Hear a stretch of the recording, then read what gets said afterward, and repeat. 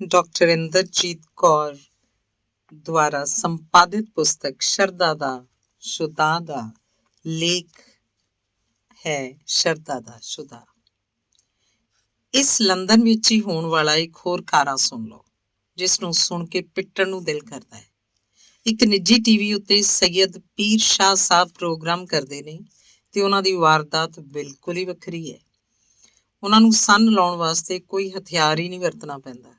ਇਹ ਪੀਰ ਆਖਦਾ ਕਿ ਫਲਾਣੇ ਨਬੀ ਦੇ ਨਾਮ ਦੀ ਕੋਈ ਸੁਖਣਾ ਸੁਖੋ, ਪਰ ਸੁਖਣਾ ਸੁਖਣ ਤੋਂ ਪਹਿਲਾਂ ਮੇਰੇ ਕੋਲੋਂ ਇਜਾਜ਼ਤ ਲੈਣੀ ਜ਼ਰੂਰੀ ਹੈ, ਕਿਉਂਕਿ ਮੈਨੂੰ ਰੱਬ ਵੱਲੋਂ ਦਾਦ ਹੈ ਤੇ ਇਜਾਜ਼ਤ ਦੇਣ ਦੀ ਸਿਰਫ ਮੇਰੇ ਕੋਲ ਹੀ ਅਥਾਰਟੀ ਹੈ। ਦੂਜਾ ਹੁਕਮ ਇਸ ਵਾਰਦਾਤੀ ਦਾ ਇਹ ਹੈ ਕਿ ਜੇ ਤੁਹਾਡੀ ਸੁਖਣਾ ਜਾਂ ਮੰਨਤ ਪੂਰੀ ਹੋ ਜਾਏ ਤਾਂ ਜਿਹੜੀ ਰਕਮ ਤੁਸੀਂ ਸੁਖੀ ਹੋਈ ਹੈ ਉਹ ਸਿਰਫ ਉਸ ਬੰਦੇ ਨੂੰ ਹੀ ਦੇਣੀ ਹੈ ਜਿਹਦੀ ਜ਼ਾਤ ਸੈਯਦ ਹੋਏਗੀ। ਹੁਣ ਪੀਰ ਜੀ ਦੀਆਂ ਦੋਹਾਂ ਗੱਲਾਂ ਉੱਤੇ ਗੌਰ ਕਰੋ ਤਾਂ ਸਿੱਧਾ ਸਿੱਧਾ ਮਖੌਲ ਲੱਗਦਾ ਹੈ, ਪਰ ਜਿਨ੍ਹਾਂ ਨੇ ਅਕਲ ਦੀ ਚਾਟੀ ਵਿੱਚ ਪੁੱਠੀਆਂ ਸੋਚਾਂ ਦਾ ਅਚਾਰ ਪਾ ਕੇ ਉੱਤੇ ਬੇਅਕਲੀ ਦਾ ਢੱਕਣ ਦੇ ਦਿੱਤਾ ਹੋਵੇ ਤਾਂ ਉਸ ਅਚਾਰ ਨੂੰ ਸ਼ੁਦਾ ਦੀ ਉੱਲੀ ਤਾਂ ਲੱਗ ਹੀ ਜਾਂਦੀ ਹੈ। ਮੰਨਿਆ ਕਿ ਇਸ ਦੁਨੀਆ 'ਚ ਲੋੜਾਂ, ਮੁਸੀਬਤਾਂ ਤੇ ਜ਼ਰੂਰਤਾਂ ਕਿਸੇ ਵੇਲੇ ਵੀ ਇਨਸਾਨ ਦੇ ਗਲ ਦਾ ਫਾਹਾ ਬਣ ਜਾਂਦੀਆਂ ਨੇ, ਪਰ ਇਹਦਾ ਮਤਲਬ ਇਹ ਨਹੀਂ ਕਿ ਤੰਗ ਆ ਕੇ ਇਹਨਾਂ ਠੱਗ ਪੀਰਾਂ ਬਾਬਿਆਂ ਦੇ ਹੱਥ ਆਪਣੀ ਨਕੇਲ ਫੜਾ ਦਿਓ। ਮੈਂ ਆਪਣਾ ਕਲੇਜਾ ਸਾੜਨ ਲਈ ਇਹ ਟੀਵੀ ਪ੍ਰੋਗਰਾਮ ਬੜੇ ਆਰ ਨਾਲ ਵੇਖਦਾ ਸੀ। ਕੋਈ ਜਨਾਨੀ ਆ ਕੇ ਆਖਦੀ ਹੈ, ਸ਼ਾਹ ਸਾਹਿਬ ਮੇਰੀ ਧੀ ਦੀ ਮੰਗਣੀ 2 ਵੇਰਾਂ ਟੁੱਟ ਗਈ ਹੈ ਤੇ ਸੁਖਣਾ ਸੁਖਣ ਦੀ ਇਜਾਜ਼ਤ ਦਿਓ। ਇਜਾਜ਼ਤ ਹੈ, ਇਹ ਆਖ ਕੇ ਸ਼ਾਹ ਸਾਹਿਬ ਮਿਹਰਬਾਨੀ ਕਰ ਦਿੰਦੇ ਹਨ। ਸੁਖਣਾ ਪੂਰੀ ਹੋਵੇ ਨਾ ਹੋਵੇ ਉਸਦੇ ਛਿੱਤਰ ਉੱਤੇ। ਸ਼ਾਹ ਜੀ ਨੇ ਡੋਲੀ 'ਚ ਪਾ ਦਿੱਤੀ ਹੈ, ਅੱਗੋਂ ਭਾਵੇਂ ਜਾਂਦਿਆਂ ਰੰਡੀ ਹੋ ਜਾਏ। ਕੋਈ ਆਸ ਉਮੀਦ ਜਾਂ ਖਾਹਿਸ਼ ਰੱਬ ਪੂਰੀ ਵੀ ਕਰ ਦਿੰਦਾ। ਮਸਲਨ ਉਸ ਕੁੜੀ ਦੀ ਮੰਗਣੀ ਕਦੀ ਤਾਂ ਪੁੱਗੀ ਜਾਣੀ ਹੁੰਦੀ ਹੈ। ਹੁਣ ਕੁੜੀ ਦੀ ਮਾਂ ਸਮਝਦੀ ਹੈ ਕਿ ਸ਼ਾਹ ਸਾਹਿਬ ਦੀ ਇਜਾਜ਼ਤ ਤੇ ਸੁਖਣ ਦੀ ਬਰਕਤ ਨਾਲ ਹੀ ਕੰਮ ਹੋ ਗਿਆ। ਹੁਣ ਉਹ ਆਪਣੀ ਮਿੱਥੀ ਹੋਈ ਸੁਖਣਾ ਦੀ ਰਕਮ ਤਾਰਨ ਵਾਸਤੇ ਕਿਹੜੇ ਗਲੀਆਂ ਮੁਹੱਲਿਆਂ 'ਚ ਸੈਯਦ ਬੰਦਾ ਲੱਭਦੀ ਫਿਰੇ। ਪੀਰ ਸ਼ਾਹ ਸਾਹਿਬ ਨੂੰ ਇਸ ਗੱਲ ਦਾ ਪੱਕ ਹੁੰਦਾ ਹੈ ਕਿ ਮੰਨਤ ਪੂਰੀ ਹੋ ਗਈ ਤਾਂ ਦੌਲਤ ਉਹਦੇ ਘਰ ਹੀ ਆਏਗੀ। ਹੁਣ ਆਪਣੇ ਘਰ ਦਾ ਸਿਰਨਾਮਾ ਵੀ ਦੱਸਦਾ ਹੈ। ਤੇ ਇੱਕ ਦਿਨ ਮੈਂ ਇਹ ਆਖਦਾ ਵੀ ਸੁਣਿਆ ਕਿ ਦੁਨੀਆ ਵਿੱਚ ਇਮਾਨਦਾਰ ਲੋਕ ਵੀ ਹਨ। ਕਿਸੇ ਨੇ ਲਿਫਾਫੇ ਵਿੱਚ ਪੈਸੇ ਪਾ ਕੇ ਮੈਨੂੰ ਘੱਲੇ, ਪਰ ਉਹ ਗਲਤ ਪਤੇ ਉੱਪਰ ਚਲੇ ਗਏ, ਪਰ ਉਸ ਘਰ ਵਾਲੇ ਮੇਰੇ ਘਰ ਆ ਕੇ ਪੈਸੇ ਦੇ ਗਏ। ਜ਼ਰਾ ਖਬਾਸਤ, ਚਲਾਕੀ ਤੇ ਮਕਾਰੀ ਦਾ ਅੰਦਾਜ਼ ਵੇਖੋ ਕਿ ਪੀਰ ਸਾਹਿਬ ਪੈਸੇ ਹਾਸਲ ਕਰਨ ਵਾਲੇ ਦਾਅਵੇ ਨਾਲ ਹੀ ਦੱਸ ਗਏ ਨੇ। ਇਹ ਤਮਾਸ਼ਾ ਰੋਜ਼ ਵੇਖ ਵੇਖ ਕੇ ਮੇਰੀ ਕੁੱਤੀ ਆਦਤ ਭੌਂਕਣ ਲੱਗ ਪਈ। ਇਹ ਵੀ ਪਤਾ ਸੀ ਕਿ ਜੇ ਆਪਣਾ ਅਸਲੀ ਨਾਂ ਦੱਸ ਕੇ ਕਾਰਵਾਈ ਕੀਤੀ ਤਾਂ ਸ਼ਰਧਾ ਦੇ ਹਲਕਾਏ ਸ਼ੁਦਾਈਆਂ ਨੇ ਮੇਰੀ ਕੁੱਤੇ ਖਾਣੀ ਕਰਨੀ ਹੈ, ਕਿਉਂਕਿ ਅੱਗੇ ਵੀ ਕਈ ਵਾਰ ਟੀਵੀ ਉੱਤੇ ਜਦੋਂ ਮੈਂ ਬੁਰੇ ਨੂੰ ਬੁਰੇ ਦਾ ਬੀਜ ਆਖਿਆ ਤਾਂ ਟੀਵੀ ਮੇਰਾ ਹੁੱਕਾ ਪਾਣੀ ਬੰਦ ਕਰਕੇ ਮੇਰਾ ਨਾਂ ਸੁਣਦੇ ਹੀ ਮੇਰੀ ਫੋਨ ਕਾਲ ਕੱਟ ਦਿੰਦੇ ਸਨ। ਰਾਣੀ ਨੇ ਕਈ ਵੇਰਾਂ ਮੇਰੀ ਖੁੰਬ ਠੱਪੀ ਕਿ ਤੂੰ ਕੀ ਲੈਣਾ ਇਸ ਸੂਰ ਦੇ ਸ਼ਿਕਾਰ ਚੋਂ, ਕਿਉਂ ਸਾਰੀ ਦੁਨੀਆ ਨੂੰ ਮਗਰ ਪਵਾ ਲੈਣਾ। ਪਰ ਵਾਰਸ ਸ਼ਾਹ ਨਾਲ ਆਦਤਾਂ ਜਾਂਦੀਆਂ ਨੇ। ਜਿੱਥੇ ਅੱਗੇ ਇੰਨੀ ਦੁਨੀਆ ਮੈਨੂੰ ਮੂੰਹ ਨਹੀਂ ਲਾਉਂਦੀ, ਉੱਥੇ ਪੀਰ ਸ਼ਾਹ ਸਾਹਿਬ ਵੀ ਬੁਰਾ ਆਖ ਦੇਣਗੇ ਤਾਂ ਕੀ ਫਰਕ ਪੈਂਦਾ ਹੈ। ਅਖੇ ਜਿੱਥੇ 100 ਉੱਥੇ 7100। ਰਾਣੀ ਤੋਂ ਬਚ ਬਚਾ ਕੇ ਆਪਣਾ ਨਾਮ ਬਦਲ ਕੇ ਫੋਨ ਕਰ ਦਿੱਤਾ। ਗਾਹਕ ਸਮਝ ਕੇ ਬੜੇ ਪਿਆਰ ਨਾਲ ਸ਼ਾਹ ਸਾਹਿਬ ਬੋਲੇ। ਮੈਂ ਆਖਿਆ, ਸ਼ਾਹ ਸਾਹਿਬ ਤੁਹਾਡੀ ਬਰਕਤ ਨਾਲ ਮੇਰੀ ਸੁਖਣਾ ਪੂਰੀ ਹੋ ਗਈ ਏ ਤੇ ਹੁਣ ਪੈਸੇ ਕਿੱਥੇ ਟੋਰਾਂ। ਆਖਣ ਲੱਗੇ, ਥੱਲੇ ਪਤਾ ਦਿੱਤਾ ਹੋਇਆ ਜਾਂ ਕਿਸੇ ਵੀ ਹੋਰ ਸੈਯਦ ਨੂੰ ਦੇ ਦਿਓ। ਮੈਂ ਆਖਿਆ, ਪੀਰ ਸਾਹਿਬ ਇੱਕ ਸੈਯਦ ਰੋਜ਼ ਹੀ ਮੇਰੇ ਨਾਲ ਪੱਬ ਵਿੱਚ ਦਾਰੂ ਪੀਂਦਾ ਹੈ, ਉਹਨੂੰ ਕਿਉਂ ਨਾ ਦੇ ਦੇਵਾਂ, ਜ਼ਰਾ ਖੁੱਲ ਡੁੱਲ ਕੇ ਪੀ ਲਵੇ। ਇਹਦੇ ਨਾਲ ਹੀ ਮੇਰੀ ਕਾਲ ਕੱਟੀ ਗਈ ਤੇ ਫਿਰ 10 ਮਿੰਟ ਤੱਕ ਜਿਹੜੀ ਮੇਰੇ ਉੱਤੇ ਕਲਿਆਣ ਹੋਈ ਉਹ ਸੁਣਨ ਵਾਲੀ ਸੀ। ਮੈਨੂੰ ਤੋਏ ਲਾਨਤ ਕਰਦੇ ਹੋਏ ਆਖਿਆ ਕਿ ਇਹ ਕਾਲ ਕਰਨ ਵਾਲਾ ਕੋਈ ਕਾਫਰ ਮਰਦੂਦ ਸੀ। ਕਈ ਇੰਜੀ ਬਕਵਾਸ ਕਰਨ ਵਾਲੇ ਵੀ ਦੁਨੀਆ 'ਚ ਵਸਦੇ ਨੇ। ਇਹ ਲਾਹਨਤੀ ਲੋਕ ਇਸਲਾਮ ਦੀ ਬੇਹੁਰਮਤੀ ਕਰਦੇ ਨੇ। ਬੰਦਾ ਪੁੱਛੇ ਕਿ ਮੈਂ ਆਪਣੀ ਸੁਖਣਾ ਦਾ ਪੈਸਾ ਸੈਯਦ ਨੂੰ ਹੀ ਤਾਂ ਦੇਣ ਲੱਗਾ, ਇਹ ਸ਼ਰਤ ਤਾਂ ਕਿਧਰੇ ਨਹੀਂ ਸੀ ਕਿ ਸੈਯਦ ਸ਼ਰਾਬ ਨਾ ਪੀਂਦਾ ਹੋਵੇ। ਪਰ ਕੋਈ ਪੁੱਛੇ ਇਹਨੂੰ ਕਿ ਕੀ ਸੈਯਦ ਫਰਿਸ਼ਤੇ ਹੁੰਦੇ ਨੇ। ਅਖੇ ਸਭ ਅਮਲਾਂ ਦੇ ਹੋਣਗੇ ਨਵੇੜੇ, ਕਿਸੇ ਨੇ ਤੇਰੀ ਜਾਤ ਪੁੱਛਣੀ। ਅੱਲਾ ਸਿਰਫ ਬੰਦੇ ਦਾ ਕਿਰਦਾਰ ਤੇ ਅਮਲ ਵੇਖਦਾ ਹੈ, ਜਾਤਾਂ ਵੇਖ ਕੇ ਫੈਸਲੇ ਨਹੀਂ ਕਰਦਾ। ਇੱਕ ਨੇਕ ਸ਼ਰੀਫ ਭਲਾ ਮਾਨਸ ਸਮੁੱਚੀ ਕਿਸੇ ਬਦਮਾਸ਼ ਸ਼ਰਾਬੀ ਤੇ ਜਾਨੀ ਸੈਯਦ ਨਾਲੋਂ ਲੱਖ ਦਰਜੇ ਚੰਗਾ ਹੈ ਦੁਨੀਆ ਉੱਤੇ ਰੱਬ ਦੀ ਨਜ਼ਰ ਵਿੱਚ। ਪਰ ਸ਼ਰਧਾ ਦੇ ਸ਼ੁਦਾਈਆਂ ਨੂੰ ਇਹ ਗੱਲ ਸਮਝਾਵੇ ਕੌਣ? ਜੇ ਸ਼ੁਦਾਈਆਂ ਨੇ ਸ਼ਰਧਾ ਦੇ ਸ਼ੁਦਾ ਦਾ ਧਤੂਰਾ ਨਾ ਪੀਤਾ ਹੋਵੇ ਤਾਂ ਇਹ ਸੋਚਣ ਕਿ ਬਰਮਿੰਘਮ ਇੱਕ ਟੀਵੀ ਉੱਤੇ ਬੈਠਾ ਫਰਾਡ ਸ਼ਾਹ ਆਖਦਾ ਹੈ ਕਿ ਰੱਬ ਕੋਲੋਂ ਕੁਝ ਮੰਗਣ ਲਈ ਉਸ ਤੋਂ ਇਜਾਜ਼ਤ ਲੈਣੀ ਜ਼ਰੂਰੀ ਹੈ। ਦੁਨੀਆ ਉੱਤੇ ਕਰੋੜਾਂ ਲੋਕ ਵਸਦੇ ਹਨ। ਜਿੱਥੇ ਫਰਾਡ ਸ਼ਾਹ ਸੈਕਟਰੀ ਟੂ ਅੱਲਾ ਮੀਆਂ ਨਹੀਂ ਹੈ, ਉੱਥੇ ਕਿਹੜਾ ਸੈਕਟਰੀ ਲੋਕਾਂ ਦੇ ਕੇਸ ਰੱਬ ਨੂੰ ਪੇਸ਼ ਕਰਦਾ? ਇੰਝ ਇੱਕ ਹੋਰ ਨਿੱਜੀ ਟੀਵੀ ਉੱਤੇ ਇੱਕ ਹਿੰਦੂ ਕਿਸਮਤ ਅਤੇ ਸਿਤਾਰਿਆਂ ਦੀ ਚਾਲ ਦੱਸਦਾ ਹੈ। ਉਹਦੀ ਆਪਣੀ ਚਾਲ ਢਾਲ ਤੇ ਰੰਗ ਰੂਪ ਦੱਸ ਦੇਵਾਂ ਕਿ ਉਹ ਪ੍ਰੋਗਰਾਮ 'ਚ ਤਿੰਨ ਕੀਮਤੀ ਸੂਟ ਤੇ ਟਾਈਆਂ ਬਦਲਦਾ ਹੈ ਤੇ ਕਿਸੇ ਵੱਡੇ ਅਫਸਰ ਦੀ ਤਰ੍ਹਾਂ ਕਲਾਸ 1 ਅਫਸਰ ਲੱਗਦਾ ਹੈ। 10 ਉਂਗਲਾਂ 'ਚ 10 ਛਾਪਾਂ ਹੁੰਦੀਆਂ ਨੇ ਤੇ ਉਹ ਸ਼ੁਦਾਈ ਗਾਹਕਾਂ ਨੂੰ ਦਬਕੇ ਵੀ ਮਾਰਦਾ ਹੈ ਜਿਹੜੇ ਫੋਨ ਕਰਕੇ ਆਪਣੀ ਬਦਕਿਸਮਤੀ 'ਚ ਵਾਧਾ ਕਰਵਾ ਰਹੇ ਹੁੰਦੇ ਹਨ। ਪੰਡਤ ਜੀ ਦੀ ਵਾਰਦਾਤ ਦਾ ਤਰੀਕਾ ਇਹ ਹੈ ਕਿ ਉਹਨੂੰ ਫੋਨ ਕਾਲ ਕਰਨ ਦਾ ਰੇਟ 1 ਪਾਉਂਡ ਫੀ ਮਿੰਟ ਹੁੰਦਾ ਹੈ, ਯਾਨੀ ਕਿ 1 ਮਿੰਟ ਦੇ 130 ਰੁਪਏ ਬਣਦੇ ਨੇ, ਜੋ ਪੰਡਤ ਜੀ ਦੇ ਬੁੱਝੇ 'ਚ ਜਾਂਦੇ ਨੇ। ਇਸ ਆਮਦਨ ਲਈ ਹੀ ਇਹ ਸਾਰੀ ਖੇਡ ਰਚਾਈ ਹੋਈ ਹੈ। ਸ਼ੁਦਾਈ ਦੀ ਹਰ ਕਾਲ 10 ਮਿੰਟ ਤੋਂ ਘੱਟ ਨਹੀਂ ਹੁੰਦੀ। ਪਹਿਲਾਂ ਤੋਂ ਸਮੱਸਿਆ ਸੁਣਦਾ ਹੈ, ਫਿਰ ਸ਼ੁਦਾਈ ਦਾ ਨਾਂ, ਸਾਰੇ ਟੱਬਰ ਦੀਆਂ ਉਮਰਾਂ, ਜਨਮ ਭੂਮੀਆਂ, ਜਨਮ ਦਿਨ। ਫਿਰ ਉਹ ਆਖਦਾ ਹੈ ਕਿ ਤੁਸੀਂ ਫੋਨ ਉੱਤੇ ਹੀ ਰਹੋ, ਮੈਂ ਹਿਸਾਬ ਲਾ ਕੇ ਸਮੱਸਿਆ ਦਾ ਕਾਰਨ ਤੇ ਹੱਲ ਦੱਸਾਂਗਾ। ਸਮੱਸਿਆ ਦਾ ਪਤਾ ਨਹੀਂ ਹੱਲ ਹੋਣੀ ਹੈ ਕਿ ਨਹੀਂ। ਘੱਟ ਤੋਂ ਘੱਟ ਹਰ ਕਾਲ ਕਰਨ ਵਾਲੇ ਕੋਲੋਂ 2000 ਰੁਪਇਆ ਤਾਂ ਪੰਡਤ ਜੀ ਮਾਰ ਹੀ ਲੈਂਦੇ ਨੇ। ਮੈਨੂੰ ਤਾਂ ਉਹ ਸ਼ਬਦ ਭੁੱਲ ਗਏ ਨੇ ਜੋ ਇੰਝ ਸਨ, ਤੈਨੂੰ ਮੰਗਲ ਨੇ ਘੇਰਾ ਪਾਇਆ ਹੈ, ਜੋ 3 ਮਹੀਨੇ ਰਹੇਗਾ, ਉੱਤੋਂ ਸ਼ਨੀ ਲੱਕੋਂ ਜੱਫਾ ਪਾ ਕੇ ਉੱਤੇ ਬੈਠਾ ਹੋਇਆ ਹੈ। ਇਸ ਮੁਸ਼ਕਲ ਦਾ ਹੱਲ ਜਾਂ ਉਪਾਅ ਦੱਸਦੇ ਹੋਏ ਆਖਦਾ ਹੈ, 5 ਗਜ ਲੱਠਾ, ਉਸ 'ਚ 5 ਕਿਲੋ ਚਾਵਲ, 2 ਕਿਲੋ ਖੰਡ ਬੰਨ੍ਹ ਕੇ ਕਿਸੇ ਰੁੱਖ ਥੱਲੇ ਦੱਬ ਦਿਓ। ਨਾਲੇ 6 ਮਾਸੇ ਦੀਆਂ 4 ਡਲੀਆਂ ਚਾਂਦੀ ਦੀਆਂ ਇੱਕ ਹਫ਼ਤਾ ਸਰਾਣੇ ਥੱਲੇ ਰੱਖ ਕੇ ਕਿਸੇ ਨੂੰ ਦਾਨ ਕਰ ਦਿਓ। ਇੰਝ ਕਰਦੇ ਕਰਦੇ ਮੁਕੱਦਰ ਦੇ ਮਾਰੇ ਹੋਏ ਸਵਾਲੀ ਦੀ ਬਦਨਸੀਬੀ ਤੇ ਗਰੀਬੀ 'ਚ ਹੋਰ ਵਾਧਾ ਹੋ ਜਾਂਦਾ ਹੈ। ਇਹ ਪ੍ਰੋਗਰਾਮ ਸੁਣ ਕੇ ਸੋਚਦਾ ਕਿ ਰੱਬਾ, ਇੰਝ ਦੀ ਸ਼ਰਧਾ ਦਾ ਸ਼ੁਦਾ ਲੰਦਨ ਆ ਕੇ ਵੀ ਸਾਡੇ ਗਲੋਂ ਕਿਉਂ ਨਹੀਂ ਲੱਥਾ? ਅਸੀਂ ਕਿਹੜੀ ਕਿਸਮਤ ਲਿਖਵਾ ਕੇ ਲਿਆਏ ਸਾਂ? ਇਸ ਪ੍ਰੋਗਰਾਮ 'ਚ ਬੜੇ ਬੜੇ ਤਮਾਸ਼ੇ ਤੇ ਬੜੇ ਤਮਾਸ਼ਿਆਂ ਦੇ ਅਜੀਬ ਹੱਲ ਤੇ ਉਪਾਅ ਦੱਸੇ ਜਾਂਦੇ ਨੇ। ਇੱਕ ਜਨਾਨੀ ਨੇ ਕਾਲ ਕਰਕੇ ਆਖਿਆ, ਭਾਜੀ, ਮੇਰਾ ਇੱਕ ਪੁੱਤਰ ਆਖੇ ਨਹੀਂ ਲੱਗਦਾ ਤੇ ਆਪਣੀ ਜਨਾਨੀ ਦੇ ਥੱਲੇ ਲੱਗ ਕੇ ਰੋਜ਼ ਮੇਰੀ ਬੇਇੱਜ਼ਤੀ ਕਰਦਾ ਹੈ। ਉਤੋਂ ਖਾਵੰਦ ਵੀ ਪੁੱਠਿਆਂ ਕੰਮਾਂ 'ਚ ਪੈ ਗਿਆ ਤੇ ਮੇਰੀ ਮੁਸ਼ਕਿਲ ਦਾ ਹੱਲ ਦੱਸੋ। ਪੰਡਤ ਜੀ ਨੇ ਕਈ ਖਰਚੇ ਦੱਸ ਕੇ ਨਾਲ ਇੱਕ ਖਰਚਾ ਹੋਰ ਦੱਸਿਆ ਕਿ ਸ਼ਰਾਬ ਦੀ ਇੱਕ ਬੋਤਲ ਲੈ ਕੇ ਦਰਿਆ 'ਚ ਰੋੜਨੀ ਹੈ। ਅੱਗੋਂ ਜਨਾਨੀ ਕਹਿੰਦੀ, ਭਾਜੀ, ਮੈਂ ਮੁਸਲਮਾਨ ਹਾਂ ਤੇ ਸ਼ਰਾਬ ਖਰੀਦਣਾ ਔਖਾ ਹੈ ਮੇਰੇ ਲਈ। ਪੰਡਤ ਜੀ ਨੇ ਤੁਰੰਤ ਜਵਾਬ ਦਿੰਦਿਆਂ ਆਖਿਆ, ਚੱਲ ਕੋਈ ਸ਼ਰਬਤ ਦੀ ਬੋਤਲ ਲੈ ਕੇ ਰੋੜ ਦਿਓ। ਪਹਿਲਾਂ ਤਾਂ ਜਦੋਂ ਪੰਡਤ ਜੀ ਨੇ ਸ਼ਰਾਬ ਦਰਿਆ 'ਚ ਰੋੜਨ ਲਈ ਆਖਿਆ ਤਾਂ ਮੈਨੂੰ ਦੁੱਖ ਹੋਇਆ ਕਿ ਕਿੰਨੀ ਇੱਜ਼ਤਦਾਰ ਸ਼ੈ ਦੀ ਹੱਦ ਤੱਕ ਕਰਨ ਲੱਗਾ। ਪਰ ਜਦੋਂ ਸ਼ਰਾਬ ਦੀ ਥਾਂ ਸ਼ਰਬਤ ਦੀ ਬੋਤਲ ਰੋੜੀ ਤਾਂ ਮੈਂ ਸੋਚਿਆ ਕਿ ਮੇਰਾ ਸਿਤਾਰਾ ਕੰਮ ਕਰ ਗਿਆ। ਅਗਰ ਕਿਸੇ ਸ਼ੁਦਾਈ ਚੱਕਲ ਹੋਵੇ ਤਾਂ ਸੋਚੇ, ਪੰਡਤ ਜੀ ਨੇ ਮੁਸਲਮਾਨ ਔਰਤ ਨੂੰ ਸ਼ਰਾਬ ਦੀ ਥਾਂ ਸ਼ਰਬਤ ਰੋੜਨ ਦਾ ਹੁਕਮ ਦਿੱਤਾ। ਕੀ ਸ਼ਰਾਬ ਤੇ ਸ਼ਰਬਤ ਦੇ ਇੱਕੋ ਹੀ ਕੰਮ ਨੇ? ਮੁਸ਼ਕਲ ਦਾ ਹੱਲ ਤਾਂ ਨਸ਼ਾ ਮੰਗਦਾ ਸੀ, ਹੁਣ ਸ਼ਰਬਤ ਤੇ ਮਿੱਠਾ ਨਸ਼ੇ ਤੋਂ ਬਗੈਰ ਹੈ। ਨਾਲੇ ਮੁਸਲਮਾਨ ਜਨਾਨੀ ਨੂੰ ਪੁੱਛੇ ਕਿ ਇਲਾਜ ਹਿੰਦੂ ਕੋਲੋਂ ਪੁੱਛਣੀ ਹੈ ਤੇ ਪਰਹੇਜ਼ ਮੁਸਲਮਾਨਾਂ ਵਾਲਾ ਮੰਗਣੀ ਹੈ, ਅਤੇ ਗੁਲਗੁਲੇ ਖਾਣੀਆਂ ਤੇ ਤੇਲ ਤੋਂ ਪਰਹੇਜ਼ ਕਰਨੀ ਹੈ।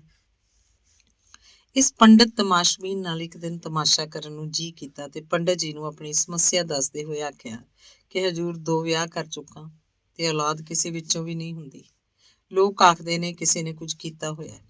ਪੰਡਤ ਜੀ ਨੇ ਅੱਗਾ ਪਿੱਛਾ ਨਾਂ ਪਤਾ ਹੋਰ ਨਿੱਕੜ ਸੁੱਕੜ ਪੁੱਛ ਕੇ ਮੰਗਲ ਤੇ ਸ਼ਨੀ ਜੇ ਦੱਸ ਕੇ ਪੁੱਠਾ ਸਿੱਧਾ ਖਰਚਾ ਵੀ ਦੱਸਿਆ ਤੇ ਨਾਲ ਇਹ ਵੀ ਦੱਸ ਦਿੱਤਾ ਕਿ ਅਗਲੇ ਵਰੇ ਜਨਵਰੀ ਤੱਕ ਤੇਰੇ ਉੱਤੇ ਕਿਸੇ ਦਾ ਭਾਰ ਹੈ।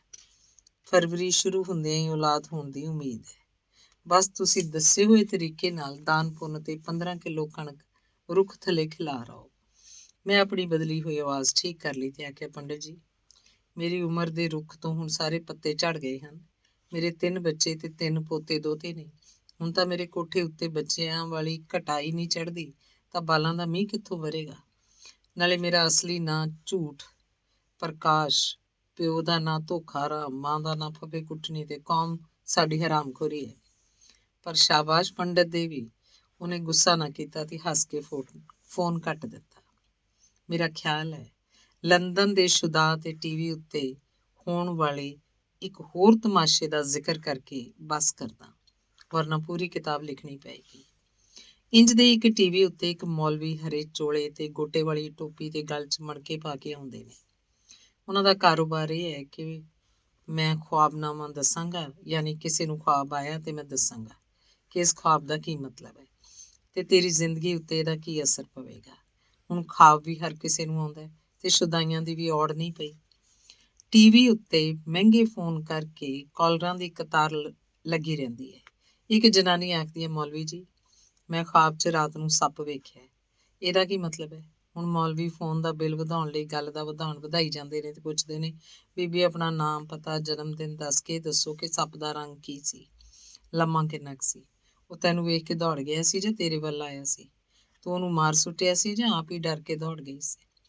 ਹੁਣ ਮੌਲਵੀ ਇਹ ਗੱਲਾਂ ਪੁੱਛਣ ਤੋਂ ਬਾਅਦ ਖੁਆਬ ਦਾ ਮਤਲਬ ਤੇ ਹਕੀਕਤ ਦੱਸਦੇ ਹੋਏ ਆਖਦੇ ਨੇ, ਬੀਬੀ ਤੁਹਾਡਾ ਇੱਕ ਦੁਸ਼ਮਣ ਹੈ, ਉਹਨੇ ਡੱਬੀਆਂ ਵਾਲੇ ਖੇਸ ਦੀ ਬੁੱਕਲ ਮਾਰੀ ਹੋਈ ਹੈ।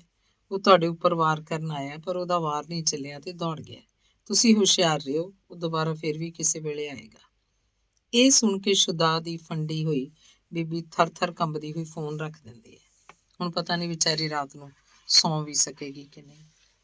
ਇਹ ਲੰਦਨ ਜਿਹੇ ਮਾਡਰਨ ਸ਼ਹਿਰ 'ਚ ਤਮਾਸ਼ੇ ਹੋ ਰਹੇ ਨੇ। ਉਹਨਾਂ ਲੋਕਾਂ ਕੋਲ ਰਹਿ ਕੇ ਅਸੀਂ ਇੰਜ ਕਰ ਰਹੇ ਹਾਂ ਜਿਹੜੇ ਚੰਨ ਵਿੱਚੋਂ ਵੀ ਹੋ ਆਏ ਨੇ।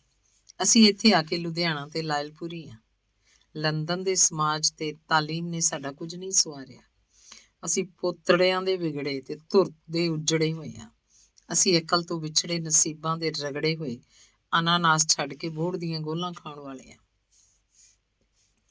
ਚਲੋ ਲੰਦਨ ਤੋਂ ਇੱਕ ਵਾਰ ਫਿਰ ਆਪਣੇ ਦੇਸ਼ ਚੱਲਦੇ ਹਾਂ। ਯਾਦ ਰਹੇ ਕਿ ਮੈਂ ਸੁਣੀ ਸੁਣਾਈ ਨਹੀਂ ਬਲਕਿ ਅੱਖੀਂ ਵੇਖੀ ਵਿਖਾਈ ਗੱਲ ਹੀ ਕਰਾਂਗਾ।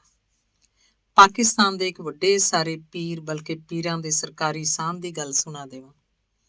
ਇਹ ਪੀਰ ਜੋ ਕਦੀ ਸਾਡੇ ਮੁੱਖ ਮੰਤਰੀ ਦੇ ਬੜੇ ਲਾਡਲੇ ਪੀਰ ਸਨ, ਫਿਰ ਪਤਾ ਨਹੀਂ ਕੀ ਹੋਇਆ ਕਿ ਅਚਾਨਕ ਇਹ ਪੀਰੀ ਮੁਰੀਦੀ ਦਾ ਰਿਸ਼ਤਾ ਤੜਕ ਕਰਕੇ ਟੁੱਟ ਗਿਆ। ਰਿਸ਼ਤਾ ਹੀ ਨਹੀਂ ਟੁੱਟਾ ਸੀ, ਆਪਸ ਵਿੱਚ ਸੰਡਿਆਂ ਵਾਲਾ ਵੈਰ ਵੀ ਪੈ ਗਿਆ। ਕੋਈ ਸੂਹ ਨਹੀਂ ਲੱਗੀ ਕਿ ਇਹ ਕੋਈ ਮਾਲ ਪਾਣੀ ਦਾ ਰੱਟਾ ਸੀ ਜਾਂ ਮੁਰੀਦ ਕੋਲ ਪੈਸਾ ਧੇਲਾ ਥੁੜ ਗਿਆ ਸੀ, ਜਾਂ ਹੋ ਸਕਦਾ ਪੀਰ ਦੇ ਲਾਲਚ ਦੀ ਝਲੂੰਗੀ ਵੱਡੀ ਹੋ ਗਈ। ਕਿਉਂਕਿ ਇੰਜ ਵੀ ਹੁੰਦਾ ਹੈ, ਕਿਸੇ ਐਕਟਰ ਦੀ ਕੋਈ ਫਿਲਮ ਹਿੱਟ ਹੋ ਜਾਏ ਤਾਂ ਉਹ ਆਪਣਾ ਮੁੱਲ ਵਧਾ ਦਿੰਦਾ। ਪੀਰ ਦੀ ਕਲਾਕਾਰੀ ਕੋਲ ਜ਼ੁਬਾਨ ਦੀ ਤਲਵਾਰ ਵੀ ਹੈ ਸੀ, ਗੱਲਾਂ ਦੀ ਵਾਛੜ ਤੇ ਬੰਦੇ ਜੋੜਨ ਦੀ ਰਫ਼ਤਾਰ ਵੀ ਚੋਖੀ ਸੀ। ਉਹਦੇ ਜਾਲ 'ਚ ਦਿਨੋਂ ਦਿਨ ਡਾਰਾਂ ਦੀਆਂ ਡਾਰਾਂ ਪੰਛੀ ਫਸਦੇ ਗਏ। ਇਹਨਾਂ ਮਾਸੂਮ ਸ਼ੁਦਾਈਆਂ ਦੀ ਗਿਣਤੀ ਲੱਖਾਂ 'ਚ ਹੋ ਗਈ। ਮੁੱਖ ਮੰਤਰੀ ਨੇ ਆਪਣੀ ਸ਼ਰਧਾ ਦੇ ਸ਼ੁਦਾ 'ਚ ਪੀਰ ਨੂੰ ਮਾਲ ਮੱਤਾ, ਕਾਰ, ਕੋਠੀ ਲਈ ਜ਼ਮੀਨ ਵੀ ਦੇ ਦਿੱਤੀ ਸੀ। ਇਹ ਪੀਰ ਜਦੋਂ ਆਇਆ ਸੀ ਇੱਕ ਨਿੱਕੀ ਜਿਹੀ ਮਸੀਤ ਦਾ ਨਿੱਕਾ ਜਿਹਾ ਮੌਲਵੀ ਸੀ, ਪਰ ਸ਼ੁਦਾਈਆਂ ਦਾ ਸ਼ੁਦਾ ਇੰਨਾ ਵਧੀਆ ਕਿ ਮੌਲਵੀ ਖੁਦਾ ਬਣ ਗਿਆ। ਹੁਣ ਇਹ ਹਰ ਵੇਲੇ ਦੁਨੀਆ ਦੇ ਦੌਰੇ ਉੱਤੇ ਰਹਿੰਦੇ ਨੇ। ਗਰਮੀਆਂ ਦੇ 6 ਮਹੀਨੇ ਲੰਦਨ, ਪੈਰਿਸ 'ਚ ਗੁਜ਼ਾਰਦੇ ਨੇ। ਕਦੀ ਇਹ ਮੌਲਵੀ ਮੇਰੇ ਮੁਹੱਲੇ 'ਚ 5 ਮਰਲੇ ਦੇ ਘਰ 'ਚ ਰਹਿੰਦੇ ਸਨ, ਪਰ ਅੱਜ ਇਹ ਸੁਪਰਸਟਾਰ ਛੱਤ ਤੋਂ ਬਗੈਰ ਜੀਪ 'ਚ ਨਿਕਲਦਾ ਹੈ ਤੇ 4 ਬੰਦੂਕਾਂ ਵਾਲੇ ਗਾਰਡ ਉਹਦੀ ਜ਼ਿੰਦਗੀ ਦੀ ਰਾਖੀ ਕਰਦੇ ਨੇ। ਪਰ ਉਹ ਸਾਨੂੰ ਆਖਦਾ ਹੈ ਕਿ ਜ਼ਿੰਦਗੀ ਮੌਤ ਦੀ ਰਾਖੀ ਰੱਬ ਕਰਦਾ ਹੈ। ਜਦੋਂ ਬੰਦੇ ਨੂੰ ਫਖਰ, ਗਰੂਰ, ਘੁਮੰਡ ਤੇ ਤਕੱਬੁਰ ਦੇ ਖੰਭ ਨਿਕਲ ਆਉਂਦੇ ਨੇ ਤਾਂ ਉਹ ਜ਼ਮੀਨ ਤੋਂ ਉੱਠ ਕੇ ਅਸਮਾਨ ਵੱਲ ਉਡਾਰੀ ਮਾਰਦਾ ਹੈ। ਇਹ ਨਿੱਕੀ ਜਿਹੀ ਮਸੀਤ ਵਿੱਚੋਂ ਨਿਕਲ ਕੇ ਸਿਆਸਤ ਨੂੰ ਹੱਥ ਮਾਰਨ ਵਾਲਾ ਮੁੱਲਾ ਇੱਕ ਦਿਨ ਮੈਂਬਰ ਪਾਰਲੀਮੈਂਟ ਬਣ ਗਿਆ। ਪਰ ਕਦੀ ਕਿਸੇ ਸ਼ੁਦਾਈ ਨੇ ਨਹੀਂ ਸੋਚਿਆ ਕਿ ਕਿਸੇ ਪੀਰ ਫਕੀਰ ਨੂੰ ਅਮੀਰ ਵਜ਼ੀਰ ਬਣਨ ਦੀ ਭੁੱਖ ਨਹੀਂ ਹੁੰਦੀ। ਪਰ ਇਹਨਾਂ ਸ਼ੁਦਾਈਆਂ ਨੇ ਤਾਂ ਮੌਲਵੀ ਨੂੰ ਸ਼ਰਧਾ ਦੇ ਮੋਢੇ ਚਾੜ ਕੇ ਮਹਿਲਾਂ ਦੀ ਛੱਤ ਉੱਤੇ ਚਾੜਿਆ।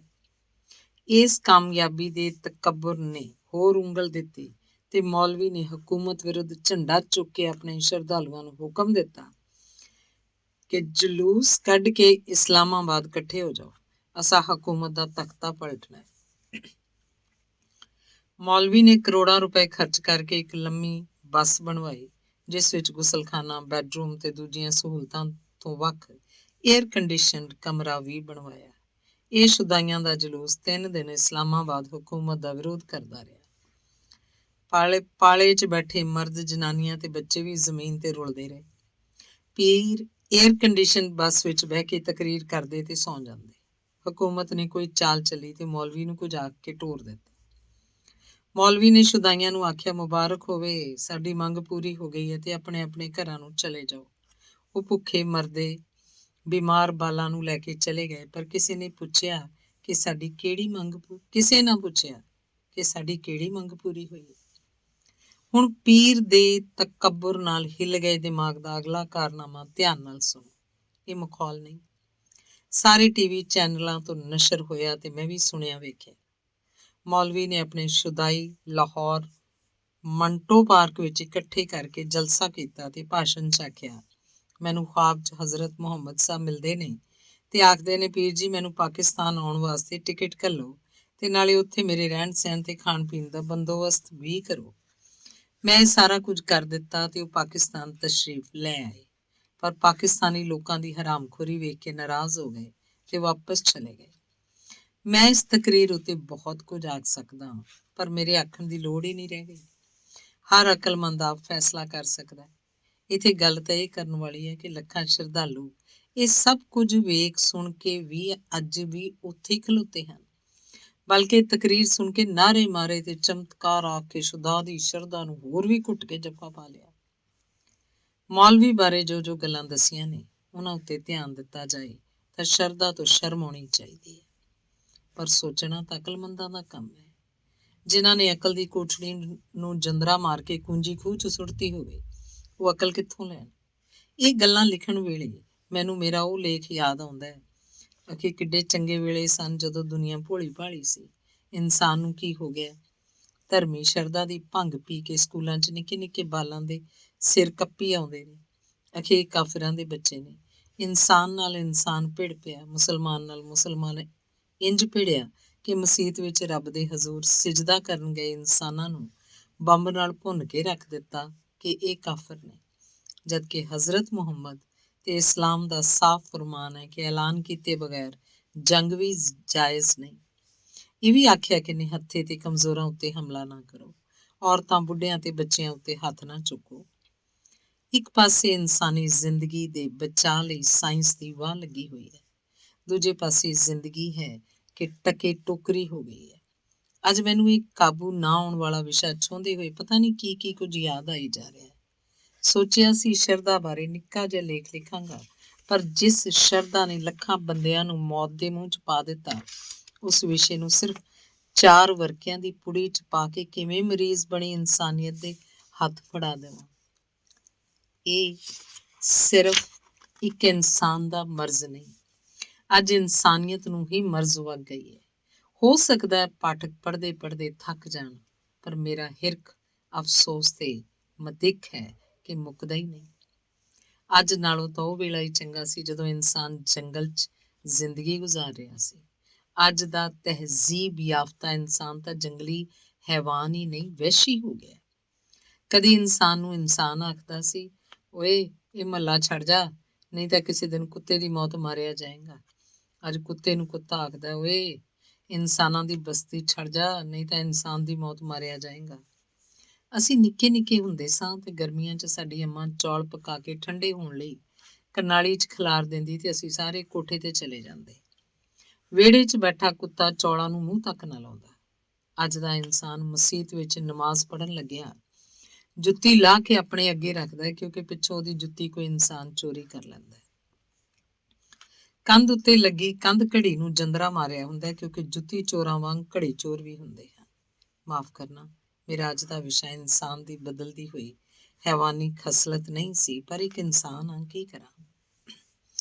ਸ਼ਰਧਾ ਦੇ ਸ਼ੁਦਾ ਵੱਲ ਤੁਰਦੇ ਹੋਏ ਇੱਕ ਨਿੱਕਾ ਜਿਹਾ ਤਮਾਸ਼ਾ ਵੀ ਵੇਖਦੇ ਜਾਓ। ਲਾਇਲਪੁਰ ਸਾਡੇ ਪਿੰਡ ਕਬਰਾਂ ਵਿੱਚ ਇੱਕ ਨੰਗ ਧੜੰਗ ਕਮਲਾ ਜਿਹਾ ਬਾਬਾ ਮੋਠੂ ਦੇਣ ਦੁਨੀਆ ਤੋਂ ਬੇਸੁਰਤ ਬੈਠਾ ਹੋਇਆ ਸੀ। ਉਸ ਕੋਲ ਮਰਦ ਜਨਾਨੀਆਂ ਜਾ ਕੇ ਆਪਣੀ ਕੋਈ ਮੁਰਾਦ ਮੰਗਦੇ ਹੁੰਦੇ ਸਨ। ਕੋਈ ਆਖਦਾ, ਬਾਬਾ ਜੀ ਮੇਰੀ ਮੱਝ ਫਲ ਸੁੱਟ ਦਿੰਦੀ ਹੈ। ਕੋਈ ਆਖਦੀ, ਸਾਈਂ ਜੀ ਮੇਰੇ ਪੁੱਤਰ ਘਰ 3 ਕੁੜੀਆਂ ਹੋ ਗਈਆਂ ਨੇ, ਮੁੰਡੇ ਦੀ ਦੁਆ ਕਰੋ। ਉਹ ਕਮਲਾ ਬਾਬਾ ਅੱਬਲ ਤਾਂ ਚੁੱਪ ਹੀ ਰਹਿੰਦਾ, ਪਰ ਜਦੋਂ ਸੱਤ ਜਾਂਦਾ ਤਾਂ ਅੱਗੋਂ ਗੰਦੀ ਜੀ ਗਾਲ ਕੱਢਦਾ। ਜਿਸ ਨੂੰ ਗਾਲ ਪੈਂਦੀ ਉਹ ਖੁਸ਼ ਹੋ ਕੇ ਚੜਾਵਾ ਚਾੜ ਆਉਂਦਾ। ਸ਼ਰਧਾ ਇਹ ਸੀ ਕਿ ਬਾਬਾ ਮੋਠੂ ਜਿਸ ਨੂੰ ਗਾਲ ਕੱਢ ਦੇਵੇ ਉਹਦੀ ਮੁਰਾਦ ਪੂਰੀ ਹੋ ਜਾਂਦੀ ਹੈ। ਹੋਣੀ ਤਕਦੀਰ ਨੂੰ ਬਾਬਾ ਮੋਠੂ ਇੱਕ ਦਿਨ ਮਰ ਗਿਆ। ਬਾਬੇ ਦੀ ਗੱਦੀ ਖਾਲੀ ਹੋ ਗਈ, ਚੜਾਵੇ ਦੀ ਆਮਦਨੀ ਬੰਦ ਹੋ ਗਈ। ਬਾਬੇ ਦੇ ਪਿਛਲਿਆਂ ਨੇ ਘਾਟਾ ਪੈਂਦਾ ਵੇਖ ਕੇ ਇੱਕ ਬੁੱਢੜਾ ਜਿਹਾ ਉੱਥੇ ਬਿਠਾਤਾ। ਮੁਰਾਦਾਂ ਮੰਗਣ ਵਾਲੇ ਲੋਕ ਆਉਂਦੇ, ਪਰ ਨਵੇਂ ਬਾਬੇ ਨੂੰ ਕੁਝ ਅਕਲ ਸੁਰਤ ਹੈ ਸੀ ਤੇ ਉਹ ਗਾਲ ਕੱਢਣ ਤੋਂ ਝੱਕਦਾ ਸੀ। ਉਹ ਗਾਲ ਨਹੀਂ ਸੀ ਕੱਢਦਾ ਤੇ ਲੋਕ ਬੋਝੇ ਚੋਂ ਪੈਸੇ ਨਹੀਂ ਸੀ ਕੱਢਦੇ, ਕਿਉਂਕਿ ਸਾਰੀਆਂ ਬਰਕਤਾਂ ਤਾਂ ਗਾਲਾਂ ਨਾਲ ਹੀ ਸਨ। ਕਿਸੇ ਨੇ ਬਾਬੇ ਦੇ ਕੰਨ 'ਚ ਫੂਕ ਮਾਰੀ ਕਿ ਗਾਲਾਂ ਚਾਲੂ ਕਰ, ਨਹੀਂ ਤਾਂ ਭੁੱਖਾ ਮਰ ਜਾਏਗਾ। ਬਾਬੇ ਨੇ ਹੌਲੀ ਹੌਲੀ ਡਰਦੇ ਡਰਦੇ ਨੇ ਢਿੱਲੀ ਮੱਠੀ ਜੀ ਗਾਲ ਚਾਲੂ ਕਰਤੀ। ਲੋਕ ਖੁਸ਼ ਹੋ ਗਏ ਤੇ ਬਾਬੇ ਦੀ ਰੋਟੀ ਵੀ ਟੁਰ ਪਈ। ਮੈਂ ਇੱਕ ਰਹਿਮਤ ਘੁਮਿਆਰ ਨੂੰ ਇਹ ਕਹਿੰਦੇ ਸੁਣਿਆ, ਯਾਰ ਬਾਬੇ ਮੋਠੂ ਤੋਂ ਪਿੱਛੋਂ ਪਿੰਡ ਨੂੰ ਬੜਾ ਘਾਟਾ ਸੀ, ਪਰ ਹੁਣ ਰੱਬ ਦੀ ਮਿਹਰਬਾਨੀ ਨਾਲ ਨਵਾਂ ਬਾਬਾ ਲੱਭੂ ਵੀ ਕੋਈ ਕੋਈ ਗਾਲ ਕੱਢਣ ਲੱਗ ਪਿਆ। ਹੁਣ ਆਪ ਹੀ ਸੋਚੋ ਕਿ ਜਿੱਥੇ ਗਾਲਾਂ ਨੂੰ ਹੀ ਰੱਬ ਦੀ ਮਿਹਰਬਾਨੀ ਸਮਝਿਆ ਜਾਵੇ, ਉੱਥੇ ਅਕਲ ਦੀ ਮਿਹਰਬਾਨੀ ਕਿਵੇਂ ਹੋ ਸਕਦੀ ਹੈ। ਇਸ ਅੰਨੀ ਸ਼ਰਧਾ ਦੇ ਥਾਂ ਥਾਂ ਖਿਲਰੇ ਹੋਏ ਦਰਦਨਾਕ ਹਾਦਸੇ ਗਿਣਨ ਗੋਚਰੇ ਹੀ ਨਹੀਂ। ਪੈਰ ਪੈਰ ਉੱਤੇ ਸਵਰਗੀ ਪ੍ਰੋਫੈਸਰ ਮੋਹਨ ਸਿੰਘ ਯਾਦ ਆਉਂਦਾ ਹੈ, ਜੋ ਆਖ ਗਿਆ ਕਿ ਲਾਈ ਲੱਗ ਮੋਮਿਨ ਨਾਲੋਂ ਖੋਜੀ ਕਾਫਰ ਚੰਗਾ। ਮੁੱਲਾ ਮੁਲਾਣਿਆਂ ਨੇ ਤਾਂ ਫਤਵਾ ਦੇ ਦਿੱਤਾ ਕਿ ਧਰਮ ਬਾਰੇ ਅਕਲ ਦੀ ਵਰਤੋਂ ਪਾਪ ਹੈ ਤੇ ਖੋਜ ਕਰਨ ਵਾਲਾ ਕਾਫਰ ਹੋ ਜਾਂਦਾ ਹੈ। ਬੰਦੇ ਨੇ ਚਾਟੀ ਕਨਾਲੀ ਜਾਂ ਕਾੜਨੀ ਵੀ ਖਰੀਦਣੀ ਹੋਵੇ ਤਾਂ ਉਹਨੂੰ 10 ਵੇਰਾਂ ਟਕੋਰਿਆ ਜਾਂਦਾ ਹੈ ਕਿ ਕਿਧਰੇ ਤਰੇੜ ਤਾਂ ਨਹੀਂ ਆਈ, ਪਰ ਬਾਬਿਆਂ ਪੀਰਾਂ ਨੂੰ ਟੁਣਕਾ ਕੇ ਵੇਖਣ ਦੀ ਲੋੜ ਕੋਈ ਵੀ ਮਹਿਸੂਸ ਨਹੀਂ ਕਰਦਾ ਕਿ ਕਿਧਰੇ ਇਹਦੀ ਆਪਣੀ ਸ਼ਰਧਾ ਦਾ ਠੇਡਾ ਖਾ ਕੇ ਮੂਧੇ ਮੂੰਹ ਨਾਲ ਡਿੱਗ ਮਰਾਂ। ਮੰਨਿਆ ਕਿ ਅਗਲੇ ਵੀ ਬੜੇ ਚਾਤਰ ਉਸਤਾਦ ਕਾਰੀਗਰ ਹੁੰਦੇ ਨੇ, ਜਿਨ੍ਹਾਂ ਦਾ ਵਾਰ ਕੁਥਾਰੇ ਨਹੀਂ ਜਾਂਦਾ, ਪਰ ਅਜੋ ਵੇਲਾ ਜਾ ਰਿਹਾ ਹੈ। ਤੁਰੇ ਜਾਂਦੇ ਦੀ ਚਾਲ ਵੇਖ ਕੇ ਦੱਸ ਦਿੰਦੇ ਨੇ ਕਿ ਕਿਹੜੀ ਚਾਲ ਚੱਲੇਗਾ। ਉਹ ਵੇਲੇ ਗਏ ਜਦੋਂ ਨਵੀਂ ਨਵੀਂ ਟਾਰਚ ਇਜਾਦ ਹੋਈ ਤੇ ਇੱਕ ਕਾਰੀਗਰ ਬਾਬਾ ਜੀ ਨੇ ਭੋਲੇ ਪੰਛੀਆਂ ਨੂੰ ਆਖਿਆ ਕਿ ਜਿਹੜਾ 40 ਦਿਨ ਮੇਰੇ ਕੋਲ ਚਿੱਲਾ ਕੱਟੇਗਾ, ਮੈਂ ਉਹਨੂੰ ਖੁੱਲੀਆਂ ਅੱਖਾਂ ਨਾਲ ਰੱਬ ਦੇ ਨੂਰ ਦਾ ਚਾਨਣ ਵਿਖਾ ਦੇਵਾਂਗਾ। 40 ਦਿਨ ਪਿੱਛੋਂ ਬਾਬਾ ਜੀ ਨੇ ਹਨੇਰੇ ਕਮਰੇ 'ਚ ਵਾੜ ਕੇ ਬੰਦੇ ਨੂੰ ਸੀਨੇ ਨਾਲ ਲਾ ਕੇ ਬੁੱਕਲ ਵਿੱਚੋਂ ਬੈਟਰੀ ਦਾ ਬਟਨ ਦਬਾ ਦਿੱਤਾ। ਅੰਨੇ ਨੂੰ ਰੱਬ ਦਾ ਨੂਰ ਨਜ਼ਰ ਆ ਗਿਆ ਤੇ ਉਹਨੇ ਦੁਹਾਈ ਪਾਤੀ ਕਿ ਪੀਰ ਸਾਹਿਬ ਬੜੇ ਕਰਨੀ ਵਾਲੇ ਪਹੁੰਚੇ ਹੋਏ ਬਜ਼ੁਰਗ ਨੇ। ਬਸ ਫਿਰ ਪਾ ਦਿੱਤੀ ਬਾਬਾ ਜੀ ਨੇ ਲੋਟੀ। ਇਹ ਪੰਡਤ ਪੁਰੋਹਿਤ ਤਾਂ ਦੂਰ ਦੀ ਗੱਲ ਹੈ, ਮੇਰੇ ਮਾਮੇ ਦੇ ਪਿੰਡ ਰੰਗਲੇ ਇੱਕ ਅਨਪੜ੍ਹ ਹੱਥ ਵੇਖ ਕੇ ਕਿਸਮਤ ਦੱਸਣ ਵਾਲਾ ਰੌਲ ਹਰ ਵਰੇ ਆਉਂਦਾ ਹੁੰਦਾ ਸੀ। ਨੱਥੋ ਗੁਜਰੀ ਦੇ ਵਿਹੜੇ ਦੁਪਹਿਰੇ ਸਾਰੀਆਂ ਜਨਾਨੀਆਂ ਇਕੱਠੀਆਂ ਹੋ ਜਾਂਦੀਆਂ ਕਿ ਬਾਬੇ ਕੋਲੋਂ ਕਿਸਮਤ ਪੁੱਛਣੀ ਹੈ। ਪਹਿਲਾਂ ਤਾਂ ਬਾਬਾ ਆਪਣੇ ਆਪ ਨੂੰ ਇਹ ਜ਼ਾਹਰ ਕਰਦਾ ਕਿ ਉਹਨੂੰ ਵਾਹਵਾ ਉੱਚਾ ਸੁਣਾਈ ਦਿੰਦਾ ਤੇ ਬੋਲਾ ਹੈ। ਫਿਰ ਜਨਾਨੀਆਂ ਉਹਨੂੰ ਬੋਲਾ ਸਮਝ ਕੇ ਆਪਸ 'ਚ ਉੱਚੀ ਉੱਚੀ ਗੱਲਾਂ ਕਰਦੀਆਂ। ਇੱਕ ਜਨਾਨੀ ਨੇ ਆਖਿਆ, ਨਹੀਂ, ਮੈਂ ਇਹਨੂੰ ਆਪਣੀ ਸੌਂਕਣ ਬਾਰੇ ਪੁੱਛਣ ਲੱਗੀ ਹਾਂ ਕਿ ਉਹਨੂੰ ਸੱਚੀ ਮੁੱਚੀ ਬਾਲ ਹੋਣ ਵਾਲਾ ਹੈ ਕਿ ਐਵੇਂ ਖੇਖਣੀ ਕਰਦੀ ਹੈ। ਤੇ ਬਾਬਾ ਜੀ ਨੇ ਸਭ ਕੁਝ ਸੁਣ ਲਿਆ। ਜਨਾਨੀ ਦਾ ਹੱਥ ਵੇਖ ਕੇ ਆਖਿਆ, ਬੀਬੀ, ਤੂੰ ਕਿਸੇ ਜਨਾਨੀ ਦੇ ਘਰ ਹੋਣ ਵਾਲੇ ਬਾਲ ਬਾਰੇ ਪੁੱਛਣਾ ਚਾਹੁੰਦੀ ਹੈ? ਜਨਾਨੀਆਂ ਹੱਕਾ ਬੱਕਾ ਹੋ ਕੇ ਆਖਣ ਲੱਗੀਆਂ, ਹਾਂ ਹਾਏ ਨੀ, ਤੁਹਾਡੇ ਰੱਖੇ ਜਾਣ, ਇਹ ਬਾਬਾ ਤੇ ਗਾਇਬ ਦਾ ਹਾਲ ਵੀ ਜਾਣਦਾ ਜੇ। ਬਾਬੇ ਦੀ ਇੱਕ ਹੋਰ ਕਾਰਸਤਾਨੀ ਇਹ ਸੀ ਕਿ ਜੇ ਕੋਈ ਜਨਾਨੀ ਪੁੱਛਦੀ ਕਿ ਬਾਬਾ ਜੀ ਮੇਰੀ ਧੀ ਦੇ ਘਰ ਮੁੰਡਾ ਹੋਏਗਾ ਕਿ ਕੁੜੀ, ਤਾਂ ਬਾਬਾ ਹੱਥ ਵੇਖ ਕੇ ਚਾਂਦੀ ਦਾ ਰੁਪਇਆ ਵੱਟ ਕੇ ਆਖਦਾ, ਪੁੱਤਰ ਤੇਰੀ ਧੀ ਦੇ ਘਰ ਮੁੰਡਾ ਹੋਏਗਾ। ਪਰ ਨਾਲ ਹੀ ਜਾਂਦੇ ਜਾਂਦੇ ਉਹਦੀ ਗੁਆਂਢਣ ਨੂੰ ਆਖ ਜਾਂਦਾ ਕਿ ਉਹਦਾ ਦਿਲ ਰੱਖਣ ਲਈ ਮੁੰਡਾ ਆਖ ਦਿੱਤਾ ਹੈ, ਅਸਲ 'ਚ ਕੁੜੀ ਹੋਏਗੀ।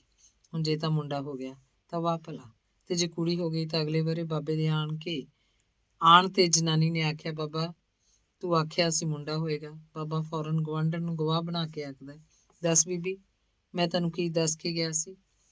ਗੁਆਂਢਣ ਦੱਸਦੀ ਹੈ ਕਿ ਬਾਬੇ ਨੇ ਮੈਨੂੰ ਕੁੜੀ ਦੱਸੀ ਸੀ ਕਿ ਤੇਰਾ ਦਿਲ ਖਰਾਬ ਨਾ ਹੋਵੇ। ਯਾਨੀ ਬਾਬੇ ਦੀ ਹਰ ਪਾਸਿਓਂ ਪੌਂ ਬਾਰਾਂ।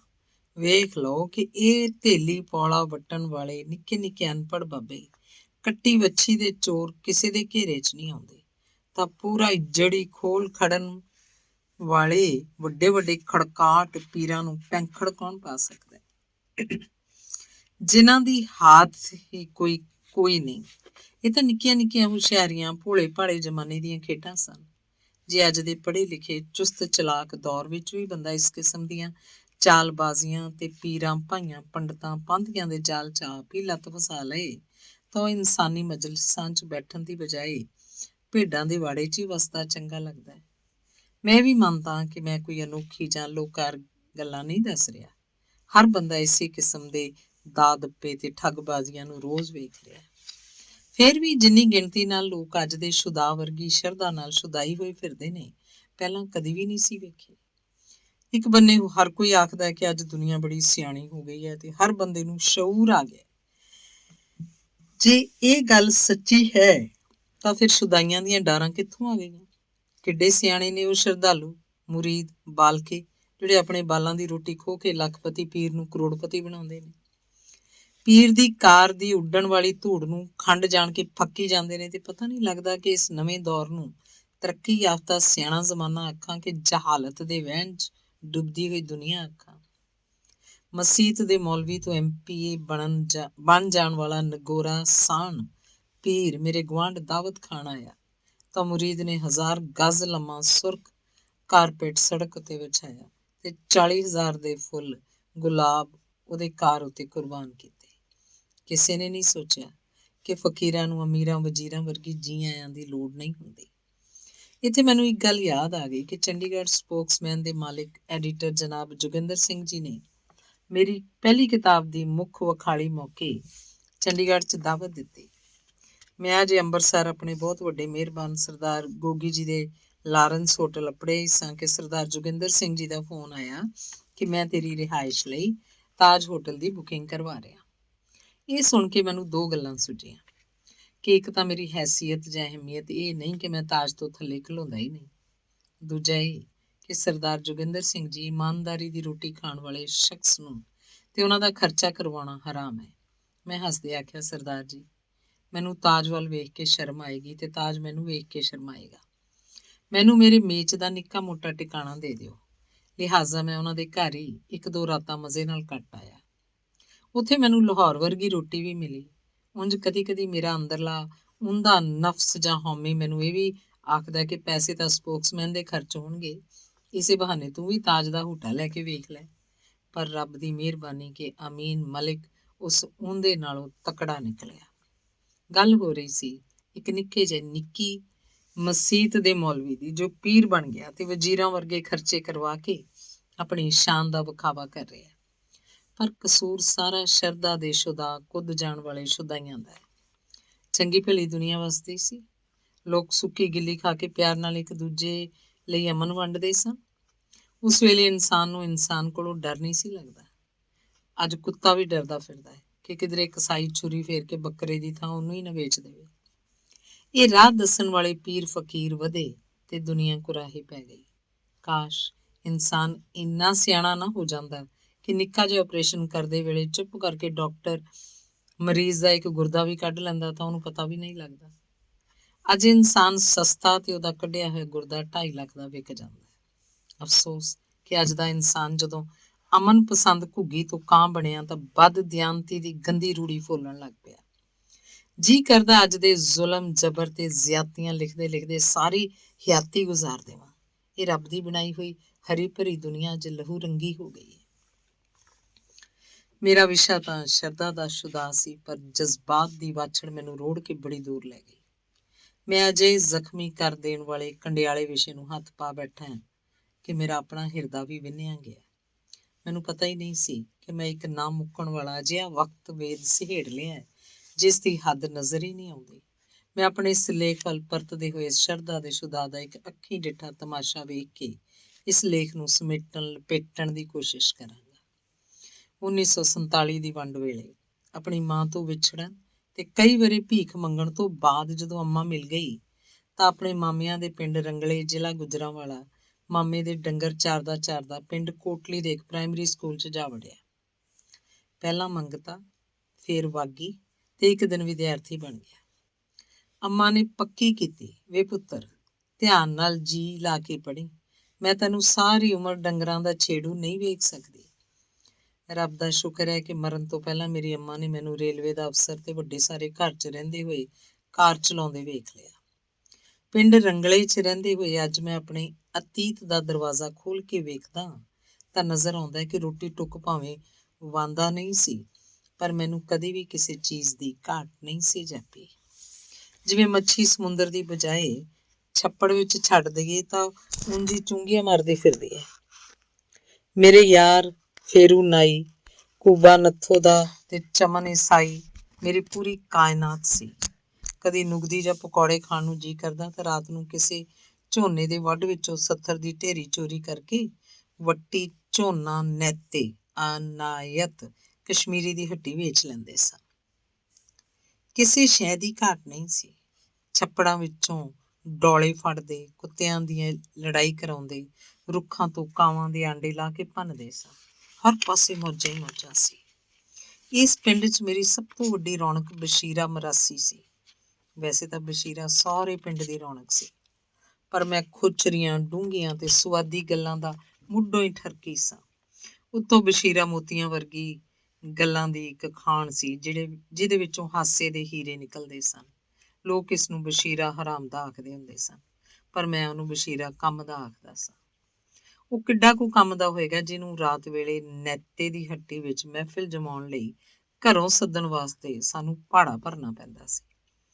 ਅਸੀਂ ਘਰੋਂ ਚੋਰੀ, ਤੰਬਾਕੂ, ਕੋਈ ਚੌਲਾਂ ਦੀ ਪੜੋਪੀ ਤੇ ਕੋਈ ਗੁੜ ਲੈ ਕੇ ਆਉਂਦਾ। ਇਹ ਭਾੜਾ ਪਾਉਂਦੇ ਤੇ ਬਸ਼ੀਰਾ ਗੱਲਾਂ ਦਾ ਦੁੱਧ ਲਾਉਂਦਾ। ਬਸ਼ੀਰਾ ਮਰਾਸੀ ਤੇ ਚਮਨ ਈਸਾਈ 47 ਤੋਂ ਪਹਿਲਾਂ ਹੀ ਇਸ ਪਿੰਡ ਦੇ ਵਸਨੀਕ ਸਨ ਤੇ ਅਸੀਂ ਸਾਰੇ ਪਨਾਹਗੀਰ। ਬਸ਼ੀਰਾ ਜੁਗਤ ਕਰਨ ਲੱਗਿਆ ਪਿਓ ਨੂੰ ਵੀ ਨਹੀਂ ਸੀ ਬਖਸ਼ਦਾ। ਉਹ ਸਾਨੂੰ ਆਖਦਾ, ਓਏ ਪਨਾਹਗੀਰੋ, ਪਿੱਛੋਂ ਤੁਸੀਂ ਡੰਗਰਾਂ ਦੀਆਂ ਕੁੜਾਂ 'ਚ ਸੌਂਦੇ ਆਏ ਹੋ ਤੇ ਇੱਥੇ ਉੱਜੜ ਕੇ ਜਾਣ ਵਾਲੇ ਸਰਦਾਰਾਂ ਦੇ ਪੱਕੇ ਚੁਬਾਰਿਆਂ 'ਚ ਮੌਜ ਲੁੱਟਦੇ। ਸਰਦਾਰਾਂ ਦੀਆਂ ਤਾਂ ਇੱਥੇ ਮਹਿਲ ਮਾੜੀਆਂ ਸਨ ਤੇ ਤੁਹਾਡੇ ਪਿੱਛੇ ਸਿਰਫ ਹੁੱਕੇ ਕਨਾਲੀਆਂ। ਗੋਹਾ ਪੱਥਣ ਵਾਲੇ ਗੁੱਜਰ ਬਾਜਰੇ ਦਾ ਢੋਡਾ ਖਾਂਦੇ ਸਨ ਤੇ ਹੁਣ ਉਂਗਲ ਉਂਗਲ ਜਿੱਡੇ ਲੰਮੇ ਬਾਸਮਤੀ ਦੇ ਚੌਲ ਖਾਣ ਲੱਗ ਪਏ ਨੇ। ਚੰਗੇ ਭਲੇ ਸਾਊ ਲੋਕ ਹਿੰਦੁਸਤਾਨ ਚਲੇ ਗਏ ਤੇ ਹੁਣ ਪਨਾਹਗੀਰਾਂ ਦੀਆਂ ਜਨਾਨੀਆਂ 7 ਦਿਨਾਂ ਦੀ ਬੇਹੀ ਲੱਸੀ ਨਾਲ ਛੱਪੜ ਕੰਢੇ ਸਿਰ ਧੋਂਦੀਆਂ ਨੇ। ਪਨਾਹਗੀਰ ਰੱਜ ਕੇ ਝੂਠ ਬੋਲਦੇ ਤੇ ਨਮਾਜ਼ਾਂ ਹੇਠ ਉੱਤੇ ਪੜ੍ਹੀ ਆਉਂਦੇ ਨੇ। ਹਰ ਇੱਕ ਨੇ ਦਾੜੀ ਮਜਬੂਰੀ ਨਾਲ ਰੱਖ ਲਈ ਹੈ ਤੇ ਨਾਈ ਨੂੰ ਦੁਆਨੀ ਨਾ ਦੇਣੀ ਪਵੇ। ਬਸ਼ੀਰਾ ਅੱਧੀ ਰਾਤ ਤੀਕਰ ਐਸੀ ਰੰਗੀਨ ਬਕਵਾਸ ਕਰਦਾ ਕਿ ਸਾਡਾ ਉੱਠਣ ਨੂੰ ਜੀਅ ਨਾ ਕਰਦਾ। ਆਖਰ ਬਸ਼ੀਰਾ ਬੜੀ ਬੇਲਿਹਾਜ਼ੀ ਨਾਲ ਸਾਨੂੰ ਛੱਡ ਕੇ ਚਲਾ ਜਾਂਦਾ। ਵੇਲੇ ਨੂੰ ਕੌਣ ਹੱਥ ਦੇ ਕੇ ਡੱਕ ਸਕੇ।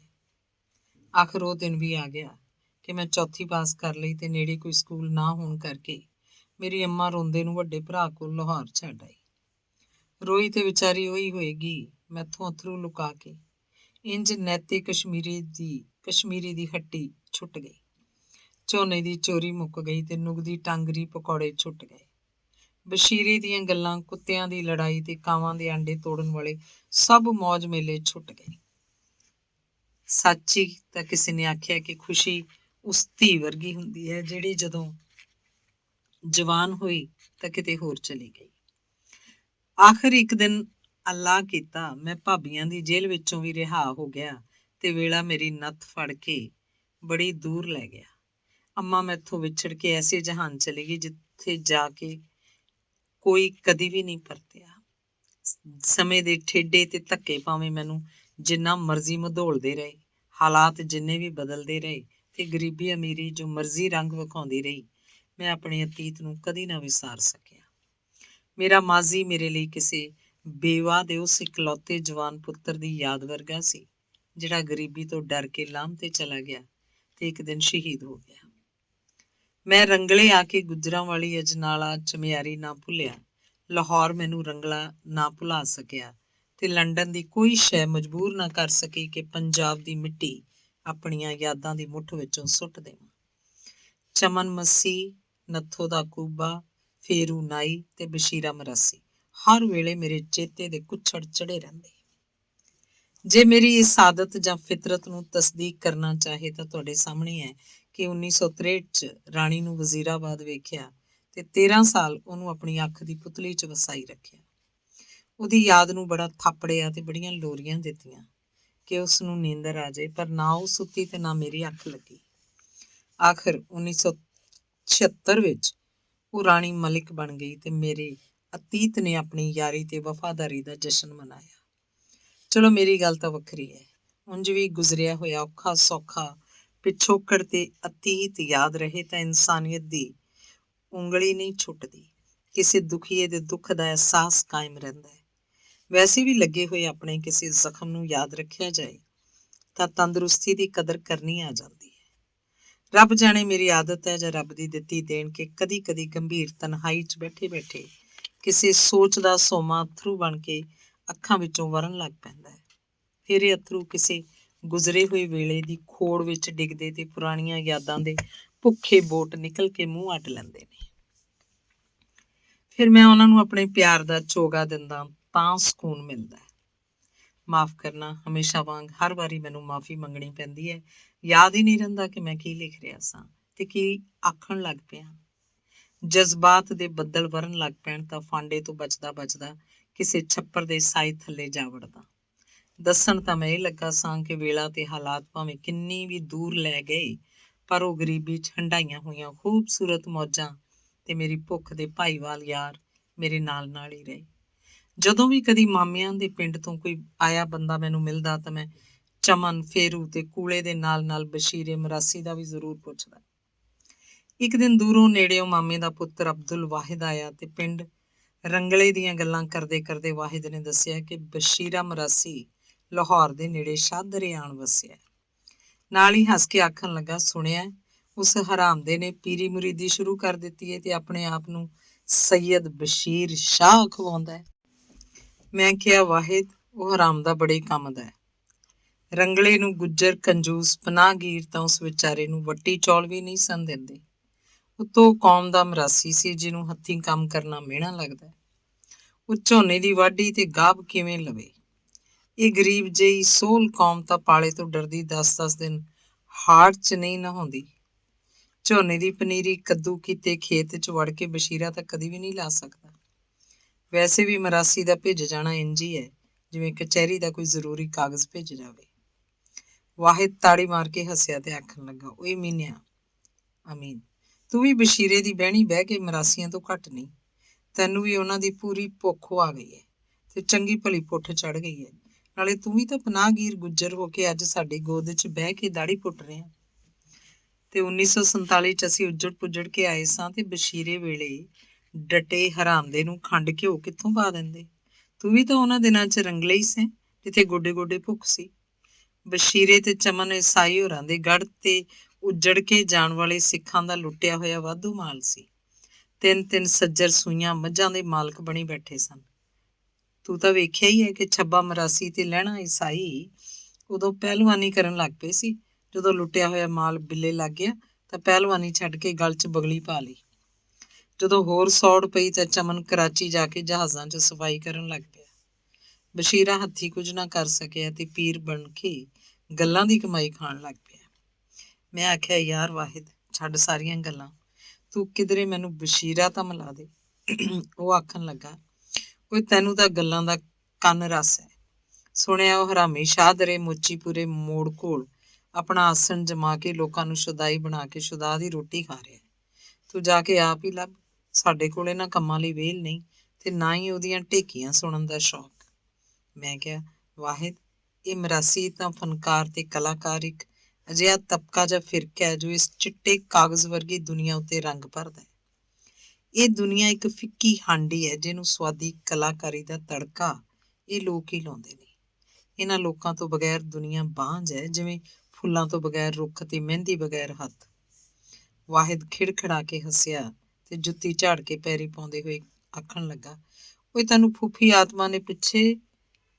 ਫਾਤਮਾ ਨੇ ਪਿੱਛੇ ਲੱਗ ਕੇ 4 ਜਮਾਤਾਂ ਪੜ੍ਹਾ ਦਿੱਤੀਆਂ ਨੇ। ਨਹੀਂ ਤਾਂ ਤੂੰ ਵੀ ਕਿਸੇ ਇੰਜ ਦੇ ਟੋਲੇ ਵਿੱਚ ਹੀ ਢੋਲਕੀ ਛੇਣੇ ਵਜਾਉਂਦੇ ਫਿਰਦੇ ਹੋਣਾ ਸੀ। ਹੁਣ ਵੀ ਮਰਾਸੀਆਂ ਵਾਲਾ ਹੀ ਕੰਮ ਕੀਤਾ ਹੀ ਕਿ ਪਿੰਡੋਂ ਆਪਣੀ ਜੱਦੀ ਪੁਸ਼ਤੀ ਸਾਰੀ ਭੋਏ ਵੇਚ ਵੱਟ ਛੱਡੀ ਆ। ਕੀ ਲੋੜ ਸੀ ਇੰਨੀ ਵੱਡੀ ਕੋਠੀ ਪਾ ਕੇ ਪੈਸਿਆਂ ਦਾ ਨਾਸ ਪੁੱਟ ਛੱਡਿਆ ਹੀ। ਇਹੀ ਰਕਮ ਲਾ ਕੇ ਰੰਗਲੇ 1.5 ਮੁਰੱਬਾ ਜ਼ਮੀਨ ਖਰੀਦ ਲੈਂਦਾ ਤਾਂ ਸਾਰੀ ਹਯਾਤੀ ਰੋਟੀਆਂ ਨਾਲੇ ਚੁਦਰਾਹਟ ਵੱਖਰੀ ਹੋਣੀ ਸੀ। ਵਾਹਿਦ ਦੀਆਂ ਸੁਣ ਕੇ ਮੈਨੂੰ ਪਤਾ ਲੱਗ ਗਿਆ ਕਿ ਮੈਂ ਤੇ ਵਾਹਿਦ ਵੱਖਰੇ ਵੱਖਰੇ ਰਾਹਾਂ ਦੇ ਪਾਂਧੀ ਹਾਂ। ਉਹ ਭੁੱਖਾਂ ਕੱਟ ਕੇ ਭੋਏ ਖਰੀਦੀ ਜਾਂਦਾ ਹੈ ਤੇ ਜ਼ਿੰਦਗੀ ਨੂੰ ਜ਼ਮੀਨ ਉੱਤੇ ਖਰਚ ਰਿਹਾ। ਦੂਜੇ ਪਾਸੇ ਮੈਂ ਜ਼ਮੀਨ ਨੂੰ ਜ਼ਿੰਦਗੀ ਉੱਤੋਂ ਕੁਰਬਾਨ ਕਰ ਦਿੱਤਾ ਹੈ, ਕਿਉਂਕਿ ਮਿੱਟੀ ਸਦਾ ਹੀ ਇੱਥੇ ਰਹੇਗੀ ਤੇ ਜ਼ਿੰਦਗੀ 4 ਦਿਨ ਦੀ ਪ੍ਰਾਹੁਣੀ ਹੈ। ਪ੍ਰਾਹੁਣੇ ਨੂੰ ਭੁੱਖਾ ਰੱਖਣਾ ਗੁਨਾਹ ਤੇ ਪਾਪ ਹੈ। ਇੱਕ ਦਿਨ ਉਹੀ ਹੋਇਆ ਕਿ ਵਾਹਿਦ ਗੁਜਰਾਂਵਾਲੇ ਤੋਂ ਲਾਰੀ ਦਾ ਭਾੜਾ ਬਚਾ ਕੇ 10 ਮੀਲ ਪੈਦਲ ਹੀ ਪਿੰਡ ਤਰੀਕ ਭੁਗਤ ਕੇ ਆ ਰਿਹਾ ਸੀ ਤੇ ਲਾਗਲੇ ਪਿੰਡ ਸਾਬੋਕੀ ਨੇੜੇ ਦਿਲ ਨੇ ਜਵਾਬ ਦੇ ਦਿੱਤਾ। ਵਾਹਿਦ ਦੇ ਸਾਹ ਪਰਦੇਸੀ ਹੋ ਗਏ। ਵਾਹਿਦ ਉਸੇ ਮਿੱਟੀ ਉੱਤੇ ਡਿੱਗ ਕੇ ਮਿੱਟੀ ਹੋ ਗਿਆ ਜਿਹੜੀ ਮਿੱਟੀ ਨੂੰ ਹਾਸਲ ਕਰਨ ਲਈ ਉਹ ਮੁਕੱਦਮਾ ਜਿੱਤਣ ਗਿਆ ਸੀ। ਮੁਕੱਦਮਾ ਤਾਂ ਨਾ ਜਿੱਤਿਆ ਗਿਆ, ਪਰ ਜ਼ਿੰਦਗੀ ਦੀ ਬਾਜ਼ੀ ਹਾਰ ਗਿਆ। ਕੀ ਲੋੜ ਹੈ ਇਸ ਜ਼ਰ ਜ਼ਮੀਨ ਮਗਰ ਇੰਨਾ ਤੇਜ਼ ਦੌੜਨ ਦੀ ਕਿ ਠੇਡਾ ਲੱਗ ਕੇ ਜ਼ਮੀਨ ਉੱਤੇ ਡਿੱਗ ਪਓ। ਗੱਲ ਹੋ ਰਹੀ ਸੀ ਹਨੇਰੇ 'ਚ ਇਸ ਦੁਨੀਆ ਦੇ ਕੱਢੇ ਹੋਏ ਟੋਏ ਟਿੱਬਿਆਂ 'ਚ ਅਕਲ ਦੀ ਡੰਗੋਰੀ ਫੜੇ ਬਗੈਰ ਅੰਨੀ ਸ਼ਰਧਾ ਕਿੱਥੇ ਕਿੱਥੇ ਠੇਡੇ ਖਾਂਦੀ ਹੈ। ਮੈਂ ਵਾਲਟਨ ਟ੍ਰੇਨਿੰਗ ਸੈਂਟਰ 'ਚ ਮੁੰਡੇ ਪੜ੍ਹਾਉਂਦਾ ਸਾਂ ਤੇ ਇੱਕ ਨਵੀਂ ਜਮਾਤ ਦੇ ਮੁੰਡਿਆਂ ਨੇ ਆਪਸ ਵਿੱਚ ਪ੍ਰੋਗਰਾਮ ਬਣਾਇਆ ਕਿ ਕਿਸੇ ਦਿਨ ਦਰਿਆ ਰਾਵੀ ਤੇ ਜਾ ਕੇ ਮੌਜ ਮੇਲਾ ਮਨਾਇਆ ਜਾਏ। 2-4 ਮੁੰਡੇ ਮੇਰੇ ਕੋਲ ਆਏ ਤੇ ਆਖਣ ਲੱਗੇ, ਮਲਿਕ ਸਾਹਿਬ, ਅਸਾਂ ਪ੍ਰੋਗਰਾਮ ਬਣਾਇਆ ਹੈ ਕਿ ਆਉਂਦੇ ਐਤਵਾਰ ਨੂੰ ਰਾਵੀ ਪਾਰ ਸ਼ਾਦਰੇ, ਮਕਬਰਾ ਜਹਾਂਗੀਰ ਤੇ ਨੂਰਜਹਾਂ ਦੀ ਬਾਰਾਂਦਰੀ ਤੇ ਜਾ ਕੇ ਅੰਬਾਂ ਦੀ ਪਾਰਟੀ ਕੀਤੀ ਜਾਏ। ਬੇਨਤੀ ਹੈ ਕਿ ਤੁਸੀਂ ਵੀ ਸਾਡੇ ਨਾਲ ਚੱਲੋ। ਮੈਂ ਵੀ ਜੇ ਜਮਾਤ ਦਾ ਹੀ ਮੁੰਡਾ ਹੁੰਦਾ ਤਾਂ ਇਸ ਪ੍ਰੋਗਰਾਮ ਦਾ ਮੋਹਰੀ ਹੁੰਦਾ, ਪਰ ਮੇਰੀ ਉਮਰ ਤੇ ਨੌਕਰੀ ਨੂੰ ਇਹ ਸਵਾਦ ਰਾਸ ਨਹੀਂ ਸੀ ਆਉਂਦਾ। ਮੌਜ ਮੇਲੇ ਤੇ ਹਾਸੇ ਖੇਡਾਂ ਮੈਨੂੰ ਅੱਜ ਵੀ ਪਿਆਰੇ ਨੇ। ਆਪਣੀ ਉਮਰ ਨੂੰ ਮੈਂ ਆਪਣੇ ਸ਼ੁਗਲ ਦਾ ਖੇਤ ਨਹੀਂ ਉਜੜਨ ਦਿੱਤਾ। ਮੈਂ ਆਪਣੀ ਤਬੀਅਤ ਦੇ ਹਿਣਕਦੇ ਘੋੜੇ ਦੀ ਲਗਾਮ ਆਪਣੀ ਉਮਰ ਦੇ ਹੱਥੀਂ ਨਹੀਂ ਫੜਾ ਸਕਦਾ। ਇਹ ਉਮਰ ਮੇਰੀ ਮੌਤ ਵੱਲ ਵੱਧ ਰਹੀ ਹੈ, ਪਰ ਜਿਉਂਦੀ ਜਾਣੇ ਉਹ ਮੇਰੇ ਹਾਸਿਆਂ ਦਾ ਸੰਗ ਨਹੀਂ ਘੁੱਟ ਸਕਦੀ। ਪਰ ਬਤੌਰ ਇੱਕ ਉਸਤਾਦ ਮੈਨੂੰ ਜਾਲੀ ਤੇ ਨਕਲੀ ਜਿਹੀ ਜ਼ਿੰਦਗੀ ਬਤੀਤ ਕਰਨੀ ਪੈਂਦੀ ਸੀ। ਆਪਣੇ ਵਰਤਾਰੇ ਤੇ ਸੰਜੀਦਗੀ ਦਾ ਮਸਨੂਈ ਖੌਲ ਚੜਾ ਕੇ ਦਾਨਾ ਪ੍ਰਧਾਨਾ ਬਣਨ ਦਾ ਡਰਾਮਾ ਕਰਨਾ ਪੈਂਦਾ ਸੀ। ਇਸ ਕਰਕੇ ਮੈਂ ਮੁੰਡਿਆਂ ਨੂੰ ਆਖਿਆ, ਤੁਹਾਡੇ ਮੌਜ ਮੇਲੇ ਨਾਲ ਮੇਰਾ ਕੀ ਕੰਮ। ਉਹ ਆਖਣ ਲੱਗੇ, ਸਰ ਅਸੀਂ ਤੁਹਾਨੂੰ ਇੱਜ਼ਤ ਦੇਣਾ ਚਾਹੁੰਦੇ ਹਾਂ। ਮੈਂ ਕਿਹਾ, ਜਵਾਨੋ, ਤੁਸੀਂ ਇਸ ਦਾਵਤ ਦੀ ਇੱਜ਼ਤ ਦੇ ਰਹੇ ਹੋ ਜਾਂ ਰਿਸ਼ਵਤ? ਤੁਹਾਡੇ ਪੈਸਿਆਂ ਦੇ ਮੁਫਤ ਅੰਬ ਖਾਣਾ ਰਿਸ਼ਵਤ ਹੀ ਤਾਂ ਹੈ। ਇੱਕ ਮੁੰਡਾ ਪੜ੍ਹਾਈ 'ਚ ਹੁਸ਼ਿਆਰ ਤੇ ਉਂਝ ਵੀ ਚੁਸਤ ਚਲਾਕ ਸੀ, ਆਖਣ ਲੱਗਾ, ਸਰ ਸਾਰੀ ਰੇਲਵੇ ਜਾਣਦੀ ਹੈ ਕਿ ਤੁਸੀਂ ਰਿਸ਼ਵਤ ਨਹੀਂ ਖਾਂਦੇ। ਅਸੀਂ ਰਿਸ਼ਵਤ ਦੇਣ ਦੀ ਗੁਸਤਾਖੀ ਕਿਵੇਂ ਕਰ ਸਕਦੇ ਹਾਂ? ਮੈਂ ਕਿਹਾ, ਕਾਕਾ, ਜਿਹੜਾ ਰਿਸ਼ਵਤ ਨਾ ਖਾਏ ਉਹਨੂੰ ਅੰਬ ਖਵਾ ਕੇ ਕਾਣਾ ਕੀਤਾ ਜਾਂਦਾ ਹੈ। ਤੁਹਾਡੇ ਅੰਬਾਂ ਦੀ ਮੌਜ ਲੁੱਟ ਕੇ ਜਦੋਂ ਮੈਂ ਕਿਸੇ ਨੂੰ ਇਮਤਿਹਾਨ 'ਚੋਂ ਫੇਲ ਕੀਤਾ ਤਾਂ ਉਸ ਆਖਣਾ ਅੰਬ ਵੀ ਖਾਣਾ ਤੇ ਫੇਲ ਵੀ ਕਰਨਾ, ਨਮਕ ਹਰਾਮਾਂ। ਮੁੰਡੇ ਥੱਲੇ ਮੂੰਹ ਕਰਕੇ ਹੱਸੇ ਤੇ ਮੈਂ ਆਖਿਆ, ਕਮਲਿਓ, ਮੈਨੂੰ ਨਾਲ ਖੜ ਕੇ ਆਪਣੀ ਖੇਡ ਖਰਾਬ ਨਾ ਕਰੋ। ਨਾਲ ਖੜ ਕੇ ਆਪਣੀ ਖੇਡ ਖਰਾਬ ਨਾ ਕਰੋ। ਉੱਥੇ ਤੁਸੀਂ ਮਖੌਲ ਠੱਠਾ ਤੇ ਗਾਲ ਮੰਦਾ ਵੀ ਕਰਨਾ ਹੁੰਦਾ। ਮੇਰੀ ਇੱਜ਼ਤ ਕਰਕੇ ਆਪਣੀ ਲੱਜ਼ਤ ਖਰਾਬ ਨਾ ਕਰੋ। ਇੱਕ ਨੇ ਵਿੱਚੋਂ ਆਖਿਆ, ਨਹੀਂ ਸਰ, ਅਸੀਂ ਗਾਲਾਂ ਤਾਂ ਨਹੀਂ ਕੱਢਦੇ। ਮੈਂ ਕਿਹਾ, ਜਾ ਏ ਟੇਕਿਆ, ਜਿਹਨੇ ਪੰਜਾਬੀ ਹੋ ਕੇ ਵੀ ਜਵਾਨੀ 'ਚ ਗਾਲ ਨਹੀਂ ਕੱਢੀ, ਸਮਝੋ ਜੰਮ ਕੇ ਹੀ ਮੁੱਕਰ ਗਿਆ। ਜਾਓ ਹੁਣ ਮੈਥੋਂ ਪੰਜਾਬੀਆਂ ਦੀ ਜਵਾਨੀ ਤੇ ਜਵਾਨੀਆਂ ਦੇ ਤਕਾਜ਼ੇ ਨਾ ਪੁੱਛੋ। ਮੁੰਡੇ ਕੱਛਾਂ 'ਚ ਮੂੰਹ ਦੇ ਕੇ ਹੱਸਦੇ ਹੱਸਦੇ ਚਲੇ ਗਏ ਤੇ ਥੋੜ੍ਹੀ ਵਿੱਥ ਤੋਂ ਹੀ ਮੈਂ ਫੇਰ ਆਵਾਜ਼ ਮਾਰ ਲਈ। ਖੁਸ਼ ਹੋ ਕੇ ਪਰਤੇ ਕਿ ਸ਼ਾਇਦ ਮੈਂ ਅੰਬ ਖਾਣ ਲਈ ਰਾਜ਼ੀ ਹੋ ਗਿਆ। ਨਾ ਮੈਂ ਤੁਹਾਡੀ ਖੇਡ ਖਰਾਬ ਕਰਾਂਗਾ ਤੇ ਨਾ ਹੀ ਅੰਬ ਖਾ ਕੇ ਲੋਕਾਂ ਕੋਲੋਂ ਗਾਲਾਂ ਖਾਵਾਂਗਾ, ਪਰ ਤੁਹਾਡਾ ਪ੍ਰੋਗਰਾਮ ਸੁਣ ਕੇ ਮੈਨੂੰ ਸ਼ਾਦਰੇ ਵਸਣ ਵਾਲਾ ਪੀਰ ਬਸ਼ੀਰ ਸ਼ਾਹ ਯਾਦ ਆ ਗਿਆ। ਉੱਥੇ ਪਤਾ ਕਰਿਓ ਕਿ ਮੋਚੀਪੁਰੇ ਮੋੜ ਉੱਤੇ ਉਸਦਾ ਆਸਤਾਨਾ ਜਾਂ ਡੇਰਾ ਹੈ। ਮੈਂ ਪੀਰ ਨੂੰ ਮਿਲਣਾ ਚਾਹੁੰਦਾ, ਤੁਸੀਂ ਉਹਦੀ ਥਾਂ ਠਿੱਠਾ ਵੇਖ ਆਇਓ। ਦੂਜੇ ਦਿਹਾੜੇ ਮੈਂ ਜਮਾਤ 'ਚ ਵੜਿਆ ਹੀ ਸਾਂ ਕਿ ਇੱਕ ਮੁੰਡਾ ਉੱਠ ਕੇ ਆਖਣ ਲੱਗਾ, ਸਰ ਮੈਂ ਪੀਰ ਸਾਹਿਬ ਦਾ ਡੇਰਾ ਵੇਖ ਆਇਆ। ਮੈਂ ਖੁਸ਼ ਹੋ ਕੇ ਆਖਿਆ, ਬੜੀ ਛੇਤੀ ਕੀਤੀ ਜਵਾਨਾ। ਉਸ ਆਗੇ, ਜਨਾਬ, ਸ਼ਾਦਰਾ ਦੂਜਾ ਸਟੇਸ਼ਨ ਹੀ ਤਾਂ ਹੈ ਲਾਹੌਰ ਤੋਂ। ਕੱਲ ਤੁਹਾਡੇ ਘਰੋਂ ਨਿਕਲ ਕੇ ਮੈਂ ਸਿੱਧਾ ਸ਼ਾਦਰੇ ਚਲਾ ਗਿਆ। ਮੋਚੀਪੁਰੇ ਮੋੜ ਤੇ ਅੱਪੜਿਆ ਤਾਂ ਡੇਰਾ ਸੌਖਾ ਹੀ ਲੱਭ ਗਿਆ, ਕਿਉਂਕਿ ਪੀਰ ਸਾਹਿਬ ਮਸ਼ਹੂਰ ਆਦਮੀ ਨੇ। ਮੁੰਡੇ ਨੂੰ ਸ਼ਾਬਾਸ਼ ਆ ਕੇ ਪੁੱਛਿਆ, ਜਾਵੇਦ, ਤੂੰ ਡੇਰਾ ਹੀ ਵੇਖ ਕੇ ਪਰਤ ਆਇਆ ਜਾਂ ਪੀਰ ਬਸ਼ੀਰ ਸ਼ਾਹ ਦੇ ਦਰਸ਼ਨ ਵੀ ਕੀਤੇ ਸਨ? ਉਹ ਆਖਣ ਲੱਗਾ, ਸਰ ਮੈਂ ਪੀਰ ਸਾਹਿਬ ਨੂੰ ਵੇਖਿਆ ਤੇ ਮਿਲਿਆ ਵੀ ਹਾਂ ਤੇ ਉਹਨਾਂ ਦੇ ਗੋਡਿਆਂ ਨੂੰ ਹੱਥ ਵੀ ਲਾਇਆ ਸੀ। ਮੈਨੂੰ ਹਾਸਾ ਆ ਗਿਆ ਤੇ ਐਵੇਂ ਵਗੋਤਰੀ ਮੇਰੇ ਮੂੰਹ ਨਿਕਲ ਗਿਆ, ਦੱਸ ਜਾਵੇਦ, ਕੀ ਹੱਥ ਲਾ ਕੇ ਆਪਣੇ ਹੱਥ ਵੀ ਧੋਤੇ ਸਨ ਕਿ ਨਹੀਂ? ਸਾਰੇ ਮੁੰਡੇ ਹੱਕੇ ਬੱਕੇ ਹੋ ਕੇ ਵੇਖਣ ਲੱਗ ਪਏ। ਜਾਵੇਦ ਨੇ ਕੋਈ ਜਵਾਬ ਨਾ ਦਿੱਤਾ, ਪਰ ਉਹਦੇ ਮੂੰਹ ਤੇ ਸੈਂਕੜੀ ਸਵਾਲ ਸਨ ਜਿਹੜੇ ਉਹ ਪੁੱਛ ਨਾ ਸਕਿਆ। ਮੈਂ ਬਸ਼ੀਰੇ ਦੀ ਭੰਡੀ ਤਾਂ ਨਾ ਕੀਤੀ, ਪਰ ਇੱਕ ਪੀਰੀਅਡ ਰੇਲਵੇ ਦੀ ਬਜਾਏ ਪੀਰੀ ਮੁਰੀਦੀ ਸ਼ਰਧਾ ਦੇ ਸ਼ੁਦਾ ਉੱਤੇ ਹੀ ਲੰਘ ਗਿਆ। ਮੁੰਡਿਆਂ ਨੂੰ ਬਸ਼ੀਰੇ ਦੀ ਪੀਰੀ ਉੱਤੇ ਸ਼ੱਕ ਤਾਂ ਪੈ ਗਿਆ, ਪਰ ਉਹਨਾਂ ਗੱਲ ਦਾ ਨਖੇੜਾ ਇਸ ਕਰਕੇ ਨਾ ਕੀਤਾ ਕਿ ਹੋ ਸਕਦਾ ਹੈ ਕਿ ਉਹ ਅਮੀਨ ਮਲਕ ਦਾ ਕੋਈ ਸ਼ਰਧਾ ਭਰਿਆ ਕਣੀ ਵਾਲਾ ਕੋਈ ਜਾਣੀ ਜਾਣ ਪੀਰ ਹੋਵੇ। ਬਸ਼ੀਰੇ ਦੀਆਂ ਯਾਦਾਂ ਨਾਲ ਕੁਝ ਚਿਰ ਹੋਰ ਖੇਡਣ ਲਈ ਮੈਂ ਜਾਵੇਦ ਨੂੰ ਪੁੱਛਿਆ, ਓਏ ਜਾਵੇਦ, ਪੀਰ ਸਾਹਿਬ ਦੀ ਡੀਲ ਡੋਲ, ਰੰਗ ਢੰਗ ਤੇ ਸਰੀਰਕ ਜੋਗਰਾਫੀਆ ਕਿਵੇਂ ਦਾ ਸੀ? ਉਹ ਝਕਦਾ ਝਕਦਾ ਆਖਣ ਲੱਗਾ, ਮਲਿਕ ਸਾਹਿਬ, ਉਹਦਾ ਵਾਹਵਾ ਉੱਚਾ ਲੰਮਾ ਤੇ ਭਾਰਾ ਜਿਹਾ ਜੁੱਸਾ ਸੀ। ਕਾਲੇ ਰੰਗ ਨਾਲ ਰੰਗੀ ਹੋਈ ਲੰਮੀ ਸਾਰੀ ਦਾੜੀ ਸੀ ਤੇ ਰੰਗ ਵਾਹਵਾ ਸੌਲਾ ਪੱਕਾ ਸੀ। ਮੈਂ ਕਿਹਾ, ਜਾਵੇਦ, ਤੂੰ ਚੰਗੇ ਭਲੇ ਕਾਲੇ ਲਾਖੇ ਰੰਗ ਨੂੰ ਸੌਲਾ ਪੱਕਾ ਇਸ ਕਰਕੇ ਆਖ ਰਿਹਾ ਹੈ ਕਿ ਪੀਰ ਸਾਹਿਬ ਦੀ ਇੱਜ਼ਤ ਦੇ 4 ਕੱਖ ਰਹਿ ਜਾਣ। ਸਾਰੀ ਕਲਾਸ ਹੱਸ ਪਈ ਤੇ ਪੀਰੀਅਡ ਮੁੱਕ ਗਿਆ। ਜਦੋਂ ਦਾ ਬਸ਼ੀਰੇ ਮਰਾਸੀ ਬਾਰੇ ਸੁਣਿਆ, ਮੇਰੇ ਅਤੀਤ ਨੇ ਅੱਤ ਚੁੱਕ ਲਈ ਤੇ ਪਿੰਡ ਰੰਗਲੇ ਦੀਆਂ ਗਲੀਆਂ 'ਚ ਰੱਜ ਕੇ ਗਰੀਬੀ ਦਾ ਹੰਢਾਇਆ ਹੋਇਆ ਵੇਲਾ ਤੇ ਉਹ ਰੰਗੀਨ ਘੜੀਆਂ ਉੱਠਦੇ ਬਹਿੰਦੇ ਯਾਦ ਆਉਣ ਲੱਗ ਪਈਆਂ। ਇੱਕ ਦਿਨ ਦੁਨੀਆ ਦੇ ਝਮੇਲਿਆਂ ਕੋਲੋਂ ਧੱਕੇ ਨਾਲ ਪੱਲਾ ਛੁਡਾ ਕੇ ਸ਼ਾਦਰੇ ਵਾਲੀ ਗੱਡੀ ਬਹਿ ਗਿਆ। 40 ਵਰ੍ਹੇ ਪਹਿਲਾਂ ਦੀ ਗੁਜ਼ਾਰੀ ਹੋਈ ਹਯਾਤੀ ਦੀ ਕਲਪਨਾ ਜਾਂ ਤਸੱਵੁਰ ਕਰਦਾ ਹੋਇਆ ਸ਼ਾਦਰੇ ਦੇ ਮੁਹੱਲੇ ਮੁੱਚੀਪੁਰੇ ਵੜਿਆ ਤਾਂ ਇੰਝ ਮਹਿਸੂਸ ਹੈ ਜਿਵੇਂ ਅੱਜ ਮੇਰੇ ਕਲਬੂਤ 'ਚ ਕੋਈ ਹੋਰ ਹੀ ਰੂਹ ਵੜ ਕੇ ਬਹਿ ਗਈ ਹੈ। ਅਮੀਨ ਮਲਕ ਦੀ ਬਜਾਏ ਮੀਨਾ ਰੰਗਲੇ ਵਾਲਾ ਬਣ ਗਿਆ। ਮੈਂ ਆਪਣੇ ਵਜੂਦ ਵਿੱਚੋਂ ਨਿਕਲਿਆ ਹੋਇਆ ਇੱਕ ਨਵਾਂ ਇਨਸਾਨ ਮਹਿਸੂਸ ਕਰ ਰਿਹਾ ਸਾਂ। ਇੰਜ ਲੱਗਦਾ ਸੀ ਰੰਗਲੇ ਦੀਆਂ ਸੌੜੀਆਂ ਗਲੀਆਂ ਤੇ ਝੋਨੇ ਦੀਆਂ ਵੱਟਾਂ ਉੱਤੇ ਤੁਰ ਰਿਆਂ। ਇੱਕ ਸੋਚ ਨੇ ਹੁੱਜਵੀਂ ਮਾਰੀ ਕਿ ਲੋਕ ਤਾਂ ਚੜ੍ਹਦੇ ਸੂਰਜ ਜਾਂ ਅੱਜ ਦੀ ਪੂਜਾ ਕਰਦੇ ਨੇ ਤੇ ਮੈਂ ਆਪਣੇ ਬੀਤੇ ਕੱਲ ਨੂੰ ਕਲਾਵੇ ਮਾਰੀ ਫਿਰਦਾ। ਆਪਣੀ ਅੱਜ ਦੀ ਹਰੀ ਭਰੀ ਫਸਲ ਦੀ ਰਾਖੀ ਛੱਡ ਕੇ ਮੁੱਦਤਾਂ ਦੀ ਉਜੜੀ ਹੋਈ ਉਜਾੜ ਨੂੰ ਵਾੜ ਦਿੰਦਾ ਫਿਰਦਾ। ਅੱਜ ਮੈਂ ਖੁਸ਼ਹਾਲੀ 'ਚ ਗਰੀਬੀ ਤੇ ਭੁੱਖਾਂ ਤੋਂ ਆਜ਼ਾਦ ਸਾਂ, ਪਰ ਕਿਸੇ ਵੇਲੇ ਉਹਨਾਂ ਗੁਜ਼ਾਰੀਆਂ ਹੋਈਆਂ ਵੀਰਾਨੀਆਂ ਪਰੇਸ਼ਾਨੀਆਂ ਨੂੰ ਯਾਦ ਕਰਦੇ ਹੋਏ ਆਪਣੇ ਅਤੀਤ ਦੇ ਗਲ ਲੱਗ ਕੇ ਰੋਣ ਨੂੰ ਜੀ ਕਰਦਾ ਸੀ। ਅੱਜ ਸੋਚਦਾ ਕਿ ਹੰਢਾਏ ਹੋਏ ਵਕਤ ਵਾਅਦਿਆਂ ਨੂੰ ਚੇਤੇ ਰੱਖਣ ਨਾਲ ਬੰਦੇ ਦੀ ਇਨਸਾਨੀਅਤ ਦਾ ਖੇਤ ਹਰਾ ਰਹਿੰਦਾ ਹੈ। ਕਬਰਾਂ 'ਚ ਕਦੀ ਕਦੀ ਫੇਰਾ ਪਾਉਂਦੇ ਰਹੀਏ ਤਾਂ ਮੌਤ ਚੇਤੇ ਰਹਿੰਦੀ ਹੈ। ਮੌਤ ਚੇਤੇ ਰਹੇ ਤਾਂ ਜ਼ਿੰਦਗੀ ਦੀ ਰਾਹ ਉੱਤੇ ਤੁਰਦੇ ਹੋਏ ਗੁਨਾਹਾਂ ਦਾ ਠੇਡਾ ਘੱਟ ਹੀ ਲੱਗਦਾ ਹੈ। ਨਾਲੇ ਹਰ ਡਿੱਗਾ ਢੱਠਾ ਬੰਦਾ ਕੀੜੇ ਮਕੌੜੇ ਦੀ ਬਜਾਏ ਇਨਸਾਨ ਹੀ ਨਜ਼ਰ ਆਉਂਦਾ ਹੈ। ਉਂਝ ਵੀ ਗਰੀਬੀ ਨੂੰ ਫਰਾਮੋਸ਼ ਨਾ ਕੀਤਾ ਜਾਏ ਤਾਂ ਅਮੀਰੀ ਹੰਢਾਉਣ ਦਾ ਸਵਾਦ ਦੁੱਗਣਾ ਹੋ ਜਾਂਦਾ ਹੈ। ਜਿਵੇਂ ਬਿਮਾਰੀ ਯਾਦ ਨਾ ਆਵੇ ਤਾਂ ਤੰਦਰੁਸਤੀ ਦੀ ਕਦਰ ਭੁੱਲ ਜਾਂਦੀ ਹੈ। ਜ਼ਿੰਦਗੀ ਊਸ਼ਾ ਦਾ ਚਾਨਣੀ ਨਹੀਂ, ਸੰਧਿਆ ਦੀ ਲਾਲੀ ਵੀ ਹੈ। ਮੈਂ ਖਿਆਲਾਂ 'ਚ ਆਪਣੀ ਮਾਜ਼ੀ ਦੀ ਹਸੀਨ ਬਸਤੀ 'ਚ ਟੁਰਿਆ ਜਾ ਰਿਹਾ ਸਾਂ ਕਿ ਅੱਗੋਂ ਪੀਰ ਸਾਹਿਬ ਦਾ ਅਸ਼ਿਆਨਾ ਨਜ਼ਰ ਪੈ ਗਿਆ। ਮੈਨੂੰ ਇੰਝ ਲੱਗਿਆ ਜਿਵੇਂ ਮੈਂ ਬੁਢਾਪੇ ਦੀ ਵਲਗਣ ਵਿੱਚੋਂ ਨਿਕਲ ਕੇ ਲੜਕਪਨ ਦੇ ਵਿਹੜੇ 'ਚ ਵੜਨ ਲੱਗਾ। ਅੰਦਰ ਵੜਿਆ ਤਾਂ ਵੱਡੇ ਸਾਰੇ ਪਾਣੀ ਤਰੌਂਕੇ ਵਿਹੜੇ 'ਚ ਗਾੜੀ ਰੁੱਖਾਂ ਦੀ ਠੰਡੀ ਛਾਵੇਂ ਪੈਰਾਂ ਪਰਨੇ ਬੈਠੇ ਸ਼ਰਧਾਲੂ ਪੀਰ ਸਾਹਿਬ ਦਾ ਦੀਦਾਰ ਕਰਦੇ ਹੋਏ ਆਪਣੀਆਂ ਆਪਣੀਆਂ ਮੁਰਾਦਾਂ ਦੀ ਆਸ ਲਾਈ ਬੈਠੇ ਸਨ। ਮੈਂ ਇੱਕ ਲੰਮੇ ਜਿਹੇ ਬਾਬੇ ਦਾ ਓਹਲਾ ਲੈ ਕੇ ਬਹਿ ਗਿਆ ਕਿ ਪਹਿਲਾਂ ਪੀਰ ਸਾਹਿਬ ਦੇ ਕਾਰੇ ਚਾਲੇ ਤੇ ਗੱਲਾਂ ਬਾਤਾਂ ਸੁਣਾ ਕਿ ਬਸ਼ੀਰੇ ਮਰਾਸੀ ਤੋਂ ਪੀਰ ਸੈਯਦ ਬਸ਼ੀਰ ਸ਼ਾਹ ਕਿਵੇਂ ਬਣੀਦਾ। ਇਹ ਢਿੱਡ ਦੀ ਅੱਗ ਇਨਸਾਨਾਂ ਨੂੰ ਬਹਿਰੂਪੀਏ ਬਣਾ ਕੇ ਕਿਹੜੇ ਕਿਹੜੇ ਖੇਖਣ ਕਰਾਉਂਦੀ ਹੈ ਤੇ ਤਵੇ ਉੱਤੇ ਤੜਫਣ ਵਾਲੀ ਰੋਟੀ ਇਨਸਾਨ ਨੂੰ ਕਿਵੇਂ ਤੜਫਾਉਂਦੀ ਨਚਾਉਂਦੀ ਹੈ। ਸਿਰ ਉੱਤੇ ਜੋਗੀਆ ਰੰਗ ਦੀ ਵੱਡੀ ਸਾਰੀ ਪੱਗ ਤੋਂ ਬਾਹਰ ਨਿਕਲੇ ਮੋਢਿਆਂ ਉੱਤੇ ਪਏ ਲੰਮੇ ਲੰਮੇ ਵਾਲ। ਦਾੜੀ ਲਈ ਕੋਈ ਹੱਦ ਬੰਨਾ ਜਾਂ ਰੋਕ ਟੋਕ ਨਹੀਂ ਸੀ। ਉਹ ਜਿੰਨੀ ਮਰਜ਼ੀ ਵੱਧ ਜਾਏ ਤੇ ਜਿੱਧਰ ਨੂੰ ਚਾਹੇ ਚਲੀ ਜਾਏ। ਬਸ ਇਹ ਸ਼ੱਕ ਪੈਣਾ ਚਾਹੀਦਾ ਕਿ ਪੀਰ ਸਾਹਿਬ ਦੁਨੀਆ ਉੱਤੇ ਆਪਣੇ ਆਪ ਤੋਂ ਵੀ ਬੇਖਬਰ ਨੇ। ਬਸ ਅੱਲਾ ਹੀ ਅੱਲਾ। ਗਲ 'ਚ ਲੰਮਾ ਜਿਹਾ ਚੋਲਾ ਕਿਸੇ ਜੋਗੀ ਦੀ ਭਾਅ ਮਾਰ ਰਿਹਾ ਸੀ।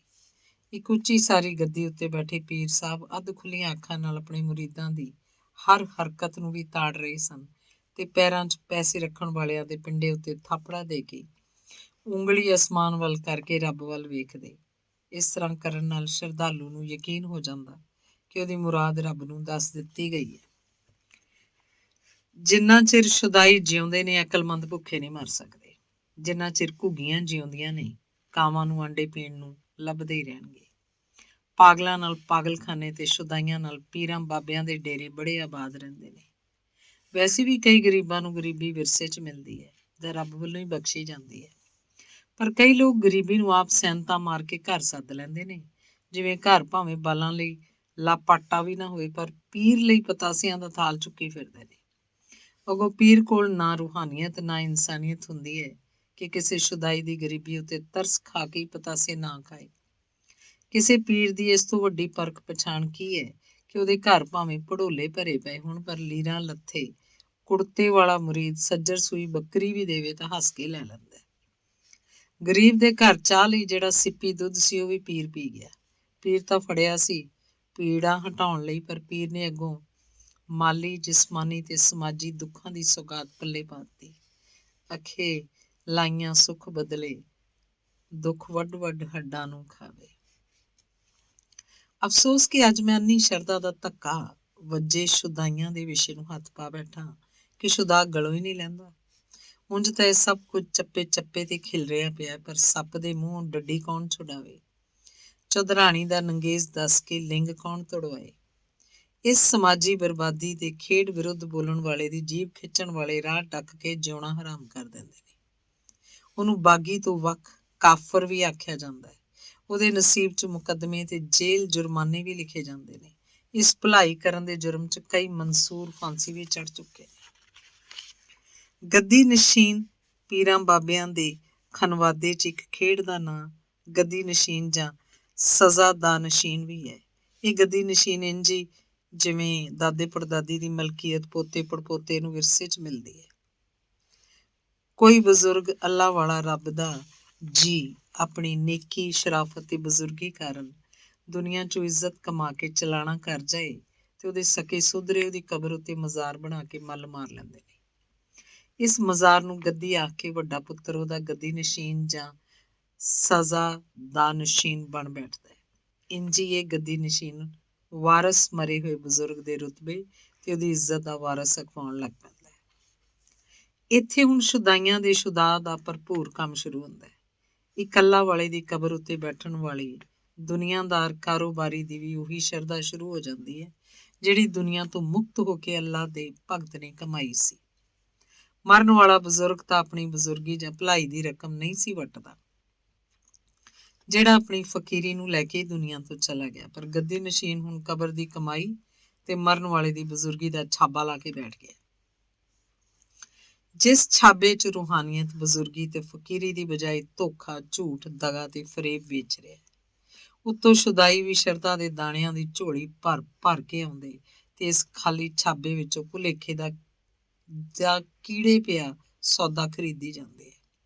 ਇਹ ਵੀ ਯਾਦ ਰਹੇ ਕਿ ਕਈ ਗੱਦੀਆਂ ਯਾਨੀ ਕਿ ਮਜ਼ਾਰਾਂ ਦੇ ਨਾਂ 10-10 ਮੁਰੱਬੇ ਜ਼ਮੀਨ ਵੀ ਹੈ ਜੋ ਗੱਦੀ ਨਸ਼ੀਨ ਦੀ ਜ਼ਾਤੀ ਮਲਕੀਅਤ ਬਣ ਜਾਂਦੀ ਹੈ। ਇੱਕ ਸਾਬਕਾ ICS ਡਿਪਟੀ ਕਮਿਸ਼ਨਰ ਜ਼ਿਲ੍ਹਾ ਝੰਗ ਦੇ ਸਵਰਗੀ ਕੁਦਰਤ ਉਲਾ ਸ਼ਹਾਬ ਆਪਣੀ ਜੀਵਨੀ ਸ਼ਹਾਬਨਾਮਾ 'ਚ ਇੱਕ ਗੱਦੀ ਨਸ਼ੀਨ ਦਾ ਅੱਖੀਂ ਡਿੱਠਾ ਹਾਲ ਲਿਖਦੇ ਨੇ, ਜੋ ਉਹਨਾਂ ਦੇ ਸ਼ਬਦਾਂ ਵਿੱਚ ਹੀ ਅਰਜ਼ ਕਰ ਰਿਹਾ।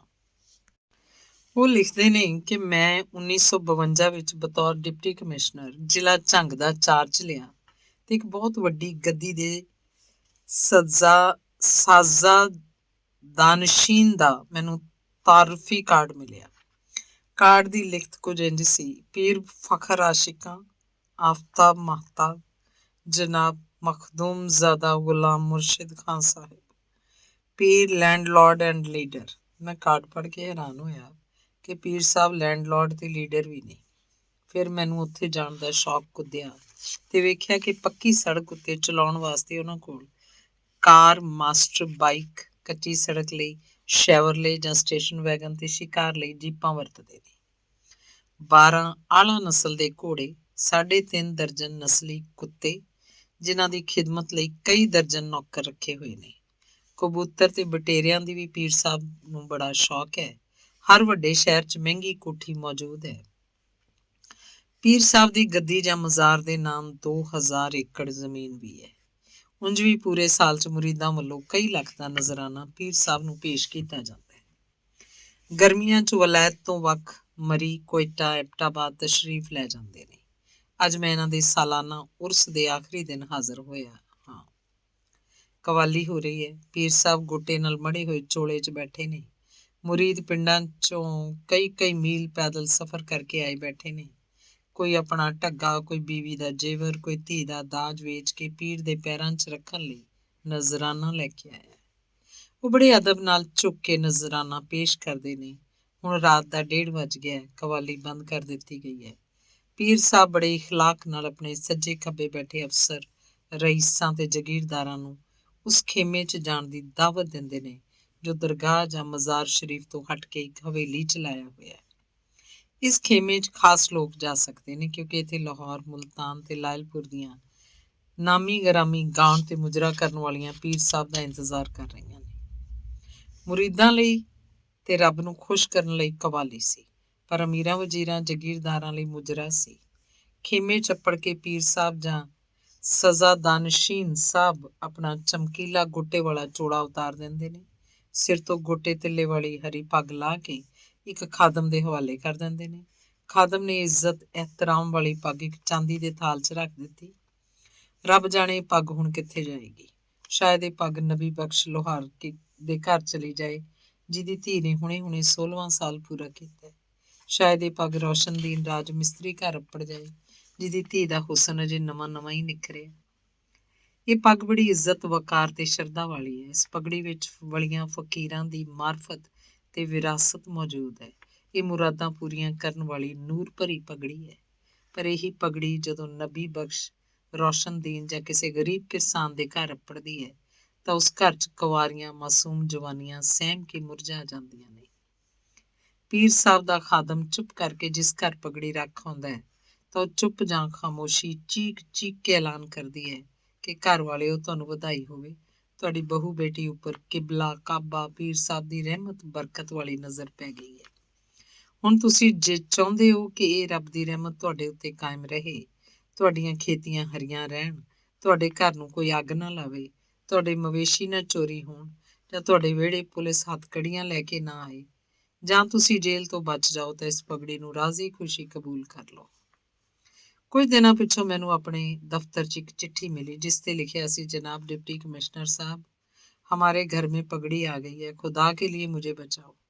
ਸਕੀਨਾ ਬੀਵੀ, ਦੁਖਤਰ ਗੁਲਾਮ ਮੁਹੰਮਦ, ਗਾਉਂ ਰਜਬਾਨਾ। ਮੈਂ ਇਸ ਕੁੜੀ ਦਾ ਖਤ ਬਾਰ-ਬਾਰ ਪੜ੍ਹਿਆ। ਪੁਲਿਸ ਤੇ ਮੈਜਿਸਟਰੇਟਾਂ ਨੂੰ ਪੁੱਛਿਆ ਤਾਂ ਪੂਰੀ ਗੱਲ ਸਮਝ 'ਚ ਆ ਗਈ। ਉਸੇ ਰਾਤ ਮੈਂ ਸਕੀਨਾ ਬੀਬੀ ਦੇ ਘਰ ਛਾਪਾ ਮਾਰਿਆ। ਸਕੀਨਾ ਤਾਂ ਬਚ ਗਈ, ਪਰ ਅਫਸੋਸ ਕਿ ਪਗੜੀ ਸਾਡੇ ਹੱਥ ਨਾ ਆਈ। ਮੈਂ ਇੱਕ ਮਸ਼ਹੂਰ, ਮਾਰੂਫ ਤੇ ਬੜੇ ਕਾਬਲ ਤੇ ਇਮਾਨਦਾਰ ਡਿਪਟੀ ਕਮਿਸ਼ਨਰ ਸਵਰਗੀ ਕੁਦਰਤ ਉਲਾ ਸ਼ਹਾਬ ਦਾ ਅੱਖੀ ਡਿੱਠਾ ਤੇ ਉਹਨਾਂ ਦੀ ਹੱਥੀ ਲਿਖੀ ਲਿਖਤ ਇਸ ਕਰਕੇ ਸੁਣਾ ਦਿੱਤੀ ਕਿ ਮੇਰੀਆਂ ਗੱਲਾਂ ਨੂੰ ਵਹਿਮ ਗੁਮਾਨ ਜਾਂ ਝੂਠ ਸਮਝ ਕੇ ਆਪਣੇ ਸ਼ੱਕ ਦੀ ਸੂਲੀ ਨਾ ਚਾੜ ਸਕੇ ਕੋਈ। ਮੈਂ ਸਵਰਗੀ ਕੁਦਰਤ ਉਲਾ ਨੂੰ ਪੀਰਾਂ ਵਾਂਗ ਮੰਨਣ ਵਾਲਾ। ਮੈਂ ਇਸ ਫਰਿਸ਼ਤੇ ਦਾ ਬੜਾ ਵੱਡਾ ਫੈਨ ਹਾਂ। ਇਸ ਕਰਕੇ ਮੇਰਾ ਸ਼ੌਕ ਹੈ ਕਿ ਇਸ ਬੰਦੇ ਦਾ ਥੋੜਾ ਜਿਹਾ ਪਿਛੋਕੜ ਵੀ ਦੱਸਾਂ। ਇਹ ਇਮਾਨਦਾਰ ਇਨਸਾਨ ਦਾ ਖਨਵਾਦਾ ਤੇ ਇਸ ਦੀ ਜੰਮਣ ਭੋਏ ਚਮਕੌਰ ਸਾਹਿਬ ਹੈ। ਇਸਨੇ ਅੱਧੀ ਪੜ੍ਹਾਈ ਰੋਪੜ 'ਚ ਕੀਤੀ ਤੇ ਫਿਰ ਜੰਮੂ ਚਲਾ ਗਿਆ, ਜਿੱਥੇ ਇਸ ਦਾ ਬਾਪ ਜੰਮੂ ਵੱਲੋਂ ਗਿਲਗਿਤ ਦਾ ਗਵਰਨਰ ਸੀ। ਇਹਦਾ ਬਾਪ ਜ਼ਿਲ੍ਹਾ ਅੰਬਾਲਾ 'ਚ 10ਵੀਂ ਵਿੱਚੋਂ ਅੱਵਲ ਆਇਆ ਸੀ। ਕੁਦਰਤ ਉਲਾ ਨੇ 1947 ਤੋਂ ਪਹਿਲਾਂ ICS ਦਾ ਇਮਤਿਹਾਨ ਪਾਸ ਕਰਕੇ ਬਿਹਾਰ ਦੇ ਜ਼ਿਲ੍ਹਾ ਭਾਗਲਪੁਰ ਤੇ ਫਿਰ ਔਰੰਗਾਬਾਦ ਡਿਪਟੀ ਕਮਿਸ਼ਨਰ ਬਣ ਕੇ ਨੌਕਰੀ ਕੀਤੀ। ਇਹ ਉਹ ਸ਼ਖਸ ਹੈ ਜਿਹਨੇ ਅੰਗਰੇਜ਼ ਹਕੂਮਤ ਦੀ ਮਰਜ਼ੀ ਵਿਰੁੱਧ ਬੰਗਾਲ ਦੇ ਸੋਕੇ ਵੇਲੇ ਗੋਦਾਮ ਦਾ ਜੰਦਰਾ ਤੋੜ ਕੇ ਭੁੱਖ ਨਾਲ ਮਰਦੇ ਲੋਕਾਂ ਨੂੰ ਹਜ਼ਾਰਾਂ ਮਣ ਚੌਲ ਵੰਡ ਦਿੱਤੇ। ਹਿੰਦੁਸਤਾਨ ਦੀ ਵੰਡ ਪਿੱਛੋਂ ਇਹ ਕਰਾਚੀ ਆ ਗਿਆ ਤੇ ਜਨਰਲ ਅਯੂਬ ਖਾਨ ਵੇਲੇ ਝੰਗ ਦਾ DC ਲੱਗਾ। ਅਯੂਬ ਖਾਨ ਨੇ ਇਹਨੂੰ ਆਖਿਆ, ਨਾ ਤੇਰੀ ਕੋਈ ਜਾਇਦਾਦ ਹੈ, ਨਾ ਤੇਰਾ ਆਪਣਾ ਘਰ ਹੈ, ਮੈਂ ਤੈਨੂੰ ਝੰਗ ਚੱਟ ਮੁਰੱਬੇ ਜ਼ਮੀਨ ਅਲਾਟ ਕਰ ਦਿੰਦਾ। ਇਸ ਸੱਲਾ ਵਾਲੇ ਨੇ ਆਖਿਆ, ਜਨਾਬ ਕਬਰ ਲਈ ਚੰਦ ਗਜ਼ ਜ਼ਮੀਨ ਦੀ ਲੋੜ ਹੁੰਦੀ ਹੈ ਤੇ ਉਹ ਕਿਧਰੋਂ ਲੱਭ ਹੀ ਜਾਏਗੀ। ਇਹ ਮੁਰੱਬੇ ਮੈਨੂੰ ਨਹੀਂ ਚਾਹੀਦੇ। ਇਹ ਸ਼ਖਸ ਵੱਡੇ ਵੱਡੇ ਅਹੁਦਿਆਂ ਉੱਤੇ ਰਹਿ ਕੇ ਵੀ ਆਪਣਾ ਘਰ ਨਾ ਬਣਾ ਸਕਿਆ। ਅਖੀਰ ਜਨਰਲ ਯਹੀਆ ਖਾਨ ਦੇ ਮਾਰਸ਼ਲ ਲਾਅ 'ਚ ਕੁਦਰਤ ਉਲਾ ਨੇ ਉਹਦੀ ਜਨਰਲ ਦੀ ਬਦਕਾਰੀ, ਸ਼ਰਾਬਨੋਸ਼ੀ ਤੇ ਬਦ ਕਿਰਦਾਰੀ ਵੇਖ ਕੇ ਉਸਦੇ ਨਜਾਇਜ਼ ਹੁਕਮ ਮੰਨਣ ਤੋਂ ਇਨਕਾਰ ਕਰ ਦਿੱਤਾ ਤੇ ਇਸ ਗਰੀਬ ਨੂੰ ਮੁਲਕ ਹੀ ਛੱਡਣਾ ਪਿਆ। ਇਹ ਵਿਚਾਰਾ ਇੱਕ ਦਿਨ ਲੰਦਨ ਦੇ ਕਿਸੇ ਗਰੀਬ ਜਿਹੇ ਇਲਾਕੇ 'ਚ ਇਸ ਦੁਨੀਆ ਨੂੰ ਸਲਾਮ ਕਰਕੇ ਆਪਣੇ ਰੱਬ ਨੂੰ ਜਾ ਮਿਲਿਆ। ਇਸ ਦੀ 800 ਸਫ਼ੇ ਦੀ ਜੀਵਨੀ ਕਈ ਵਾਰ ਪੜ੍ਹ ਚੁੱਕਾ ਤੇ ਰੋ ਚੁੱਕਾ। ਫਿਰ ਵੀ ਇਸ ਕਿਤਾਬ ਨੂੰ ਆਪਣੀਆਂ ਅੱਖਾਂ ਸਾਹਮਣੇ ਰੱਖਦਾ। ਦੁਆ ਹੈ ਰੱਬ ਇਸ ਆਪਣੇ ਬੰਦੇ ਨੂੰ ਬਹਿਸ਼ਤ ਵਿੱਚ ਥਾਂ ਦੇਵੇ ਤੇ ਸਾਡੇ ਜੇ ਗੁਨਾਹਗਾਰ ਨੂੰ ਸਿੱਧੀ ਰਾਹ ਵਿਖਾਵੇ। ਆਮੀਨ। ਮੈਨੂੰ ਮਾਫ ਕਰਿਓ, ਮੈਂ ਅੱਜ ਤੱਕ ਜੋ ਵੀ ਲਿਖਿਆ ਆਪਣੇ ਮਨ ਦੀ ਹੀ ਮੌਜ ਕੀਤੀ ਹੈ। ਇਹ ਕਦੀ ਸੋਚਿਆ ਹੀ ਨਹੀਂ ਕਿ ਮੇਰੇ ਪਾਠਕ ਕੀ ਆਖਣਗੇ। ਮਾਫੀ ਮੰਗਦੇ ਹੋਏ ਅਰਜ਼ ਕਰਾਂਗਾ ਕਿ ਸੱਚ ਤਾਂ ਇਹ ਹੈ ਕਿ ਮੈਂ ਸਭ ਕੁਝ ਆਪਣੀ ਜ਼ਾਤ ਲਈ ਲਿਖ ਰਿਹਾ ਹੁੰਦਾ। ਨਾ ਕਦੀ ਕਿਸੇ ਦਾ ਲਿਹਾਜ਼ ਕੀਤਾ, ਨਾ ਪਾਠਕਾਂ ਦੀ ਮਰਜ਼ੀ ਵੇਖੀ ਤੇ ਨਾ ਜ਼ਮਾਨੇ ਤੋਂ ਡਰ ਕੇ ਆਪਣੀ ਕਲਮ ਨੂੰ ਸ਼ਰਮਸਾਰ ਕੀਤਾ, ਕਿਉਂਕਿ ਡਰ ਡਰ ਕੇ ਜੰਗ ਲੜਨ ਵਾਲਾ ਹਾਰ ਜਾਂਦਾ ਹੈ। ਜ਼ਮਾਨੇ ਨੂੰ ਮੁੱਖ ਰੱਖ ਕੇ ਜਾਂ ਜ਼ਮਾਨੇ ਦਾ ਲਿਹਾਜ਼ ਕਰਕੇ ਲਿਖਣ ਵਾਲਾ ਆਪਣੀ ਲਿਖਤ ਨਾਲ ਇਨਸਾਫ ਨਹੀਂ ਕਰ ਸਕਦਾ। ਨਾਲੇ ਸੋਚ ਸੋਚ ਕੇ ਪਿਆਰ ਕਰਨ ਵਾਲੇ ਦੇ ਪਿਆਰ ਵਿੱਚ ਵੀ ਵਿਹਾਰ ਨਹੀਂ ਹੁੰਦਾ। ਸੱਚੇ ਸੁੱਚੇ ਖਿਆਲ ਤੇ ਜਜ਼ਬੇ ਨੂੰ ਖੌਫ ਜਾਂ ਕਿਸੇ ਦੇ ਲਿਹਾਜ਼ ਦੀ ਹੱਥਕੜੀ ਮਾਰਨ ਦੀ ਕੋਸ਼ਿਸ਼ ਕਰਨ ਵਾਲਾ ਲੇਖਕ ਬਦਦਿਆਨਤ ਤੇ ਬੇਈਮਾਨ ਹੁੰਦਾ ਹੈ। ਮੈਂ ਇੱਜ਼ਤਦਾਰ ਰਖਵਾਉਣ ਦੀ ਬਜਾਏ ਇਮਾਨਦਾਰ ਰਖਵਾਉਣਾ ਬਿਹਤਰ ਸਮਝਦਾ। ਆਪਣੀ ਕਹਾਣੀ ਬੁੱਕਲ ਵਿੱਚ ਮੈਂ ਇਸਲਾਮੀ ਕਾਨੂੰਨ ਹਲਾਲੇ ਬਾਰੇ ਤੇ ਅੱਥਰੀ ਨਾਵਲ ਵਿੱਚ ਨਿਕਾਹ ਬਾਰੇ ਜੋ ਲਿਖਿਆ ਉਹ ਸਿੱਧੀ ਸਾਵੀਂ ਮੌਲਵੀਆਂ ਨਾਲ ਜੰਗ ਹੈ। ਲੋਕਾਂ ਨੇ ਵੀ ਆਖਿਆ ਕਿ ਸੱਪ ਦੀ ਖੁੱਡ 'ਚ ਉਂਗਲ ਨਾ ਦੇ, ਪਰ ਮੈਂ ਆਪਣੀ ਲਿਖਤ ਵਿੱਚ ਨਾ ਯਾਰਾਂ ਦੀ ਯਾਰੀ ਦਾ ਲਿਹਾਜ਼ ਕੀਤਾ ਤੇ ਨਾ ਹੀ ਦੁਸ਼ਮਣਾਂ ਦੀ ਲਾਠੀ ਤੋਂ ਡਰਿਆ। ਲੰਦਨ ਲਾਇਬ੍ਰੇਰੀ 'ਚ ਰੱਖੀਆਂ ਹੋਈਆਂ ਮੇਰੀਆਂ ਕਿਤਾਬਾਂ ਉੱਤੇ ਕਿਸੇ ਨੇ ਮੈਨੂੰ ਗੱਦਾਰ, ਕਿਸੇ ਨੇ ਬੇਈਮਾਨ ਤੇ ਹੋਰ ਪਤਾ ਨਹੀਂ ਕੀ ਕੁਝ ਲਿਖਿਆ ਹੋਇਆ। ਪਰ ਉਸੇ ਕਿਤਾਬ ਉੱਤੇ ਇਹਨਾਂ ਗੱਲਾਂ ਦਾ ਜਵਾਬ ਦਿੰਦੇ ਹੋਏ ਕਿਸੇ ਨੇ ਇੱਕੋ ਹੀ ਫਿਕਰਾ ਲਿਖ ਕੇ ਗੱਲ ਮੁਕਾ ਦਿੱਤੀ ਹੈ। ਉਹ ਲਿਖਦਾ ਹੈ, ਅਮੀਨ ਮਲਿਕ ਦੀ ਕਾਮਯਾਬੀ ਤੇ ਸੱਚ ਤੋਂ ਸੜਨ ਵਾਲਿਓ ਸ਼ਰਮ ਕਰੋ। ਮੈਂ ਸੋਚਦਾ ਕਿ ਮੇਰਾ ਵਿਰੋਧ ਨਾ ਹੁੰਦਾ ਤਾਂ ਮੇਰੀਆਂ ਲਿਖਤਾਂ ਦੀ ਫਸਲ ਦੀ ਗੋਡੀ ਵੀ ਕੋਈ ਨਾ ਕਰਦਾ। ਗੱਦਾਰ ਆਖਣ ਵਾਲੇ ਨੂੰ ਇਹੀ ਆਖਾਂਗਾ ਕਿ ਗੱਦਾਰ ਤਾਂ ਉਹ ਹੁੰਦਾ ਜਿਹੜਾ ਆਪਣੀ ਜ਼ਮੀਰ ਤੇ ਸੱਚਾਈ ਦੇ ਮੋਰਚੇ ਉੱਤੇ ਬੈਠੀ ਫੌਜ ਵਿਰੁੱਧ ਸਾਜ਼ਿਸ਼ ਕਰੇ। ਮੈਂ ਤਾਂ ਹਮੇਸ਼ਾ ਸੱਚ ਦੇ ਮੋਢੇ ਨਾਲ ਮੋਢਾ ਲਾ ਕੇ ਲੜਿਆ, ਤਾਂ ਹੀ ਤਾਂ ਝੂਠ ਹਰ ਵੇਲੇ ਮੇਰੇ ਨਾਲ ਆਡਾ ਲਾਈ ਰੱਖਦਾ ਹੈ। ਬਹਿਰਹਾਲ ਰੱਬ ਜਾਣੇ ਚੰਗਾ ਜਾਂ ਮੰਦਾ, ਮੈਂ ਤਾਂ ਆਪਣੀ ਆਦਤ ਦੇ ਛਾਬੇ ਤੋਂ ਲੀੜਾ ਲਾ ਦਿੱਤਾ ਹੈ।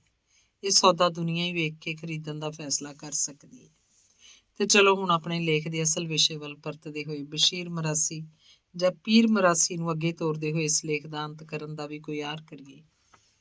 ਮੈਂ ਬਸ਼ੀਰ ਸ਼ਾਹ ਦੇ ਡੇਰੇ ਸ਼ੁਦਾ ਦੇ ਮਾਰੇ ਹੋਏ ਸ਼ਰਧਾਲੂਆਂ ਵਿੱਚ ਸ਼ੁਦਾਈ ਬਣ ਕੇ ਕੁਝ ਚਿਰ ਬੈਠਾ ਰਿਹਾ ਕਿ ਪੀਰ ਸਾਹਿਬ ਦਾ ਹੁਨਰ, ਚਾਲੇ, ਫਨ ਤੇ ਰੰਗਬਾਜ਼ੀ ਵੇਖਾਂ।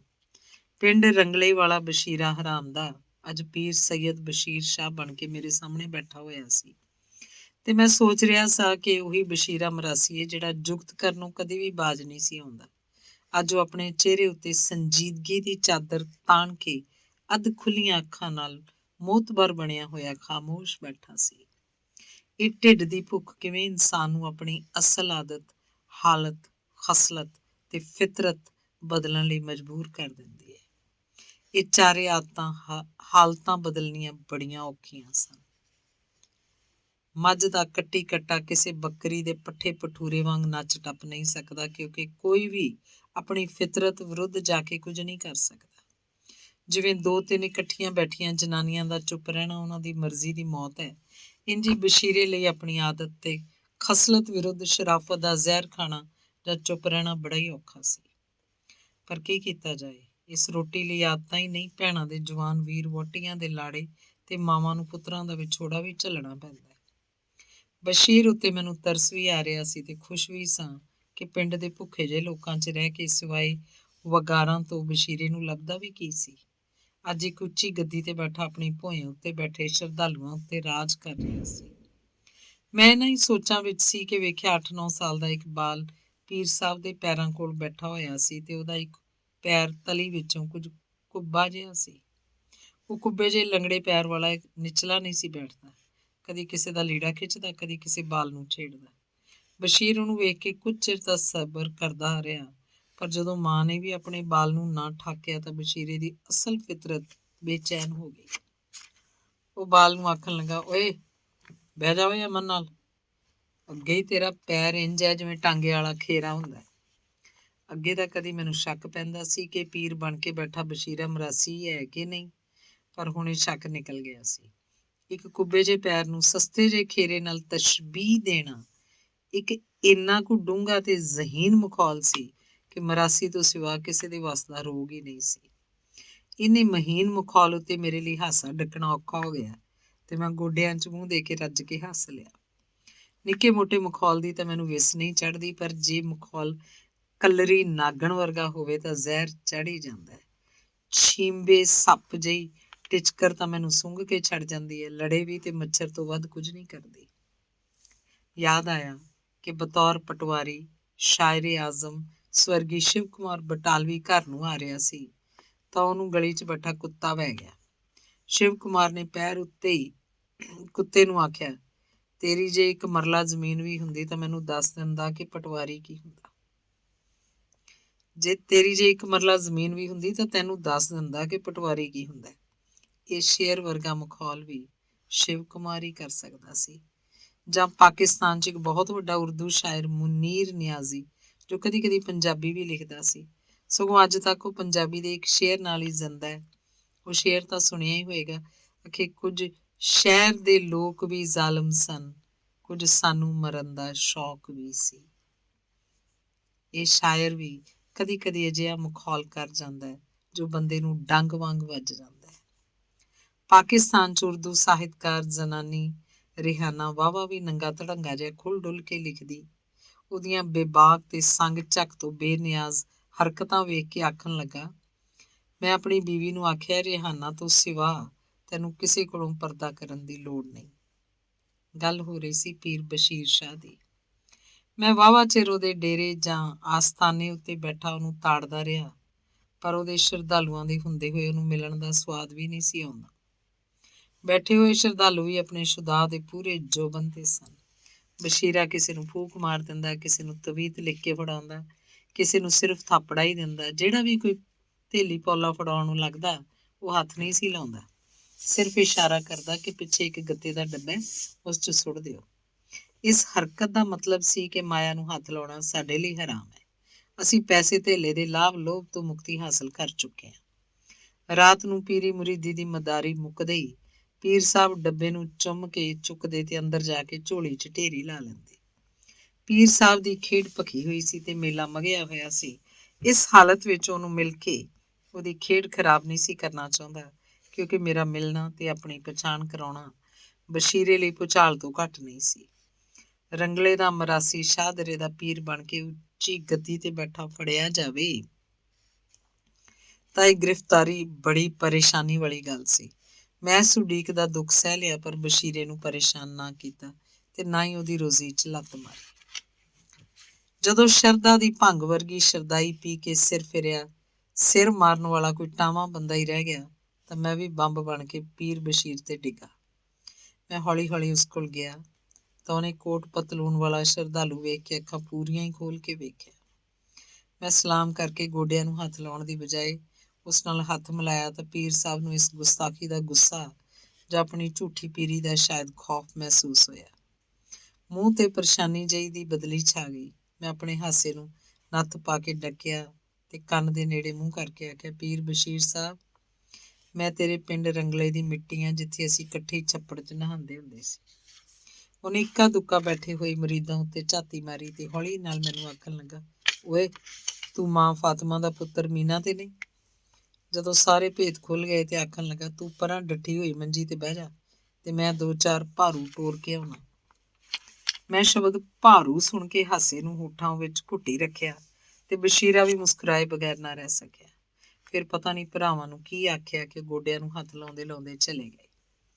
ਪੀਰ ਸਾਹਿਬ ਮੈਨੂੰ ਆਪਣੇ ਹੁਜਰੇ 'ਚ ਲੈ ਗਏ ਤੇ ਬੂਹਾ ਢੋ ਕੇ ਅਸੀਂ ਖੁੱਲ੍ਹ ਕੇ ਹੱਸੇ। ਬੜਾ ਚਿਰ ਸਾਡੀ ਜੱਫੀ ਨਾ ਛੁੱਟੀ। ਅਸੀਂ ਸ਼ਾਦਰੇ ਦੀ ਬਜਾਏ ਰੰਗਲਾ ਸਮਝ ਕੇ ਹੱਸ ਰਹੇ ਸਾਂ। ਬੁਢਾਪਾ ਭੁੱਲ ਕੇ ਜਵਾਨੀ ਮਨਾ ਰਹੇ ਸਾਂ। ਹਾਲ ਭੁੱਲ ਕੇ ਅਤੀਤ ਹੰਢਾ ਰਹੇ ਸਾਂ ਤੇ ਨਲਕੇ ਭੁੱਲ ਕੇ ਛੱਪੜ 'ਚ ਨਹਾ ਰਹੇ ਸਾਂ। ਵਿਹਲੇ ਹੋਏ ਤਾਂ ਬਸ਼ੀਰੇ ਨੇ ਆਪਣੀ ਅਸਲ ਖਸਲਤ ਨੂੰ ਵਰਤਦੇ ਹੋਏ ਆਖਿਆ, ਓਏ ਸੁਣਿਆ ਤੂੰ ਰੇਲਵਾਈ 'ਚ ਅਫਸਰ ਲੱਗ ਗਿਆ? ਸੁਣਾ ਵੱਡੀ ਦੇ ਕਿੰਨੇ ਕਾਹੂ ਲਾਉਣਾ? ਮੈਂ ਕਿਹਾ, ਮੈਂ ਤਾਂ ਵੱਡੀ ਨਹੀਂ ਖਾਂਦਾ। ਤੂੰ ਅੱਜ ਕੱਲ੍ਹ ਜੋ ਕੁਝ ਗਰੀਬਾਂ ਦੇ ਮੂੰਹੋਂ ਖੋਹ ਕੇ ਖਾ ਰਿਹਾ ਉਹਦੀ ਗੱਲ ਕਰ। ਬੱਲੇ ਓਏ ਸ਼ੇਰਾ, ਅਖੇ ਮੈਂ ਵੱਡੀ ਨਹੀਂ ਖਾਂਦਾ। ਸੱਪ ਕਹਿੰਦਾ ਮੈਂ ਡੱਡੀ ਨਹੀਂ ਖਾਂਦਾ। ਓਏ ਤੂੰ ਤਾਂ ਨਿੱਕਾ ਹੁੰਦਾ ਵੀ ਲੋਕਾਂ ਦੇ ਖੇਤਾਂ 'ਚੋਂ ਝੋਨੇ ਦਾ ਸੱਥਰ ਚੋਰੀ ਕਰਕੇ ਨੈਤੇ ਕਸ਼ਮੀਰੀ ਦੀ ਹੱਟੀ ਤੇ ਸਾਰੇ ਪਕੌੜੇ ਨੂਗਦੀ ਖਾ ਗਿਆ ਸੈਂ, ਵੱਡੀ ਕਿਉਂ ਨਹੀਂ ਖਾਂਦਾ? ਤੇਰੇ ਲੀੜਿਆਂ ਵਿੱਚੋਂ ਤਾਂ ਅਜੇ ਵੀ ਪਕੌੜਿਆਂ ਦੇ ਤੇਲ ਦੀ ਬੋ ਆਉਂਦੀ ਹੈ। ਮੈਂ ਕਿਹਾ, ਚੁੱਪ ਕਰ ਓਏ ਝੂਠਿਆ ਪੀਰਾ, ਰੱਬ ਕੋਲੋਂ ਡਰ। ਮਾਜ਼ੀ ਦੀਆਂ ਉਹ ਪੁਰਾਣੀਆਂ ਗੱਲਾਂ ਮੇਰੇ ਬਚਪਨ ਦੀ ਨਾਦਾਨੀ ਤੇ ਲੜਕਪਨ ਦੀ ਇੱਕ ਹਸੀਨ ਸ਼ਰਾਰਤ ਸੀ। ਉਹ ਸਭ ਕੁਝ ਵੇਲੇ ਦੇ ਵਹਿਣ 'ਚ ਰੁੜ ਗਿਆ। ਅੱਗੋਂ ਵੀ ਬਸ਼ੀਰਾ ਹਰਾਮ ਦਾ ਸੀ। ਆਖਣ ਲੱਗਾ, ਓਏ ਚੁੱਪ ਕਰ ਓਏ ਮੀਨਿਆ, ਤੂੰ ਰੰਗਲੇ ਦਾ ਚੋਰ ਲਾਹੌਰ ਆ ਕੇ ਵਲੀ ਅਲਾਹ ਬਣ ਗਿਆ ਹੈ। ਰੰਗਲੇ ਦੀ ਮਿੱਟੀ ਚੁੱਗੀ ਹੋਈ ਛਿੱਤਰ ਉੱਤੇ ਥੋਰ ਨੂੰ ਲਾਹੌਰ ਆ ਕੇ ਫੁੱਲ ਗੁਲਾਬ ਦੇ ਕਿਵੇਂ ਲੱਗ ਗਏ? ਆਦਤਾਂ ਮੌਤ ਨਾਲ ਜਾਂਦੀਆਂ ਨੇ। ਮੈਂ ਆਖਿਆ, ਪੀਰ ਸਾਹਿਬ, ਰੰਗਲੇ ਦਾ ਬਸ਼ੀਰਾ ਮਰਾਸੀ ਸ਼ਾਹਦਰੇ ਆ ਕੇ ਸੈਯਦ ਬਸ਼ੀਰ ਸ਼ਾਹ ਬਣ ਸਕਦਾ ਹੈ ਤਾਂ ਮੈਂ ਬਚਪਨ ਦੀ ਨਿੱਕੀ ਜਿਹੀ ਸ਼ਰਾਰਤ ਕਿਉਂ ਨਹੀਂ ਛੱਡ ਸਕਦਾ? ਉਸ ਹਰਾਮੀ ਨੇ ਫਿਰ ਟੋਕ ਮਾਰੀ ਤੇ ਆਖਣ ਲੱਗਾ, ਚਲੋ ਸਾਰੀ ਉਮਰ ਝੂਠ ਮਾਰਨ ਵਾਲੇ ਨੂੰ ਸੱਚਾ ਆਖਣ ਦਾ ਗੁਨਾਹ ਵੀ ਖੱਟ ਲੈਂਦੇ ਆ, ਪਰ ਹੁਣ ਤੂੰ ਬਾਲ ਪਰਿਵਾਰ ਦੀ ਸੁਣਾ। ਮੈਂ ਦੱਸਿਆ ਕਿ ਵਿਆਹ ਨੂੰ ਚਿਰ ਹੋ ਗਿਆ, ਹੁਣ ਤਾਂ 3 ਬਾਲ ਨੇ। ਬਸ਼ੀਰੇ ਨੇ ਫਿਰ ਬਕਵਾਸ ਕੀਤੀ, ਆਖਣ ਲੱਗਾ, ਸੁਣਾ ਚਮਨ ਮਸੀਹ ਦੇ ਪਿਓ ਲੈਣੇ ਈਸਾਈ ਵੱਲ ਢੁੱਕਿਆ ਸੈਂ ਕਿ ਜੰਝ ਫੇਰੂ ਨਾਈ ਹੋਰਾਂ ਦੇ ਘਰ ਗਈ ਸੀ? ਇਹਨਾਂ ਤੋਂ ਸਿਵਾ ਤੈਨੂੰ ਕਿਧਰੇ ਢੋਈ ਨਹੀਂ ਸੀ ਮਿਲ ਸਕਦੀ ਤੇ ਨਾ ਕਿਸੇ ਨੇ ਤੈਨੂੰ ਘਾਹ ਪਾਉਣਾ ਸੀ। ਮੈਂ ਰੱਜ ਕੇ ਹੱਸ ਲਿਆ ਤੇ ਦੱਸਿਆ ਕਿ ਮੇਰਾ ਵਿਆਹ ਲੰਦਨ ਹੋਇਆ ਸੀ। ਬਸ਼ੀਰੇ ਨੇ 3 ਵੇਰੀ ਉੱਚੀ ਉੱਚੀ ਲੰਦਨ ਆਖਿਆ ਤੇ ਨਾਲ ਹੀ ਆਖਣ ਲੱਗਾ, ਬੱਲੇ ਓਏ ਸ਼ੇਰਾ, ਉਹ ਲੰਦਨ ਤੋਂ ਉਰੇ ਖਲੋਂਦਾ ਹੀ ਨਹੀਂ। ਹੋ ਸਕਦਾ ਕੋਈ ਅਣਭੋਲ ਜੇ ਉਹ ਬੜ ਢਹਿ ਚੜ ਗਏ ਹੁਣ। ਕਿੱਥੇ ਲੰਦਨ, ਕਿੱਥੇ ਰੰਗਲੇ ਦਾ ਝੋਨਾ ਚੋਰ। ਮੈਂ ਕਿਹਾ, ਬਸ਼ੀਰਿਆ, ਹੁਣ ਭੌਂਕਣਾ ਬੰਦ ਕਰ ਤੇ ਦੱਸ ਕਿ ਤੇਰਾ ਬਾਕੀ ਮਰਾਸ ਵਾਧਾ ਕਿੱਥੇ ਹੈ ਤੇ ਛੱਬਾ ਕਿੱਥੇ ਰਹਿੰਦਾ?